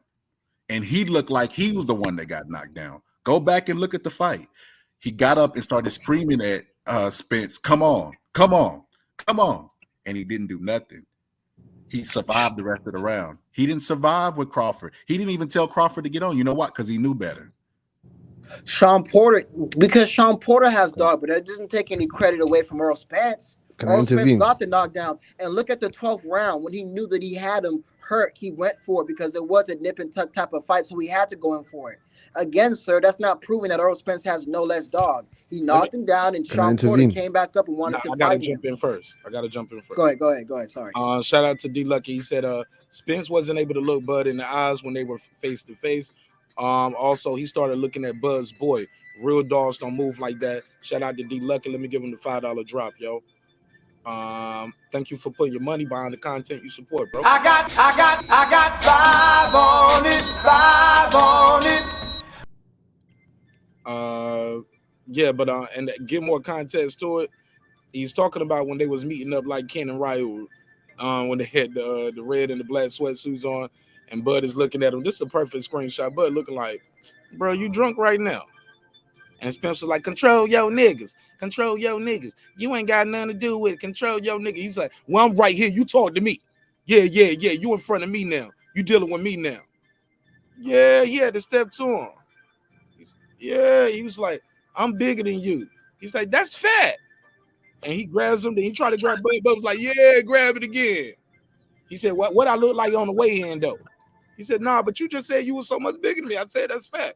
Bro, every way he moved, he said, how much you want to bet? 100 on it. Bet $1 million.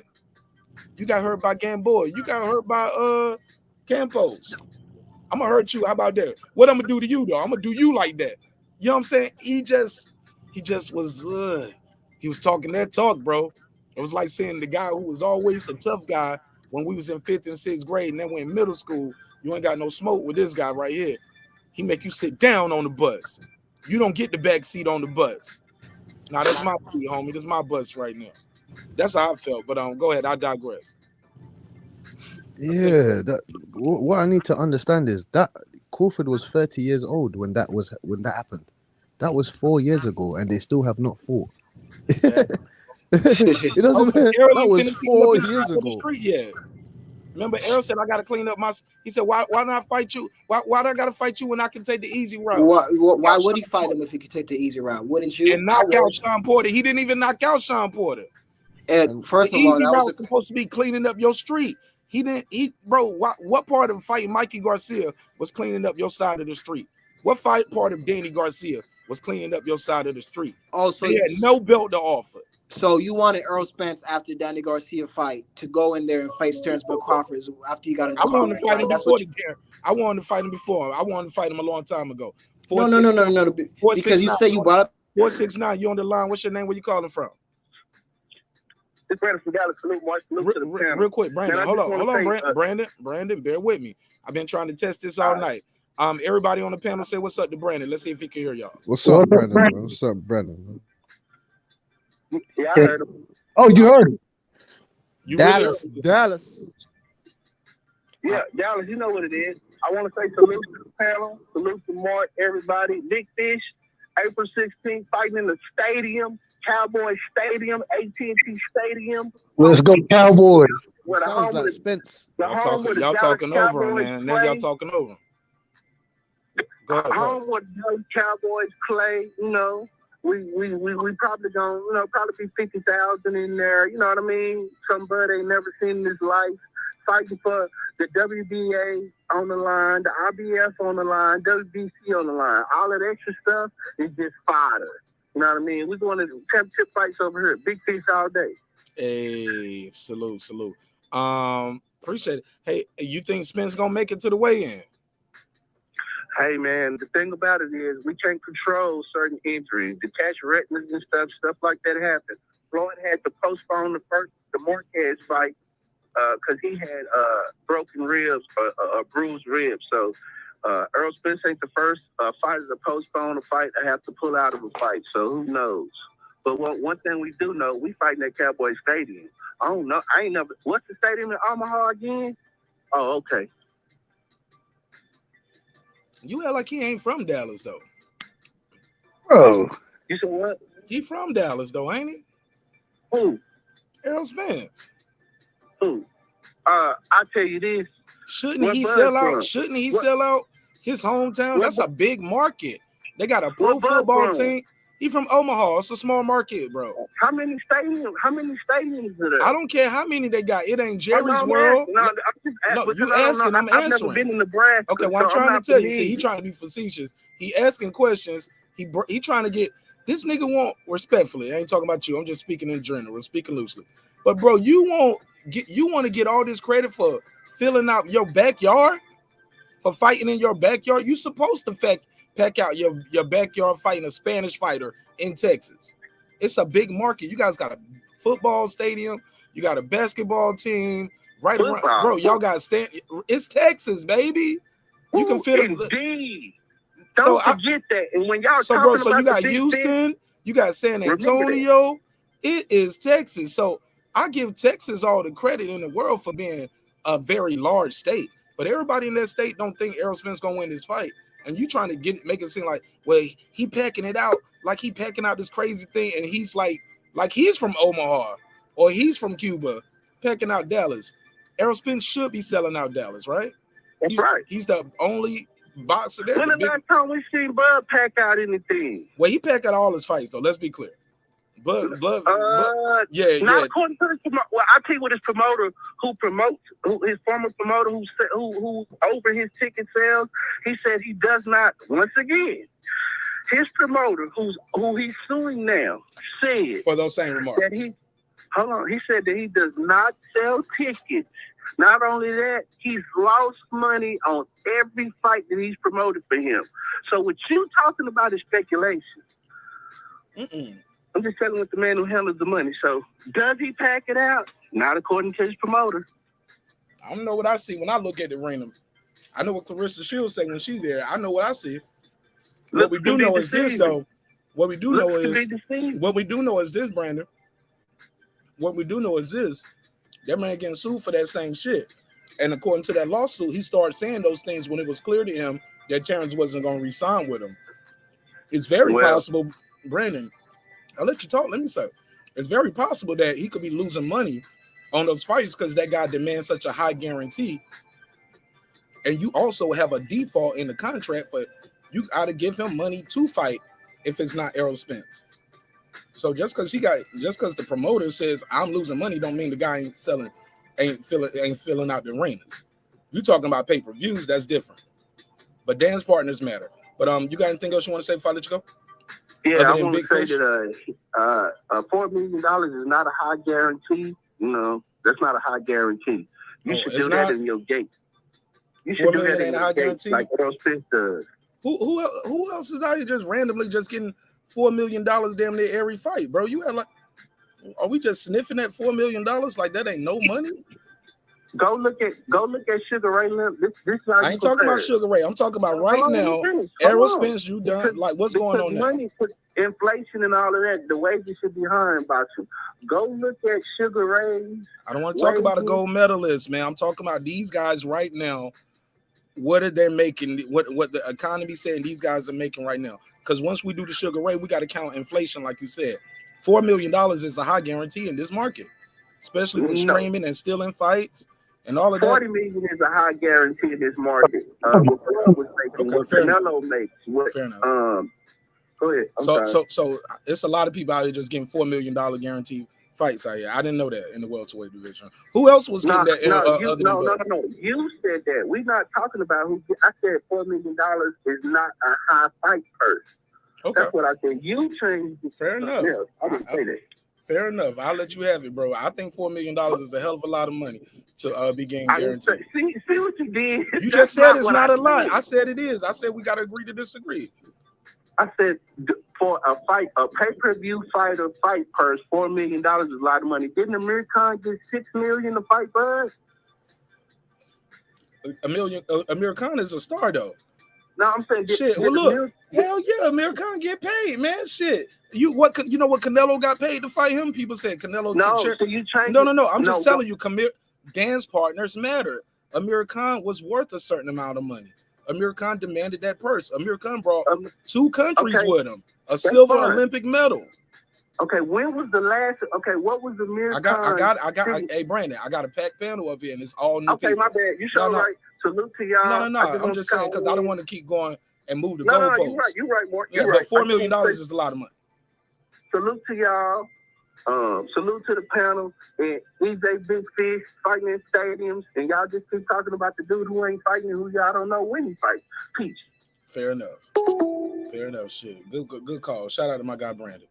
I like Brandon, but so Brandon will over talk you, man, and keep going. And then before you know it, I'm talking to Brandon only and nobody else. But at least we can get everybody in. But shout out to my guy Brandon Washington, hell of a gentleman, remarkable individual. Good call.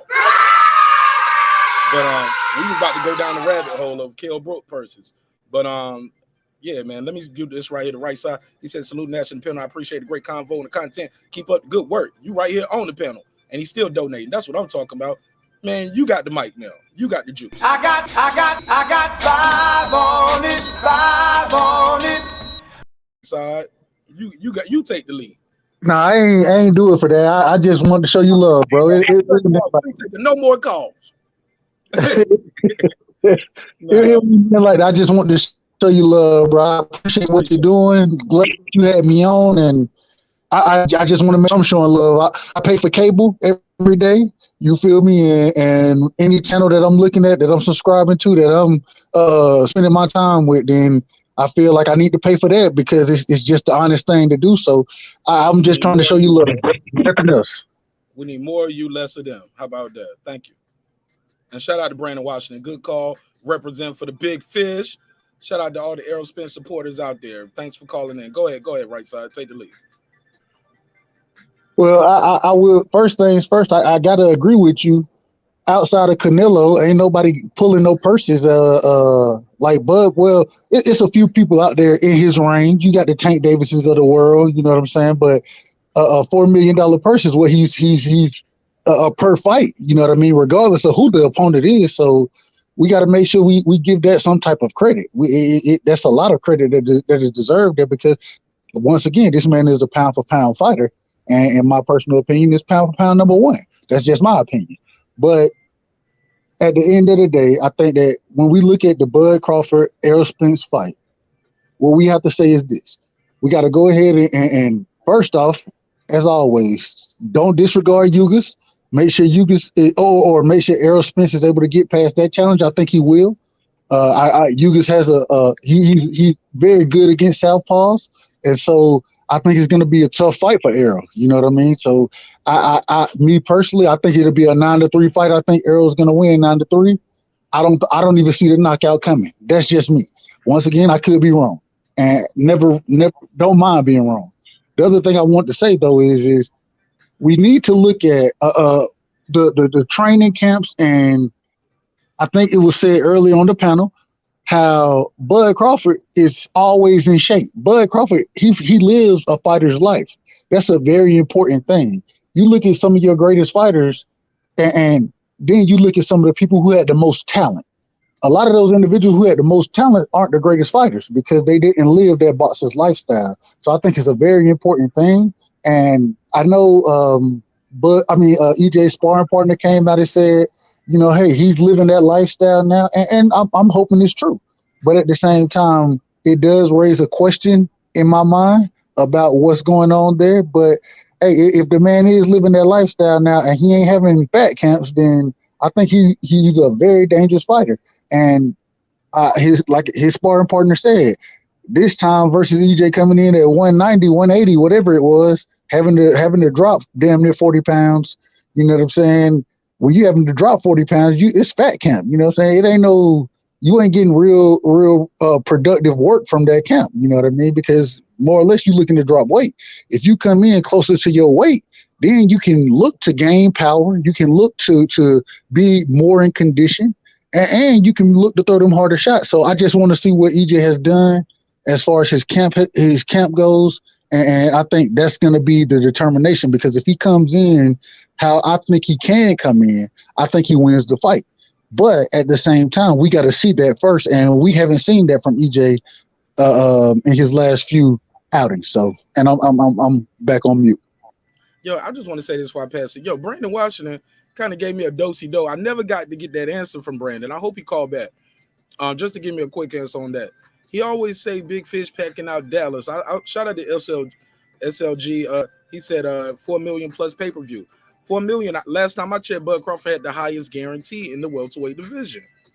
That's just a known thing. He had the highest. So, and as far as Brandon, what I was trying to get to Brandon about was we always give him credit for packing out his hometown. You should feel the fight is in your backyard. You should be able to bring out your block, your cousins, your grandma, your middle school teacher, any and everybody who know you. You supposed to pack out Dallas. He kind of do-si-doed me on that. Was like, but what's going on with Omaha? I don't know. I was like, man, it's Texas though, man. Motherfuckers can drive up from San Antonio and go to Dallas or Houston or East Texas, West Texas. Like it's Texas, man. You can probably fit a couple Nebraskas in Texas. So I'm just saying, bro, you should pack out Dallas, Texas. But with that, I digress. Okay. So if you want to talk about purse-based, then F it, let's do it then. Just because a fighter says they get $4 million, that does not mean he's worth it. Bob Arum out of his own mouth stated, I lost money on every single Terence Crawford fight. I could buy a big house in Malibu. I'm not Malibu, but Beverly Hills. So just because Crawford's getting this big guarantee doesn't mean he's worth it, because he's not. Not when it comes to putting butts in seats. Great fighter. I have him actually higher than Errol Spence on the pound for pound list. But with that being said, that doesn't mean that you can put asses in seats. So just because you got a big payday doesn't mean you're necessarily worth that. Ask Bob Arum. Let me ask you, to be clear, part of that lawsuit is Bud Crawford saying, but Bob started saying those things when it came clear to him that Terence wasn't going to resign. So that's when he violated his fiduciary duties. And let's not be clear. That's those statements that we keep saying. Just the fact that y'all saying that means Bud Crawford got a case. Because like y'all, we all know your promoter should not be saying those things about you. Somebody that's like me. Like I always use the example. I'm the real estate. You hire me to sell your house, right? I'm the real estate agent. I'm supposed to sell your house. I can't be telling people that coming to buy the house, man, you don't want to buy this house, man. This house got roaches, nigga. It got mold, mildew, the walls. Man, this house really ain't shit. I'm losing money every time I try to sell this house to somebody. You can sue me as a realtor, because I'm violating right now. I shouldn't be doing shit like that. But for you to say he's not worth it, that's what the check say. That's what we agreed on. We always know you don't get what you're worth. You get what you negotiate, my brother. That's business. Bob Arum agreed to that. But to take it a step further, the fighter's job is to fight. The promoter's job is to promote. But with that, I digress. I'm gonna keep it in short, y'all. I'm trying to keep it short and pass it right back around. Go ahead. Yeah, you get what you negotiate, but still, are you putting those behinds in the seats? That justifies you getting that. Go ahead, Boston Scholar. I think he was trying to jump in. So what are we talking? We talking about what a fighter's making. This at the end of the day, one thing we could all agree on the panel is we want to see the fight. We're not nobody's lawyer. We're not this. None of that stuff is even matters. Deontay Wilder exposed this. He said, if fighters want to fight, and he's on the other side, then the fight can happen. What my boy Marq brought up is, if you're a big dog, and I'm saying I'm a big dog, and somebody comes to my face, they're not even talking through their representative and telling me I want to fight. It reminds me of when I was in school and the people that were older than me, they would try to make me scared of them. You know what they would try to do? They would bring up their resume. Oh, well, I knocked this person out. Well, I did this. It don't matter. I want to fight you. Oh, but what about your brother? I beat your brother up 5 years ago. None of that stuff even matters. If you a big dog, like you claim, and you got another big dog in your face, if you a monster, let's start with this dog stuff. If you a monster, like you claim, they used to say Errol Spence was a monster, and you see another monster, you're gonna want to establish your dominance over that monster. And what he did was try to make Crawford scared of him, but he's not scared of him. And sadly to say, I don't think this fight is gonna. I think this fight is gonna be exactly like the Manny Pacquiao versus Floyd fight. When it does happen, it's gonna be too late. One of them might have a loss and it's gonna lose its luster. It's gonna be big. It's the money that y'all are talking about that they're asking for. They're gonna get that money because the fans are still gonna be sold on the fight. Because one thing boxing fans do is they complain about the fight and they go watch it just to complain about it. They did the same thing with Floyd. I don't want to watch that fight no more. That fight was huge. And it happened 5 years after it was supposed to happen. They still tuned in just to complain about it. They'll do the same thing with this fight. They'll complain about it. 5 years ago by, then it'll happen, and then they'll watch it just to complain about, oh, they should have happened in their primes. So what's going to be the excuse of Errol Spence, like he said, given his game plan, if he goes in there and tries to have a fight with Terence Crawford? Is there going to be apologies? Because everybody has been tearing his neck off. They've been saying he's ducking, he's this, he's scared, he's that. But if Errol Spence Jr. sticks to his game plan, stick to his moniker, the truth, and goes for Terence Crawford, everybody on YouTube owes an apology for 3 years straight, because it has been almost like a smear campaign. The man gave you his plan. He said, I'm going to clean up my side of the street and then go for Terence Crawford. What is so wrong about that? And you know why the reason why this fight won't happen? Because Terence Crawford won't accept him being the B-side.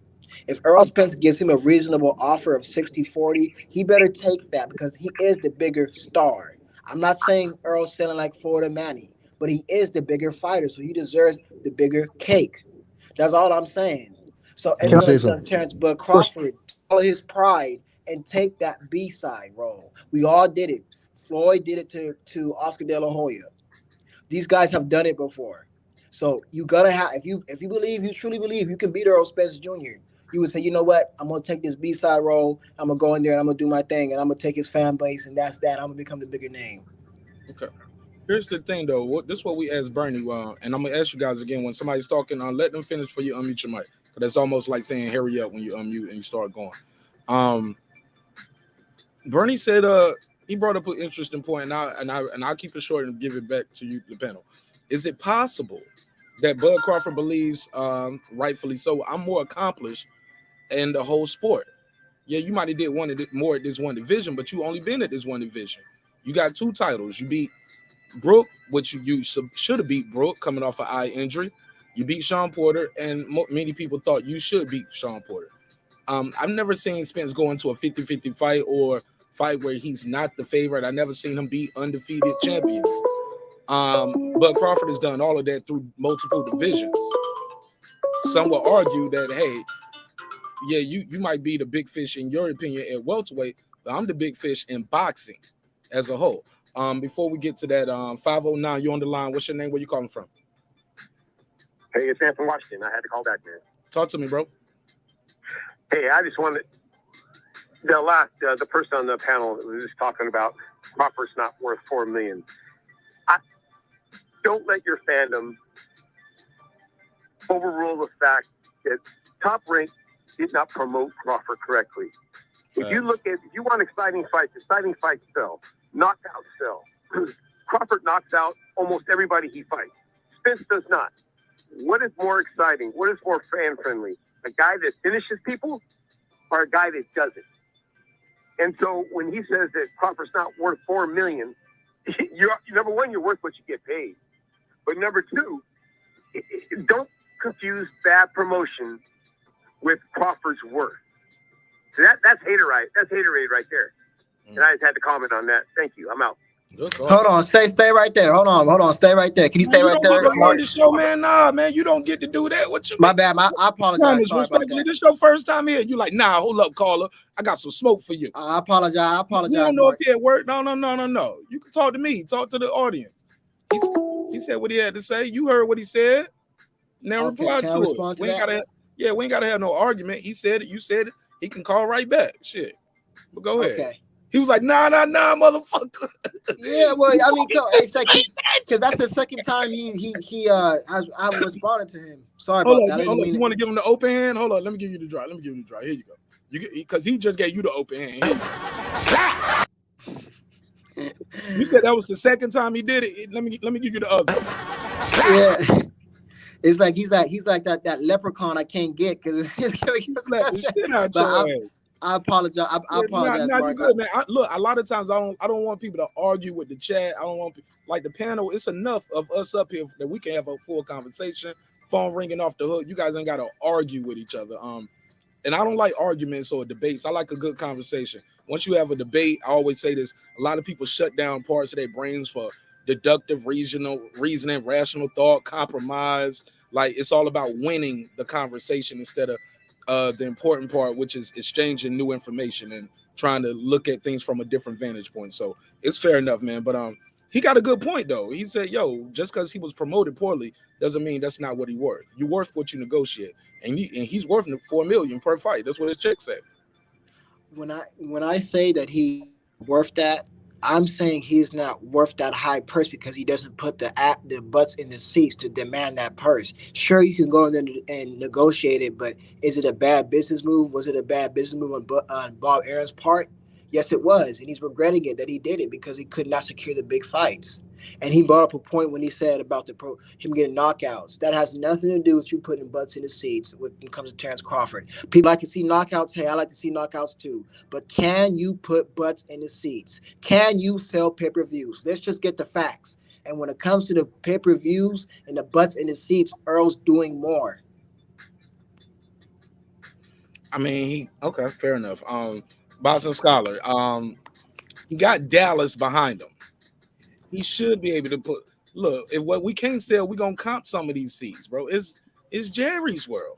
You got Mikey Garcia as your dancing partner. He should be putting asses in seats, right? Damn, man, we lit tonight. Bear with me. 856, you in the mix. What's your name? Where you calling from, family? I'm from Jersey. Jersey, what's your name, Jersey? My name is Otto. Arnold? I would first like to say Otto, O-T-T-O. Okay, Otto. What up, Otto? I like to say how people say about Terence Crawford ain't money, but the reason why he was the reason why ESPN got the deal. Because Go ahead. Oh, my bad. Because without him, because he was the only one at the time that would put but that worth something. And Bob knew it. Lomachenko wasn't selling nothing. And I got Oh, my bad. Nah, you good. That's another caller. I only can talk to one person at a time. So go ahead, get your bars off, and we'll take that call after this.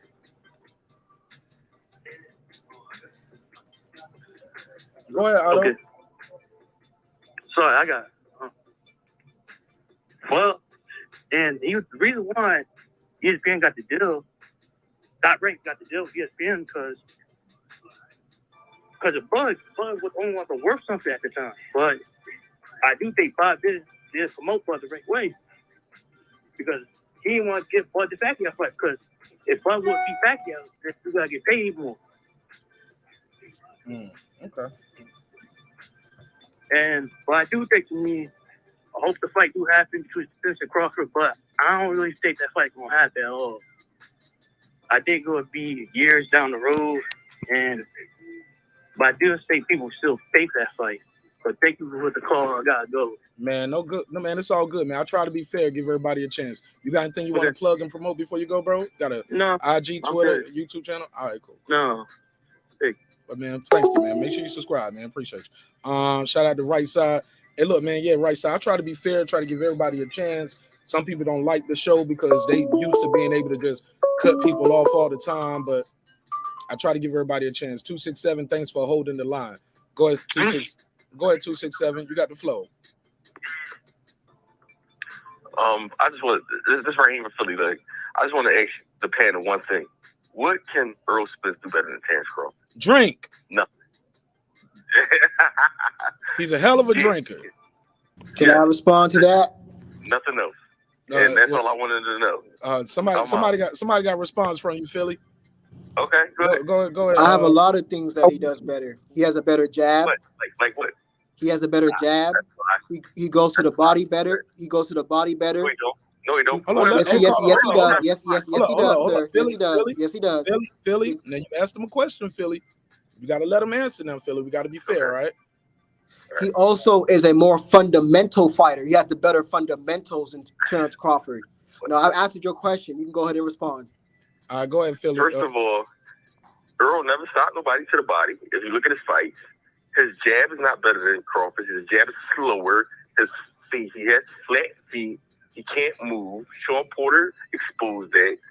He doesn't do anything better than Earl than Terence Crawford. So you're talking about a jab, which is false, and a body punches which is false. Yeah, he can get to mid-level and get inside, but it's still not better than Terence Crawford can do. So he can't do anything better than Terence Crawford. Hey, can I respond? Well, go ahead, Right Side. Right Side want to respond to. Go ahead, Right Side. And I a few things what you said I actually agree with. One thing I do think though that EJ does better than Bud is he fights better on the inside. And once again, like I said earlier, if he can make the fight an inside fight, then it's going to be trouble because he can smother Bud's punches. So that's the one thing I think. I think Bud has better feet. I think Bud has quicker hands. You know what I mean? So the jab, I think is pretty even. You know what I mean? I think both of them have a pretty decent. I don't think either one has a great jab, but I think they have really, really good jabs, if that makes sense. So just responding to your question, I think that EJ fights better on the inside, but I think once again, like I said earlier, Bud has some things that may be able to counteract him getting to the inside. So that's why I'm ready to see the fight, because I think it's going to be a hell of a fight. 267. Any last words before we take the next call? Well, if he get past Ugas, which I'm betting all my money on Ugas, but if he get past Ugas, hopefully he'll take the fight. Plain and simple. Fair enough. Thanks again, Philly. Shout out to Philly. Bro, you got anything you want to plug, promote? You want to promote your IG, your Twitter, YouTube channel, I'm anything? good. I'm just listening. Man, subscribe to the show, man. Don't be just a listener. I am. I'm subscribed. Who you in the chat? What's your name in the chat? Raheem Soto. I've been in the chat all night. All right, my bad. Oh, yeah. Yeah, you was the one who had told me earlier, man. You was like, man, let that man have his own opinion. Right. I've been enjoying all this. Okay, been here all night, bro.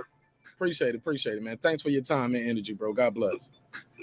All right, bro. Anytime. Welcome back anytime. Shout out to Philly. Let's get back to the panel. Let me let my guy Boxing Scholar get his bars off before the phone ring again. Damn, man, we lit tonight, y'all. So right side, you see, I could talk boxing with people like you, man, because you bring up physical stuff. You know what I mean? Physical attributes. And you're right. Errol Spence does go to the body better, meaning he does the curve punches better, but Crawford has the better straight punches. Now that was a good point that you brought up. I 100% agree with that. That if Errol Spence can make it a physical fight and not give the other guy any time to counter him and mess up his timing and throw the hook shots, he can give him problems, but I don't think it's going to happen. But you made some good points. He said, appreciate how you run your channel straight down the middle. Much respect. I got 5 on it. Lisa Bell said she over this fight. She said, man, I'm off this fight, man. Big Dog Willie agrees with you guys that Spence goes better to the body. Right side, you want to reply to that? He sounded like he gave you a compliment. It might have been a diss to the rest of us, respectfully. No, I think maybe because me and you didn't compliment him on his eyes. No, I'm joking. well, I you know, when I look, I try to look at fights, and me personally, I do have a favorite fighter, but at the same time, even of my favorite fighter, I'm not a fanboy of my fighter. You feel me? So at the end of the day, when I try to look at the sport of boxing objectively, and so it's easy for me in this fight to call different advantages because I don't have a favorite fighter in this fight, if that makes sense. So I just want to see the fight because I think it's going to be a hell of a fight.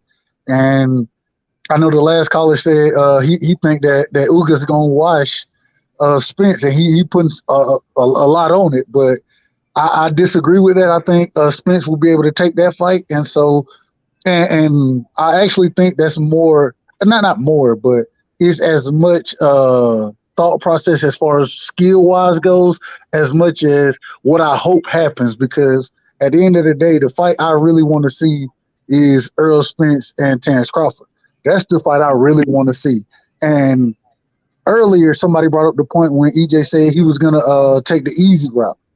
And in my opinion, this is just my opinion once again, when he said the easy route, I think it was the fights that were going to be easier made. Not necessarily the easier fights, but those that were going to be easier made. Those the fight different things, though, right side, because people say he was going to clean up his side of the street. My whole point, because I was the one who said that, what part of cleaning up your side of the street was Mikey Garcia and Danny Garcia, bro? But this is all for the champions right here. But this is the thing. When he took that Mikey Garcia fight, he was the reason he took that fight in that sense because not before that, excuse me. He was coming off of the car accident. You know what I mean? Then he wanted the No, he wasn't coming off the car accident. He wasn't. He fought Danny Garcia after the car accident and ain't fought since. Right. No, that's what I'm saying. You said Mikey Garcia though. What title was he fighting Mikey for, bro? Say it again. Why was he fighting Mikey? What was the title? Why is he fighting Mikey? No. I'm not talking about that. I'm not talking about Mike. I'm talking about the fight right after the car accident. I'm not talking about that back then. I'm talking about that too. You was talking about easy route, cleaning up your side of the street. What part of the game is Mikey Garcia? That was his game. Is Danny Garcia? Okay, well he had a car accident. That was his fight. Mark, I don't want to, because I want to say something real quick. Go ahead, right side. I have to go. Right side. Finish what you were saying, right side. I just want to say that was his tune-up fight before he came back, and after that, he once again went to doing his thing as far as trying to collect the belts. And who did he was going after at that time? Manny Pacquiao. And what happened? He had an eye injury. So all I'm saying is when he said the easier route, I'm not even saying that he made it happen the way he said. What I'm saying is when he said the easier route, he was saying fights that were going to be easier made by the people. That's what I'm saying. Fair enough. Mark, I wanted go ahead, to say, Mr. Thomas.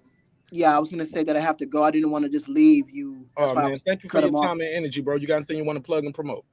Yeah, nothing. I want to just thank the panel for letting me on. We're gonna have to finish this conversation later. To the sorry, future name UK dude, and also as well as Scholar. we'll finish this heated debate. And Mark, I appreciate you for letting me on in ringside. Thank you as well. Hey man, it was nice meeting you. Hey man, we started off a little rocky. We had a good conversation at the end of the day. Whether we agree or disagree, you were able to get your bars off, I hope. Okay, yes, sir. Thank you so much. You're welcome back anytime. Don't unsubscribe as soon as you get off the show. Be like, fuck this nigga.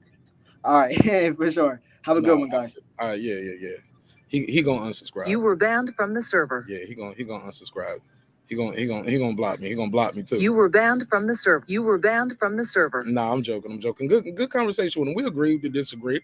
Yeah. But go ahead. Right side, Boston Scholar Cassidy. Right side. You see what I mean though? That it went from why not I take the easy route and knock out Sean Porter?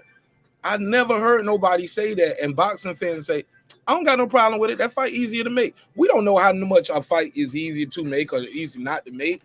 They made the Fury and Wilder fight. They make all these other PBC fights when they want to make them. But that goes back into from the beginning. I was trying to let him jump in the conversation. My bad. No, you good. Let him add something to it. You could go. You can say your opinion, right side. Go ahead. Go ahead, right side. Go ahead, right side. My bad. I was on mute. So I'm not disagreeing, but what I am saying is that it's easier for, and once again, I always say boxing or the boxing politicians are the biggest problem with the sport of boxing. Those individuals who have no boxing knowledge, well, I'm not gonna say knowledge, but they ain't in the ring. Those individuals who controlling the strings behind the scenes, right? And so I think it goes to the same thing here. A lot of what, and I once again, no favorite fighter, but just listen to what both people are saying. When you got EJ on one side saying blame Bob, and then next thing you know, Bud come out and he's suing Bob. Well, damn, Bob might have been a problem. He might have been a problem. I'm not saying that was the full problem, but he might have been a problem if everybody's saying that was the problem. So what I'm saying is, what Tim Smith say though? Sorry to cut you off. What Tim Smith say? Terence Smith said we ain't got enough to pay. And this was the crazy thing. He said we can't meet Bud number, but we don't know Bud number at the time. Come on, bro. Bernie on the night. Bernie said nobody ever sent no offer over. But I'm not. What I'm saying is, and I'm not disagreeing with that. What I'm saying is this. I'm saying that when EJ said he wanted to go the easier route, I think he was talking about making the fights, and I think that Bob was a big problem of it. I think that Bob was holding Bud back when Bud was saying that he wanted the Manny Pacquiao fight. Bob came out and said straight up, "No, I don't think that. I don't want to make that fight." Am I lying about that? He didn't say it before. Look, and I'm gonna let you know that's part of that. I don't know if that's worded like that in the lawsuit, but they said more evidence that we just remember. I remember we went over the paperwork on the show, right? That should be a conflict too, because I remember that too when Terence was out saying I want the Manny Pacquiao fight, and Bob had us thinking that he was trying to get the fight, he was gonna get it. When it all was said and done, he ended up saying, "I didn't want that fight for Manny. Manny was my friend, and I didn't want him to get hurt." Whoa, your duty ain't to your friend. Your duty is to me as a promoter. When you signed that deal with me, you promised me certain things. I want what's owed to me. Don't tell me after I signed and we in the contract, oh, Manny's your friend. You know, so I get it, man. The guy got a case, but that's a whole nother conversation. But that's like I said, that's a whole nother conversation. But go ahead, Boston Scholar. I never really get into these type of arguments because they lie about the numbers. We all know this. We done caught them before lying about the numbers. So even engaging in these arguments is like, what would we argue with? Somebody else's facts that they cook the books with? It doesn't make any sense. It's like it's a losing argument because then you're going to jump into other arguments. Well, A side, B side. Deontay Wilder said if fighters want to fight, the fight will get made. He wasn't lying. If Errol Spence, like you said, Bernie said they ain't even sent them an offer. At least Floyd Mayweather sent Pacquiao an offer. He said, "I'm gonna keep the pay-per-views, but you take this." He at least offered that to him. They haven't like even a $50 million fight and something like that. And he said, "I see you half up front within 48 hours. I wire you first half." And he said, "No, 50-50." At least he made an offer. They ain't even made no offer because they don't want the fight. Sorry. Going back to, so when we say Bob, blame Bob, go. No, we got it's two sides to this. And if the other guy is the quote unquote big fish, you the A side, you send out the offer, don't you? You make the deal. You the one, you send something to set it up. Hey, look, I'll fight you in Dallas 60-40, blah, blah, blah. It's no offer. It's just tweets. Go ahead, though, right side. I agree. The problem is, until recently, right? Terence Crawford, Bud Crawford thought he should be the A side. Am I wrong about that? I believe he still think he is the A side. Okay, so at the end of the day, what you're saying is actually reversed. Then Bud should be sending the contract. You're missing the point, my brother. The other guy has a promoter. The other guy has the two belts. You're missing my point. Hold on, but that's what I'm saying. So, and I'm talking before now. Before today, previously, like, because in the conversation we were just having, it wasn't about today. It was about previous, as far as Bud Crawford making the fight happen, right? Saying that Terence Crawford. It's two sides. But what I'm saying is that then if Terence think that he the A side, Bob should be sending the contract. The same way Bob already told you he wasn't going to be sending the contract to Manny Pacquiao. Then what we need to be saying, and all I'm saying is I don't think Errol is ducking. I don't think Bud is ducking. I don't think nobody ducking in this situation. I think it come down to the boxing politicians. I think the politicians have made this fight much more tougher to be made than it should be, and it goes more into their pockets. Is the reason why that's happening. Al Heyman and Al Heyman and Bob Arum, both of them. The reason I say it is because Al Heyman is looking at it from this point of view. If I can, and once again, EJ supposedly had his own promotional company, but he works with Al Heyman as his advisor. If I can, my bad, that was my other window. Okay, so all I'm saying is if that's the case, then both on both sides. I'm not blaming either side. I know EJ he gonna say Bob, but I'm gonna blame Al Heyman as well. The reason being is because if either one of them thought they were A side, then they need to be sending the contract. And so at the end of the day, what I'm saying is I believe that the boxing politicians are the biggest problem with this fight not happening yet, because what they want to do is build it up to be the biggest fight they can make it to be, and then let them fight. And when that happens, they can cash out. And so all I'm saying is it's the boxing politicians over the fighters, in my opinion. I could be wrong.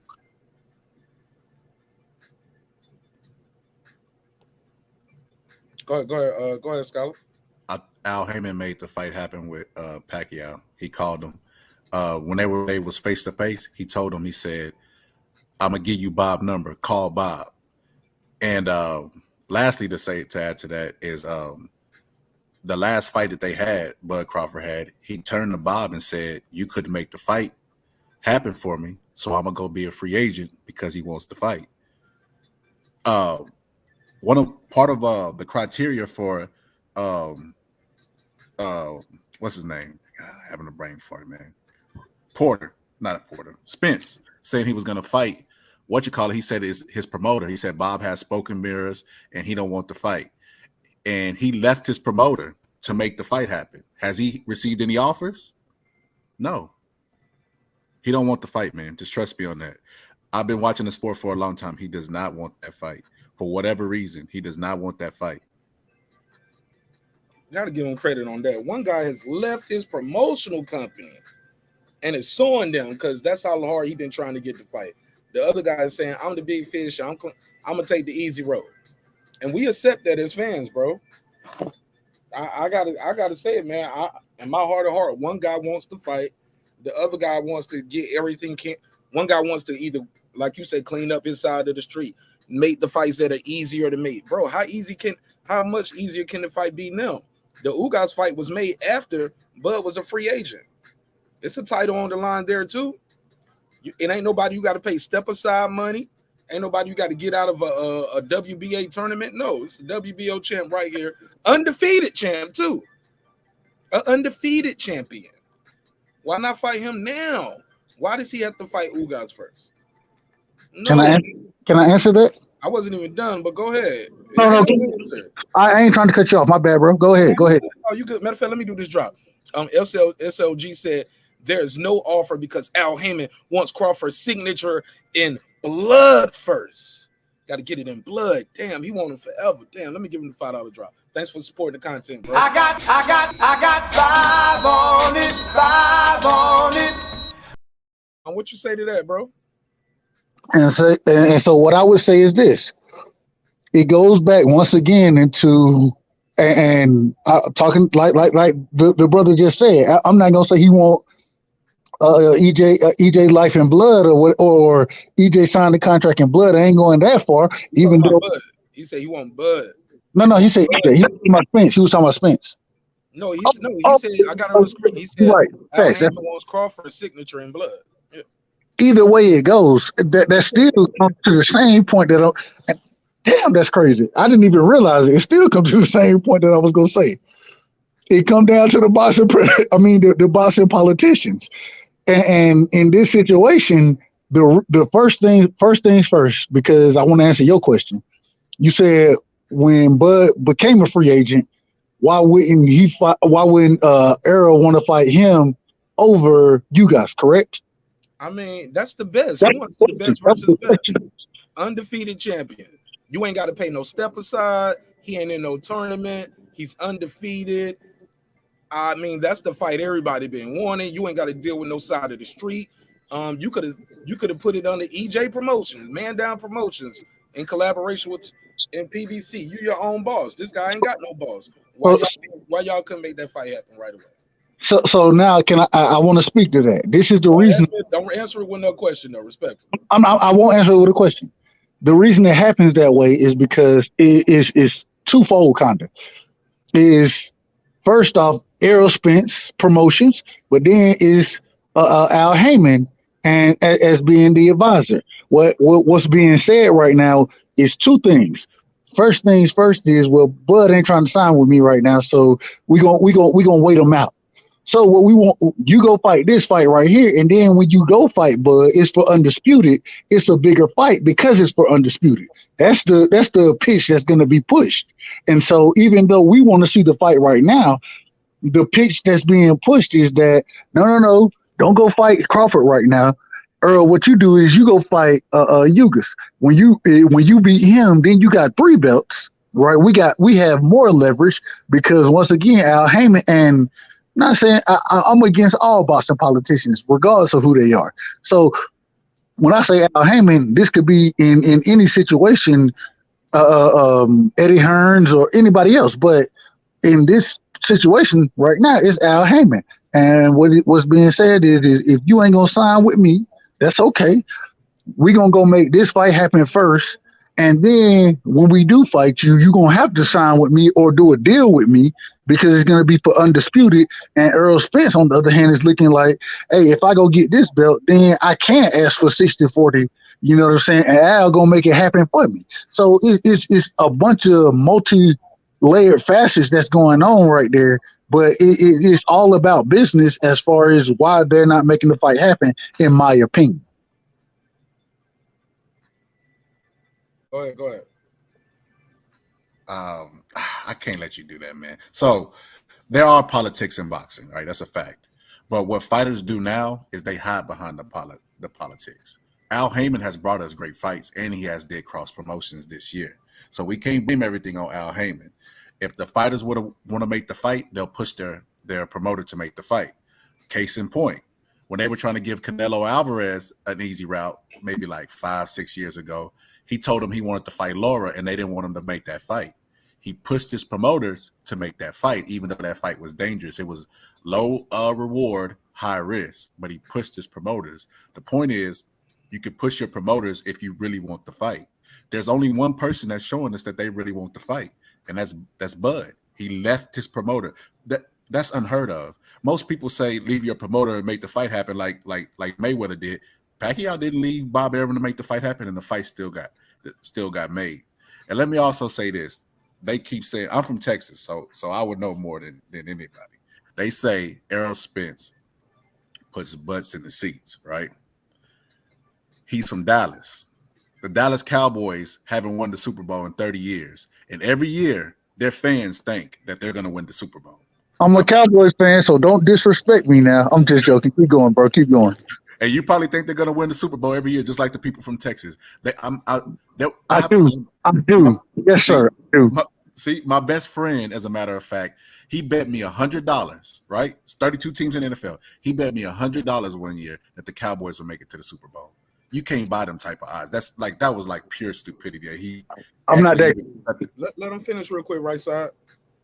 He actually even accepted that. So when I went to a Vegas fight, right? It was Porter versus Crawford. They say Bud. That's why I say I can't believe the numbers, man. I used the eye test. Bud packed that stadium, and I was talking to people in the line. It was a majority Bud crowd, and guess where they were from? His hometown. When Errol Spence fights, they don't fly from Texas to Vegas to go support him. So that's why we can't get into these arguments of pocket watching and using this promoter's books and et cetera, because they lie about all that stuff. At the end of the day, he's in the fight game. And in order to be in the fight game and claim to be the best, you have to beat the best. And the fight that the fans are clamoring for is the fight that with Crawford. And he's not doing anything to make. He's giving us every excuse. Well, I'm the A side. Well, let me clean up this first. Let me do this. Instead of saying he won't even say he'll beat Crawford. You know why? Because Crawford's going to hold him to his word and might pull back up on him again with a contract. But that's basically it. That's all that is. Go ahead, right side. So it's I think you kind of changed the goal or moved the goalpost in that conversation. The reason I say it is because I'm not talking about filling seats. I'm not talking about that. What I'm talking about is making fights. And I think once again, I'm not just blaming Al Haymon. I'm blaming Errol Spence as well, because what I said is that I think that Al Haymon put it to Errol Spence, hey, go do this first, which it definitely falls on Errol Spence. It definitely falls on EJ. But at the same time, what I'm saying is that it was his decision to say, yeah, Al is telling me it's easier to make these fights, so we're going to make this happen versus going to do this. And so at the end of the day, I'm not saying whether Bud fills seats. I don't care if it, and I look at boxing politicians, but I try my best not to get into the numbers and dollars. The reason being is because I know I'm about a fight. I'm gonna buy it, but I know it's gonna be a lot of other stuff going on out there. I bought a fight because I want to support. You know what I'm saying? That I feel like that's supporting the individuals fighting. And when Bud fight, I want to buy Bud fights. Why? Because I want to support. I think Bud he my number one pound for pound. At the same time, when EJ fight, I want to buy EJ fights. You feel me? Because so I don't want to get into the numbers as far as selling who's going to be the A side, and that's why before in what I was saying when I was talking about Bob Arum versus Al Haymon, it's hard because both people think that they're the A side. You know what I'm saying? And so when everybody can't be the A side unless it's 50-50, and everybody got something to say about 50-50. You know what I mean? So I try my best not to, because at the end of the day, I can't control that, and I can look at it and be honest and give an opinion on it, but at the same time, I want to see the fight. You know what I mean? And all I just look at how EJ is moving, and I can only come up with a theory on why he's moving that way. In my personal opinion, ain't no boxer scared to fight nobody else. The reason being is because, when you get in the ring, you gonna get hit. You gonna get hit. You know what I'm saying? So I don't think he's scared, but I do think that there are certain business moves, and the business of boxing versus the actual sport of boxing. We because we're fans, we have to blend them, but they're technically apples and oranges. So we end up blending shit that don't really go together. Can I say something? Go ahead, man.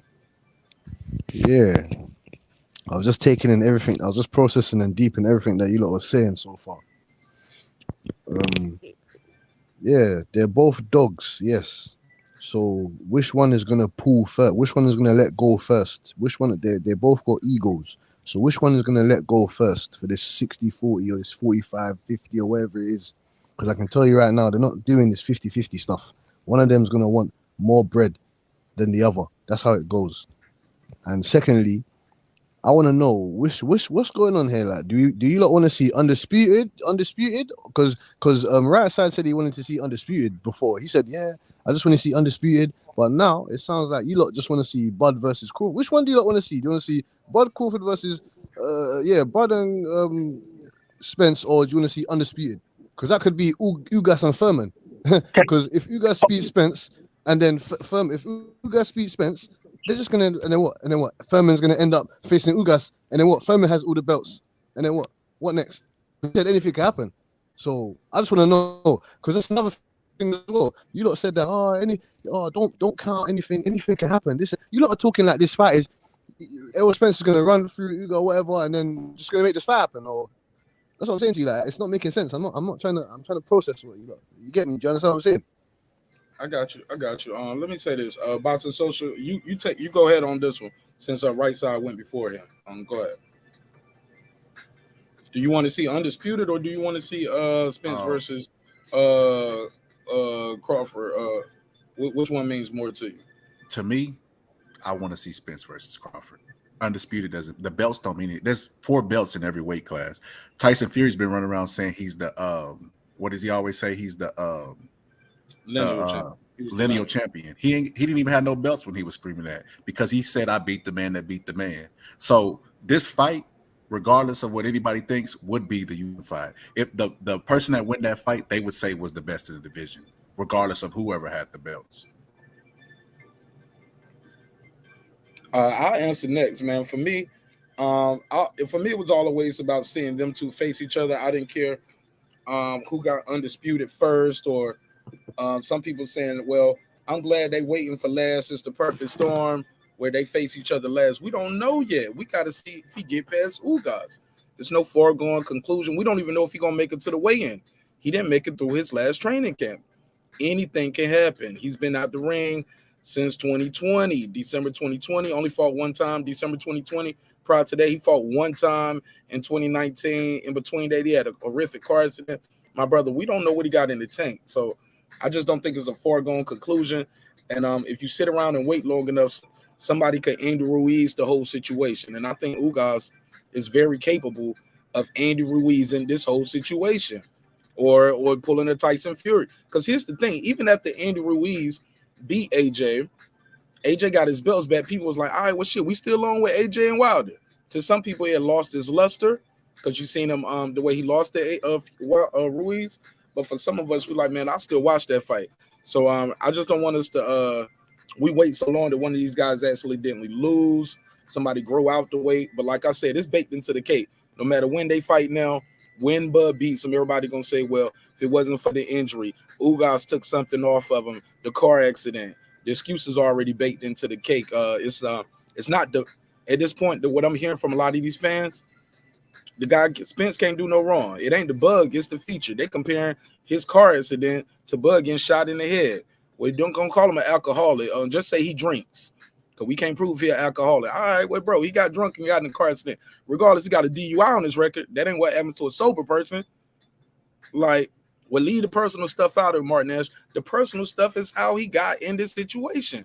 Spence has held up the division for 2 years, and don't nobody want to say it. But yeah, he held up the division since 2019, going on 3 years now, right? But nobody want to say it, and it's all self-inflicted wounds. But same question for you, right side. Do you care more about them fighting for undisputed, or do you want to see the fight? I care more about undisputed. So, in my opinion, whether it's Errol Spence or Ugas, I think both of either one of them, you know what I'm saying, regardless, needs to take the Bud Crawford fight next. I God forbid they get a draw, right side. God forbid that fight fights to a draw. If that They don't do nothing but push everything out 6 months. You feel me? So, in my opinion, once again, and I'm only going from my opinion, I respect everybody's opinion. I can disagree with it, and I will say I disagree with both of y'all opinion. The reason I disagree is because I feel like y'all are more fans of Bud than y'all are of boxing at this point.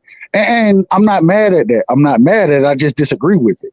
And the reason, in my opinion, I think that regardless of what would have happened, it would have came down to either a Bud. If Bud and EJ made this fight next, I think it still comes down to a Bud or EJ. Bud or EJ against Ugas. You know what I'm saying? So in this situation, I think what happens is we get Ugas out the situation quick, and because once again, I think going to UK Cassidy's point, I think that EJ will beat Ugas. I think it'll be a decision, but I think it'll be a 9-3 decision, maybe 8-4. But I think that Errol Spence beat Ugas. You know what I mean? And so, because I think that it lines up perfectly for the best fight that we could see the best fight we could see in boxing. And it's also for Undisputed. And with it being for Undisputed, I think that puts so much more weight on the fight and so much more importance on the fight. And so I don't need all of that. They could have fought now, though. But I'm not disagreeing with that. What I'm saying is I think that Undisputed puts that much more emphasis and that much more excitement into the fight. I think regardless of what the sales are on either side, I think that with it being for Undisputed, then everything sells out. Right go side.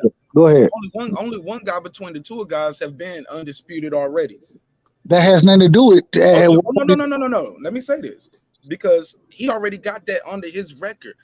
You guys should be pushing for that fight. Like, Spence, fight him. This is an undisputed guy. Y'all should be furious that he's fighting Ugas before Bud Crawford. Should be furious because it's clear one guy is supposed to be a less opposition. One guy got 4 losses. One guy's undefeated. One guy is just becoming a champion over here. The other guy don't got 6 belts out the damn game. 3 different divisions. Undisputed, unified. Like, are you kidding me? But because I want that fight now, I'm a Bud fan and not a boxing fan. No, I understand boxing, and Andy Ruiz can upset the apple cart. Tyson Fury can upset the apple cart. Sandor Martin, like the list goes on and on. Buster Douglas, people upset the apple cart all the time. There's no far gone conclusion that he's gonna beat Ugas. Man, fight now. I want Undisputed, but I want it in this order. No, you don't know if you're gonna get it that order. Motherfucker can go in there and lose. But go ahead. If Ugas upsets the apple cart, then what that means is that the best one gonna be fighting the best when Errol Spence fought Terence Crawford. That's what it means. And so what I'm saying is if Ugas is the better fighter, then I want to see Ugas versus Terence Crawford. That's what I want to see.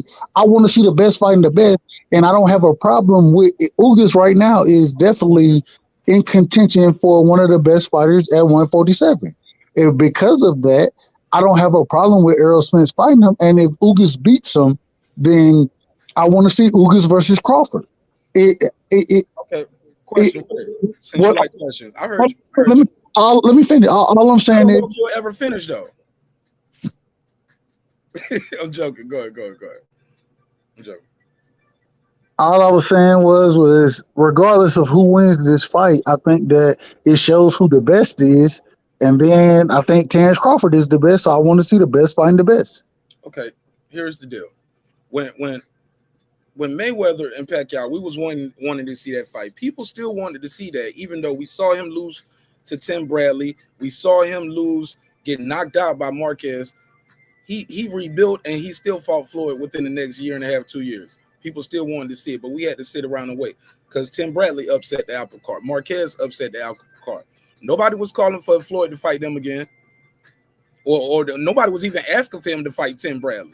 Tim Bradley wanted that fight. Well, you wanted to fight Manny. I just beat Manny. Fight me. You know what I'm saying? And nobody was out there saying, well, shit, well, Undisputed, that's what I care about. So I want to see Tim Bradley fight Mayweather now because he just beat no.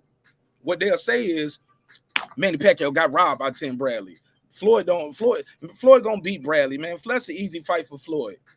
But no, it can't be that. It was because he just beat Bradley. Got lost to Bradley. Well, nah, he got robbed by Bradley. But you see what I'm saying? See what happens there? You wait too long, shit like that can happen. And that's what you say. But I'm telling you, bro, the way history is, because I lived through it. And I don't know how old you are, because you sound young, but you sound, and I don't mean that in a bad way. You sound like you have a young voice. But I mean that respectfully. My brother, nobody was out there saying, Floyd, you got to fight Bradley now. Do you remember that when you was watching boxing then, right? Facts. No, facts. I agree with that. I agree with it. But what I'm saying is this. Even then, you know what I mean? Did Tim Bradley get? I mean, or was that a robbery? It was a close fight. I have my thoughts on that, but it goes back to this at the beginning.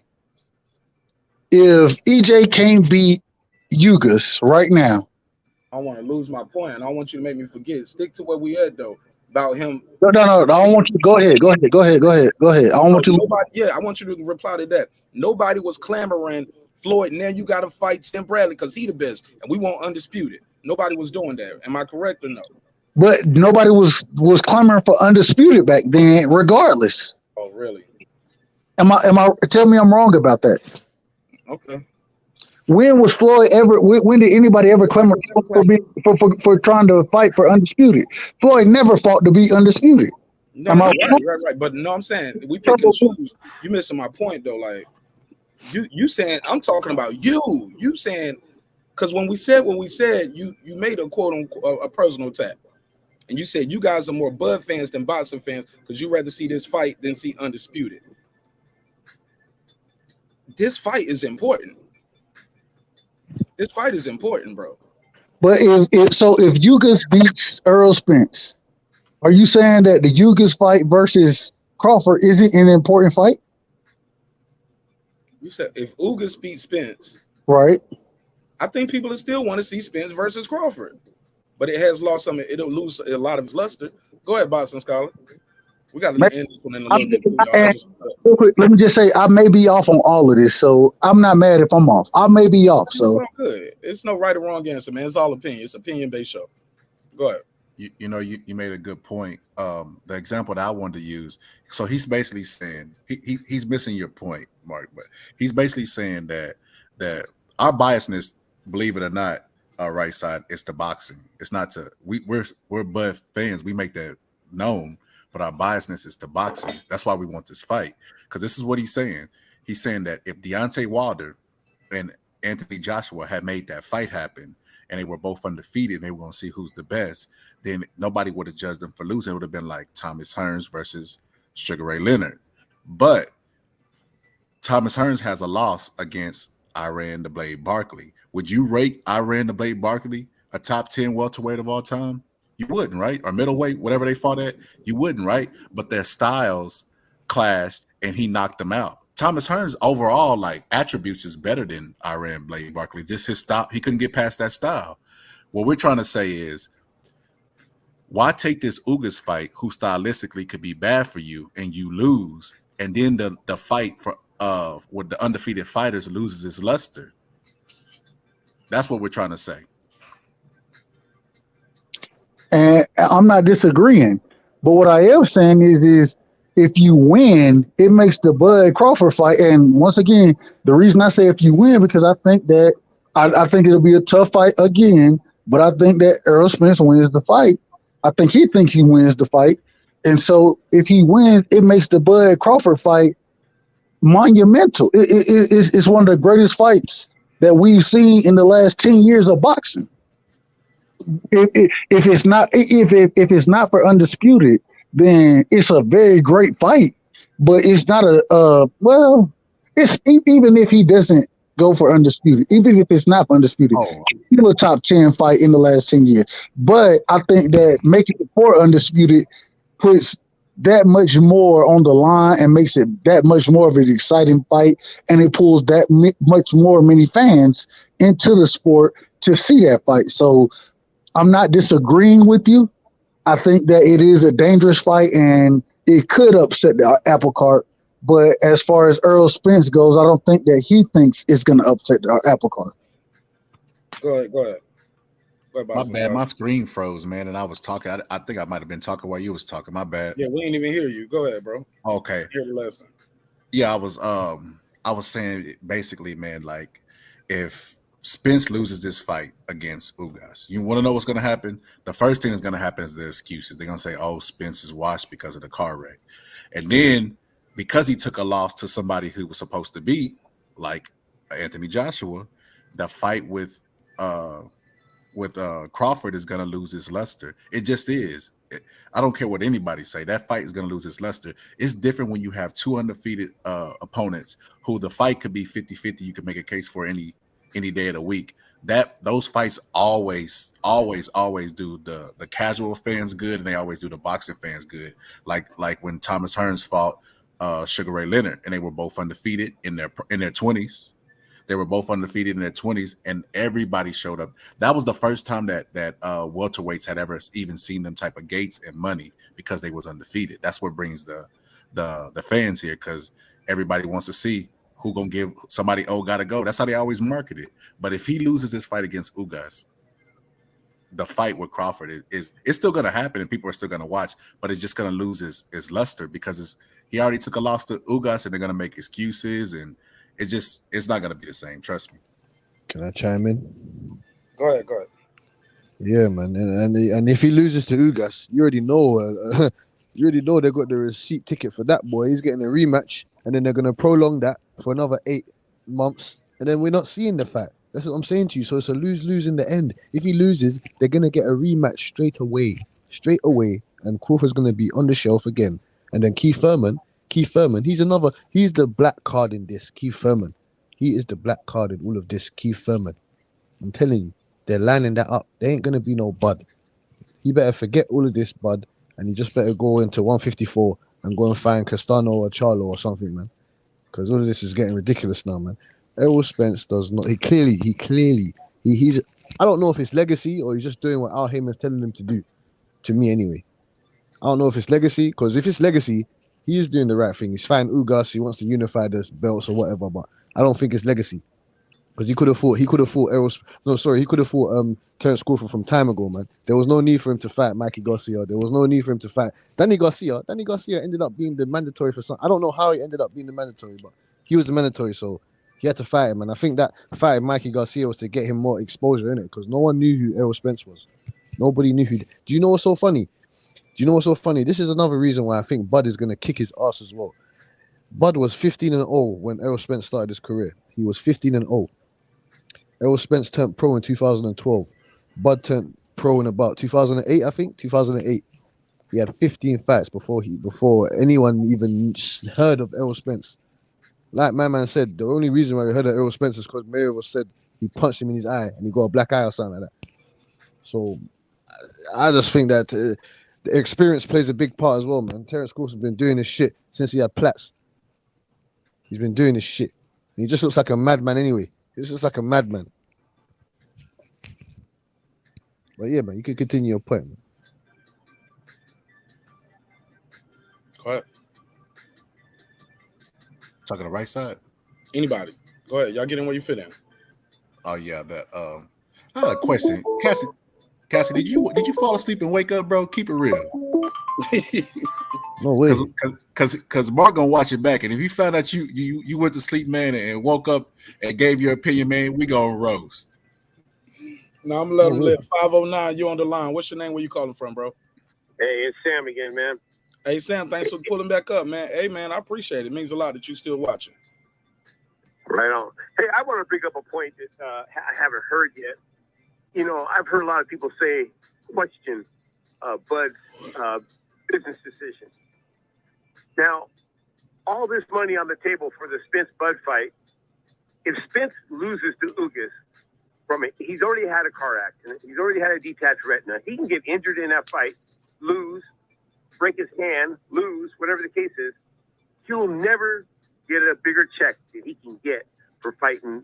But I think it's a very risky decision for him to not fight Crawford right away because there's so much money on the line. And if they had a 2-fight deal, he makes 3 times what he's getting for Ugas.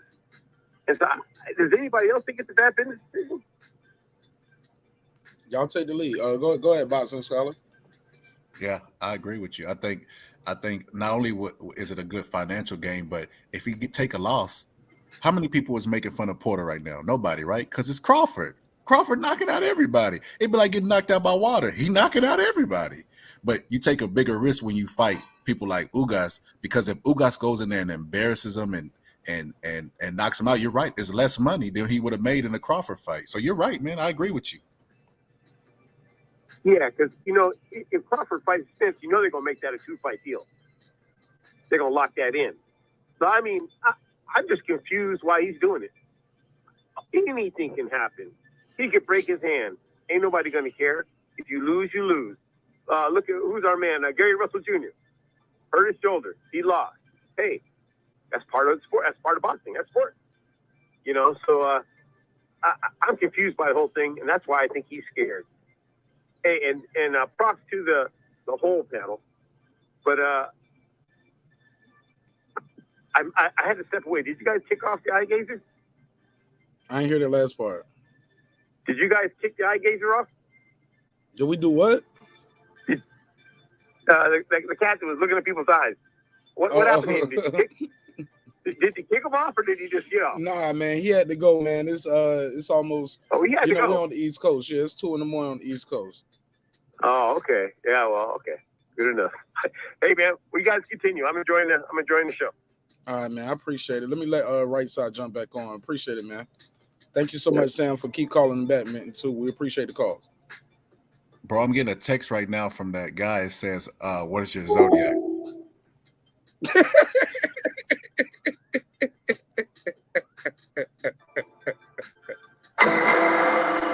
Yo, he playing that new Isaiah Rashad in the background too when he calling you. That's hilarious. Some people will get the joke, some people won't. Right Side, what up, my G? Sound like you got kicked off. My bad, bro. Hey, I'm still new to the YouTube game, man. You hit the wrong button looking at the chat. You in Netherlands, so my bad. Yeah, if you hit the back button to kick you off, you got to press that little X in the corner, I think. Yeah, I figured that out just a second ago. Go ahead, man. Nah, I just want to say, man, and I know you finna shut it down, so hey, salute to all y'all, man, and Boxing Scholar, bro. Hey, I think me and you, we will have some great conversations. You feel me? I think we look at things very similar. Marqnash, I ride with you regardless. UK Cassidy, I ride with you. You know what I'm saying? And Scholar, I ride with you too, bro. Eventually, though, he can ride with us, but we got to drop him off eventually. Who is that? UK Cassidy. We got to drop him off. No, man, we gonna keep UK Cassidy riding, bro. No Marq secretly don't like, man, fam. That's what I'm saying to you, fam. These guys, bro, look, UK bring that different perspective from over the pond, bro. We need that. We need that. Hold on. So he got the accent of your colonizer, and then you bow down to him. He ain't white, man. He black. Oh, I know. Hey, look, bro. Look, listen. With the colonizer voice, you bro, respect him more. Now you, I gotta I'm coming at you with it. You feel me? I'm coming at you with it. Say it again. No, say it again. My bad. I'm sorry. The joke didn't land, but go ahead. No, it landed. It landed perfectly. I knew exactly. And I was coming back with a joke for you, but if it didn't land, my joke might not land. So I might need to hold that shit in. I'm gonna hold it in. It's almost time to go. When my sister Latavia beam in and say 11:11, nigga. Hey. So it's 11 o'clock where she at. That's why sometimes the show just be getting good around this time, because the people on the West Coast, they just getting settled. They were like, man, I'm good. I end the show at 2 o'clock. They were like, no, we got till 4 East Coast time. I'm like, not tonight. Nah, bro. We'll be back tomorrow, though. We'll be back Friday. Friday is our flagship show. Today was a pop-up show, man. So it was just, I had time today. My mother-in-law had my daughter. Went and got some dinner for the family. My wife was catching up on our shows, and I was like, you know what? I'm going to go live now. And then I hit up Ernie. He said he'll pull up. So I was like, oh, man, we probably going to have a nice little show tonight. That was my first time talking to Brandon because he had me blocked on Instagram. Why he block you? Man, it's my fault. I didn't really know how Instagram really worked, and far as sending out message, I never shared. So I shared out one of my boys. He got a song called "Happy Birthday," right? I shared it out. Bernie's reply was, "Don't send me stuff like this, my nigga." You know what I did? What you do, bro? You from 2 days later, maybe a day later, You sent some more shit over there. I sent the exact same shit. Didn't even read his reply, so I'm just sitting it down. See, I'm thinking I can press the send out to multiple people, then I type the message. No, once I send it out, they already got it. And then I look and I see I already sent it, and I see his reply was, "Really, bro?" Like almost like he said, "Don't send me this." I sent it to him again, and he's like, "Really, bro?" I was like, "Nah, my bad, bro. I ain't mean to. It was just I'm a big Blocked. fan. You got the hat." Blocked. I was already blocked. It was like when I tried to send that message, it came right back to me. It was like, You were banned from the server. You were banned from the server. You You- were banned from the server. Hey, bro, can I ask you a question? you just did, but go ahead, ask another. I know. Y'all kill me with that shit, bro. And you said only reason I'm asking because you said I sound younger. How old are you? If you don't mind me asking. If you do, don't. I mind you Okay, asking. cool. I'll go ahead and speak on mine. I'm 33. You feel me? And but I don't know if I appreciate it or if I'm mad at it. Shit, I gotta think about it for a second. So, Don't be in a rush to grow up, man. Enjoy your life. Hey, right side, you got what's your YouTube, man? I'm trying to find your YouTube right now. I can't find it. bro, I ain't got no YouTube yet, bro. I'm working on getting my channel started now.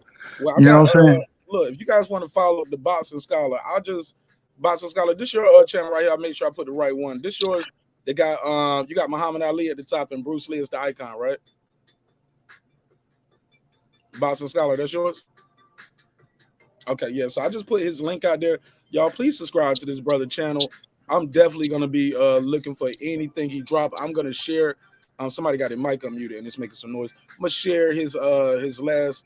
He got one, how to transition from a casual who don't know shit about boxing. Okay.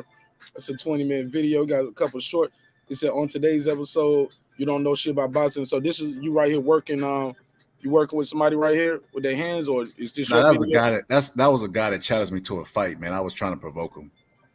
Oh Lord, you up here wanting all the smoke. No, because my friend on YouTube does like a he does like a kind of like street beefs. You ever heard of street beefs? Yeah, I heard of street beefs. He does that kind of like, and he's in Texas, so he be having events and stuff. And so this guy was, the first thing they do is, what's your experience? What's your background? And mind you, I hadn't been showing my face on YouTube, so he don't know who he's talking to. He's talking to somebody in the basement. You know what I mean? So his chest is all out. So long story short, I tried to get him to come down here. He didn't want to come, so I've been trying to provoke him. But yeah, man, I'm gonna start doing that. The episodes of people that don't know nothing about boxing, man. We need to clean up boxing. There's too many boxing channels. Too many gamers that try to tell me about the sport. Fortnite players. They say I beat your ass on fight night, nigga. But look, I put your link out there. I hope everybody from the neighborhood go over to subscribe to homie, leave him a comment, let him know Marqnash sent you from the neighborhood. Cassidy, I'm gonna let you take the lead because you got the farthest to travel. And we're gonna close this out. Cassidy, I'm gonna give you final words. Got anything you want to plug and promote? Now be the time to do it, my brother. Welcome home, Cassidy. Yeah, man. Thanks again, Marqnash, man. You gave me a great show. Thanks, man. The boxing show, man. Thanks for you. Thanks. You seem like what you call him? I'm sorry, I didn't hear you. Say it again. I said the boxing show. My bad. One more. The boxing. So one more time. Oh, the boxing scholar, man. The boxing scholar, man. There we go. Third time's the charm. There we go. Yeah, man. Third time's the charm. Still. Yeah, man. I appreciate your historic. Mario Nash when he first came to the show, he'd be like, "And salute to Mario Nash." They would not let it go. They was calling me Super Mario Nash and everything. Yeah, they won't let it go. But go ahead, Cassidy. Damn, right side, you dropped off again. Reading them comments. Yeah, man. I was just saying, man. Yeah, you're a historian of the sport, man. The boxing scholar, man. You're the historian of the sport. So I appreciate your input in what you were saying, innit? You get me? I didn't no disrespect before, anything like that. You get me? I just wanted to understand your point of view for where you was coming from. Marqnash knows I'm a very understandable man. You get me? Everyone's opinion matters on the panel. You get me? I'm not here to talk over no one or do anything of that sort. You feel me? So your thought and opinion always matters. You get me? So I just wanted to let you know about that. But yeah, man, that's about it, Marqnash, man. You know the angle, man. You get me? I'm just here to enjoy the man. sport. I get you. I'm gonna Yeah, get I'm you just a here to enjoy the thesaurus too, sport, man. I'm expand just here to your enjoy the sport. vocabulary. Pardon? I'm fucking with you. I said I'm gonna get you a thesaurus too, because you keep saying you get me, you get me, you get me, you get me. Okay, no, I just need to make sure you man understand what man's saying, innit? You get that's what I'm saying. You have to make sure you don't understand. Because there's sometimes you lot's lingo, I'm not too with it, like I have to get hold of it slightly, you feel me? Absolutely, man. It's all love on this side, man. Look, we joke, we get our bars off, but trust me, guys. Look, I am not your enemy. I don't want to be your enemy. You are not my enemy. We just might disagree about who's gonna win a fight at a specific time. That's it. Don't have to get personal. We ain't got to say to somebody a D rider or you a bud dick rider or bud sexual or aerosexual or you must be wanting to kiss Bud or you want to kiss Errol be like Yellow BZ was doing it. My G. It's all entertainment, man. It's all here for the love of the game, for the love of the sport. Boxing does live here on YouTube. As always, my guest will get the last word. Thank you so much, Cassidy. God bless. Yeah, I see man. you. Shout out to Mark. Hey, shout out to Marqnash and shout out to the right side, man. He left us, man. Shout out to Yeah, right he side. in the chat. You get me? Yeah, man. And I can't wait. I can't wait for these fights to actually happen so we can come back and speak about it. You get me? I can't wait for when Ugas fights Errol Spence and when Terence Crawford has his next fight and all these type of things happen. I can't wait to join the panel so you can conduct the whole scenario that you get me. I'm just waiting for those type of days. You feel me?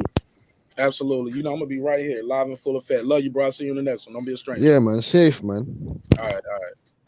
Hey, good conversation, man. Hey, I put the link to one of my videos that I did a breakdown. Check it out and tell me what you think about it. Where is it at? Matter of fact, type something in the chat so I make sure you got a wrench. Because if you're not a moderator, you cannot leave a link in my chat. I got it set up that way, so it's probably blocked. So type something so I can give you a wrench real quick. Okay. So you can be able to post your links. Normally we don't post links to let everybody know. When we get to the end of the show, I tell everybody plug and promote what you got to plug and promote. If you got a YouTube channel, Instagram, Facebook group, or Twitter, shout out to Facebook, man. They allow me to place my my links to my show over here. Shout out to everybody over there doing their thing, making it happen on Facebook. And I appreciate you guys allowing me to place my content over there. But guys, please I got you right here. All right, there you go. Now you can drop your link. But guys, right side, you ain't got no link. Matter of fact, let me hook you up. SLG, you been here all night. You earned that wrench, bro. Thank you so much. Let me see who else I've been seeing all night up here. Yeah, Slick T, you been here for a minute. You part of the neighborhood now. Shout out to Mike Jones. Who? Mike Jones. Even if we disagree, you guys do not have to be Terence Bud Crawford fan to be a moderator on the show. All you got to do is be a loyal supporter and make sure I see you in the chat on a regular basis, and you'll be wrenched up, modded up, and I see you on the regular. Shout out to Jay Smith too. Thanks for the donation. That definitely get you a moderator wrench. Shout out to Otto. Everybody being there. Now what you say you got going on in this link for this video? What we got? Oh, I gave a breakdown of Ugas and Spence and why I think Ugas will beat Spence. I'm gonna check it out, and matter of fact, let me go and share that to the community tab. Let me see what you're talking about right here. Boom, boom, boom. Oh man, you got the clips from. Oh man, yeah, you got the joints in here from Nate Jones already. All right, so I'll share that over right now. So I share that with the neighborhood. But please plug your channel. Tell people how did you find the show and how they can find you going forward, and what you're looking forward to doing on your channel. What kind of content they can get. Basically, just scientific videos and you know, like I said, try to clean up YouTube. Just get rid of it's too much. It's like, you know, we got good channels but we got a lot of noise in boxing. I'm trying to quiet down the noise because, like I said, like your panel that you had tonight had everything, right? You didn't cut nobody off. You ain't cuss nobody out. You ain't mute nobody, and just all kind of crazy stuff I've been seeing on YouTube. So we need more platforms like this. But the other platforms, oh man, I'm coming at them. But how I found out about your channel, man. So you know I got my YouTube on like autoplay, right? Mhm. So I was watching another live, right? Watching another live, and I had it hooked up to my Bluetooth, and I was riding, and then like conversation switched, and I heard different voices, but my phone was like up under my seat, so you know I couldn't see what was on the screen. So I was just listening to it. It was boxing talk, so you know. But I like what I was listening to. I was like, oh, okay, all right. And then that night I came home, I listened to the show for a long time, and I came home, and then I called in. And then when I called in, I talked to you. I like, oh man, I like him, man. So I hit the subscribe button, and then tuned into the rest of your shows, and the rest is history. Fair enough, fair enough. I appreciate your time and energy, man. Appreciate you too, man. And I want you to know this. It takes a lot to put yourself out here, man. It takes a lot of courage, because anybody can sit in the chat, anybody can just type, or anybody can just call in, but it takes a lot to put yourself out there. And I challenge you, man, make more videos, bro. I'm gonna be right there front row supporting you. All right. All right, man. Appreciate you. I'm gonna do the same for you. Man, thank you so much. I look forward to that. I'm gonna hold you to it, because you All right, definitely man. have a unique perspective. Did you ever send me that email so I can send you the link sometimes too before we start the show and give you a heads up of what the topic is gonna be? Because I really enjoy having trading bars with you, man. Super dope. My email is scrolling at the bottom, but it's also in the description block of this and every video. All right. Oh, it's in the description. Yep, in the description Okay. block. Yeah, man. Yeah, man. There you go. So just check the description block, marqnash27@gmail, and it's scrolling at the bottom. Anything All right. else? Because I always want to give you guys the last word. No, that'd be it, man. I appreciate you, bro. All right, man. Let me know what I can do to help you out growing your channel. I'm right here any way I can help. All right. All right, man. Yes, sir. Never liked you anyway, nigga, with your green eyes. Everybody up here talking about, let me speak to the green eye, nigga. Respectfully. I'm joking. All right, he said, Marq Nash, I'm off, bro. Need more beer. Love you, my brother. Always got your back. I always have your back. Always from the man. Thank you, bro. Thank you so much. God bless. He said he a Bud fan forever. Absolutely, man. Hey, man, I rep, man. If I support you, man, I support you, bro. Win, lose, or draw. If you give it your all, I can't knock nothing for you, especially if you fighting a clean fight, man. He's not no dirty fighter. He ain't no bad dude. Shout out to Bernie the Boxer for pulling up. Gave us a dope interview today. Did not plan that, but Bernie the Boxer pulled up, rocked out with us. Had a couple issues with the phone line today, guys. I do not know what happened with the phone line, but we gonna figure it out. We ended up figuring it out right here at the end. Sorry it took so long, but I appreciate every caller, every donation. Matter of fact, we got one right here. Shout out to my guy right side. He said, salute, fam. Keep doing you.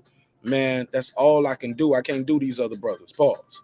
Let me give myself the drop. I got 5 on it. You gotta agree to disagree, man. Sometimes, look, this boxing thing can get so toxic, man. But I think it gets toxic because people don't feel like they have a voice. They don't feel like they can be heard. You get what I'm saying? And I feel like people need to be heard. That's why even on the panel, I'd be like, hey, man, let this guy speak. Hey, man, don't cut him off. Don't cut him off. Sometimes people, as soon as they say something that offends you, you cut them off. Look, it's bad enough I might cut them off, but I'm the host. Everybody can't cut them off. I know I'm going to be respectful when I cut them off, and I'm going to give them back the mic. Man, you guys going to cut them off, call them punks, and no, man, we ain't got to be all of that. You agree, you disagree, but as long as we keep it respectful, y'all, we can come back and do this every night or every other night. But when it start getting toxic, disrespectful, that's when you turn people off, when you start calling people out their name. All it is because I disagree with you about your favorite fighter. Well, he called me a casual. But damn, you just told him you're going to murder him and said, fuck your kids and your wife is ugly and I'll beat your ass. I'm going to bring the Glock to your spot. My brother, we going too far. We don't went beyond the pale. Shout out to Eric, how you say it? Pike? Was it Pike or Pack? Is the I silent? Damn, man. Shout out to EP, my guy Eric. He said, great show. I'm glad I found you guys. I'm glad you found us too, my brother. I got 5 on it. Hell yeah, I had a hell of a show. And we're gonna continue, man, to talk about this boxing. Like I said, I don't care if you root. He said people like chaos. You're right, Big Dog Willie. They love it.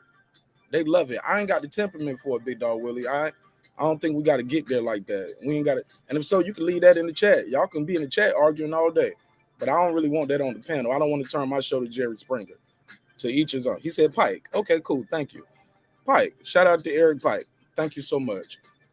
And shout out to Right Side and everybody else who supported the show, whether it's with a donation, whether you shared it, whether you just watching the show all night, whether you click the Cash App. Oh, matter of fact, I think I got a Cash App I got to do. Let me see.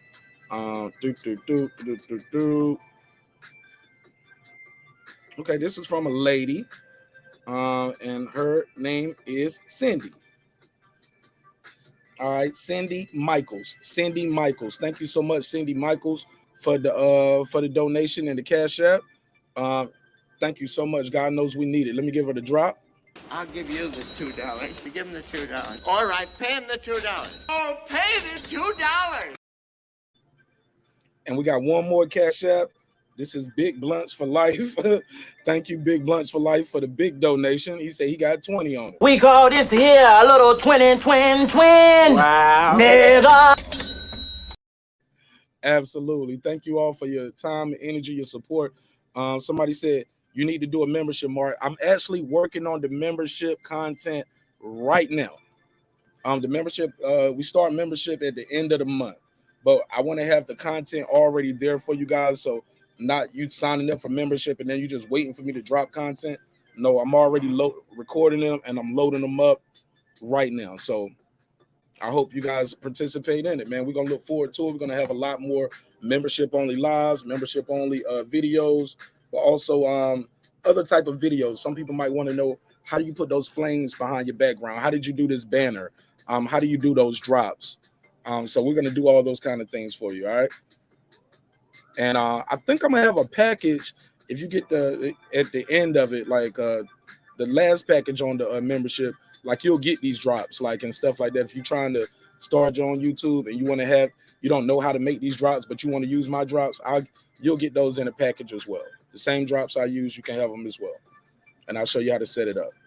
Yep, but I'm trying to have that membership content already there for you. I'm gonna be doing it soon, man, but sign up today. Nope. As soon as you click that membership button, you have access to the content. So yeah. Already. So that's it. That should be it, guys. He said always on top of your shit. I'm trying, bro. I'm trying. I ain't getting in this game to be number 2 to nobody, and neither should you. Not even me, right? Shouldn't even be number 2 to me. But I'm gonna help you if you're trying to figure out how to do it. It's no shame in making a couple dollars, man. Just talking to people about boxing and helping people. Because like I said, man, people gotta be heard, man. If we're not heard, that's when we start getting the chaos. That's when we start getting beef. Because people feel like they don't have a voice. So I'm just trying to be fair, man. He said, Mark, I'm a white guy from the UK. I wish you was my brother. Love you. Definitely need a beer right now. Man, you are my brother. Matter of fact, let's go and both get a drink right now. Let me end this one. It's 2 a.m. over here. I'm going to have me a glass of wine, eat some of this shrimp fried rice that's probably super cold. My food's been sitting out there since 8 o'clock, y'all. So I went and got dinner, let my wife eat dinner, didn't even get to eat dinner. Just jump right into doing this show. We've been for 6 hours. So let me end this one. I'll put the video for Bernie, the video that we did with Bernie. I'll edit that so that'll be a video all by itself. All right. But look for that tomorrow because I want to put some other clips and pictures and videos in it other than what you guys saw. Or I might just edit it and just put it out how it is. Just leave it straight raw, right? But Ben Adams, you are my brother. White guy from the UK, man, you more than that. You more than just your complexion, man. You more than just a white guy from the UK. You're a part of this neighborhood, bro. All right? You are my neighbor. All right? So with that said, let me go through my final spill. Y'all know how we do it. Y'all ready? Man, this has been another great episode of Breaking Beats where we break down business, entertainment, art, technology, sports, anything else you and I feel like squeezing into those letters. It's a hip-hop political sports show with a comedy twist. We like to let the jokes fly because life is serious enough. You can't take a joke. The show probably ain't for you. Dreams require sleep. Goals require effort. Go out there and get your goals. You can go to marqnash.com and get some merch, man. We got the shirts. We got the hoodies. I'm actually wearing one of the pieces now. It says dreams require sleep, goals require effort. All right, but we got this other one out here that says, what can I say? You can put in the promo code. Got to do this because I want people to get the discount. You get 15% off. Yep, you can get it in the UK and you can get it in Canada too.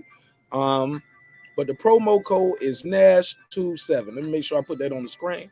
Make sure I put that on the screen. Where is it at? Where is it at? Where is it at? Boom. So the merch, go to marqnash.com, marqnash.com, marqnash.com.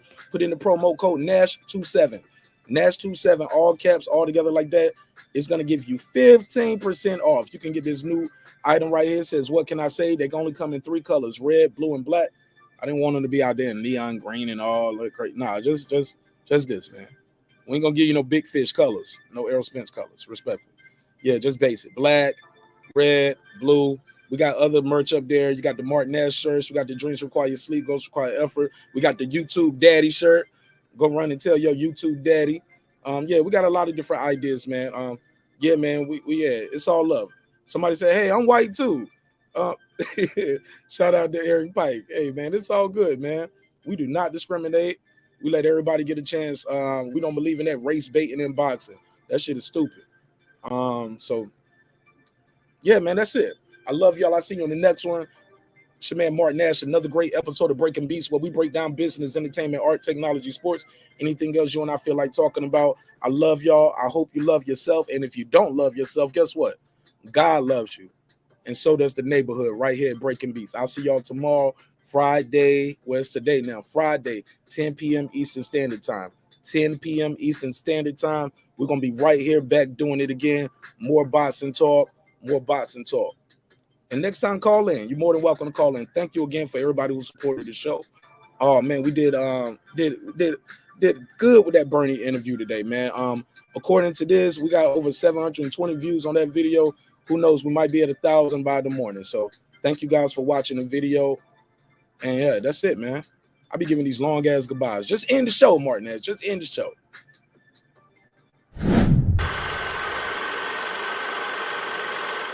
This that squad sound. This is me, man.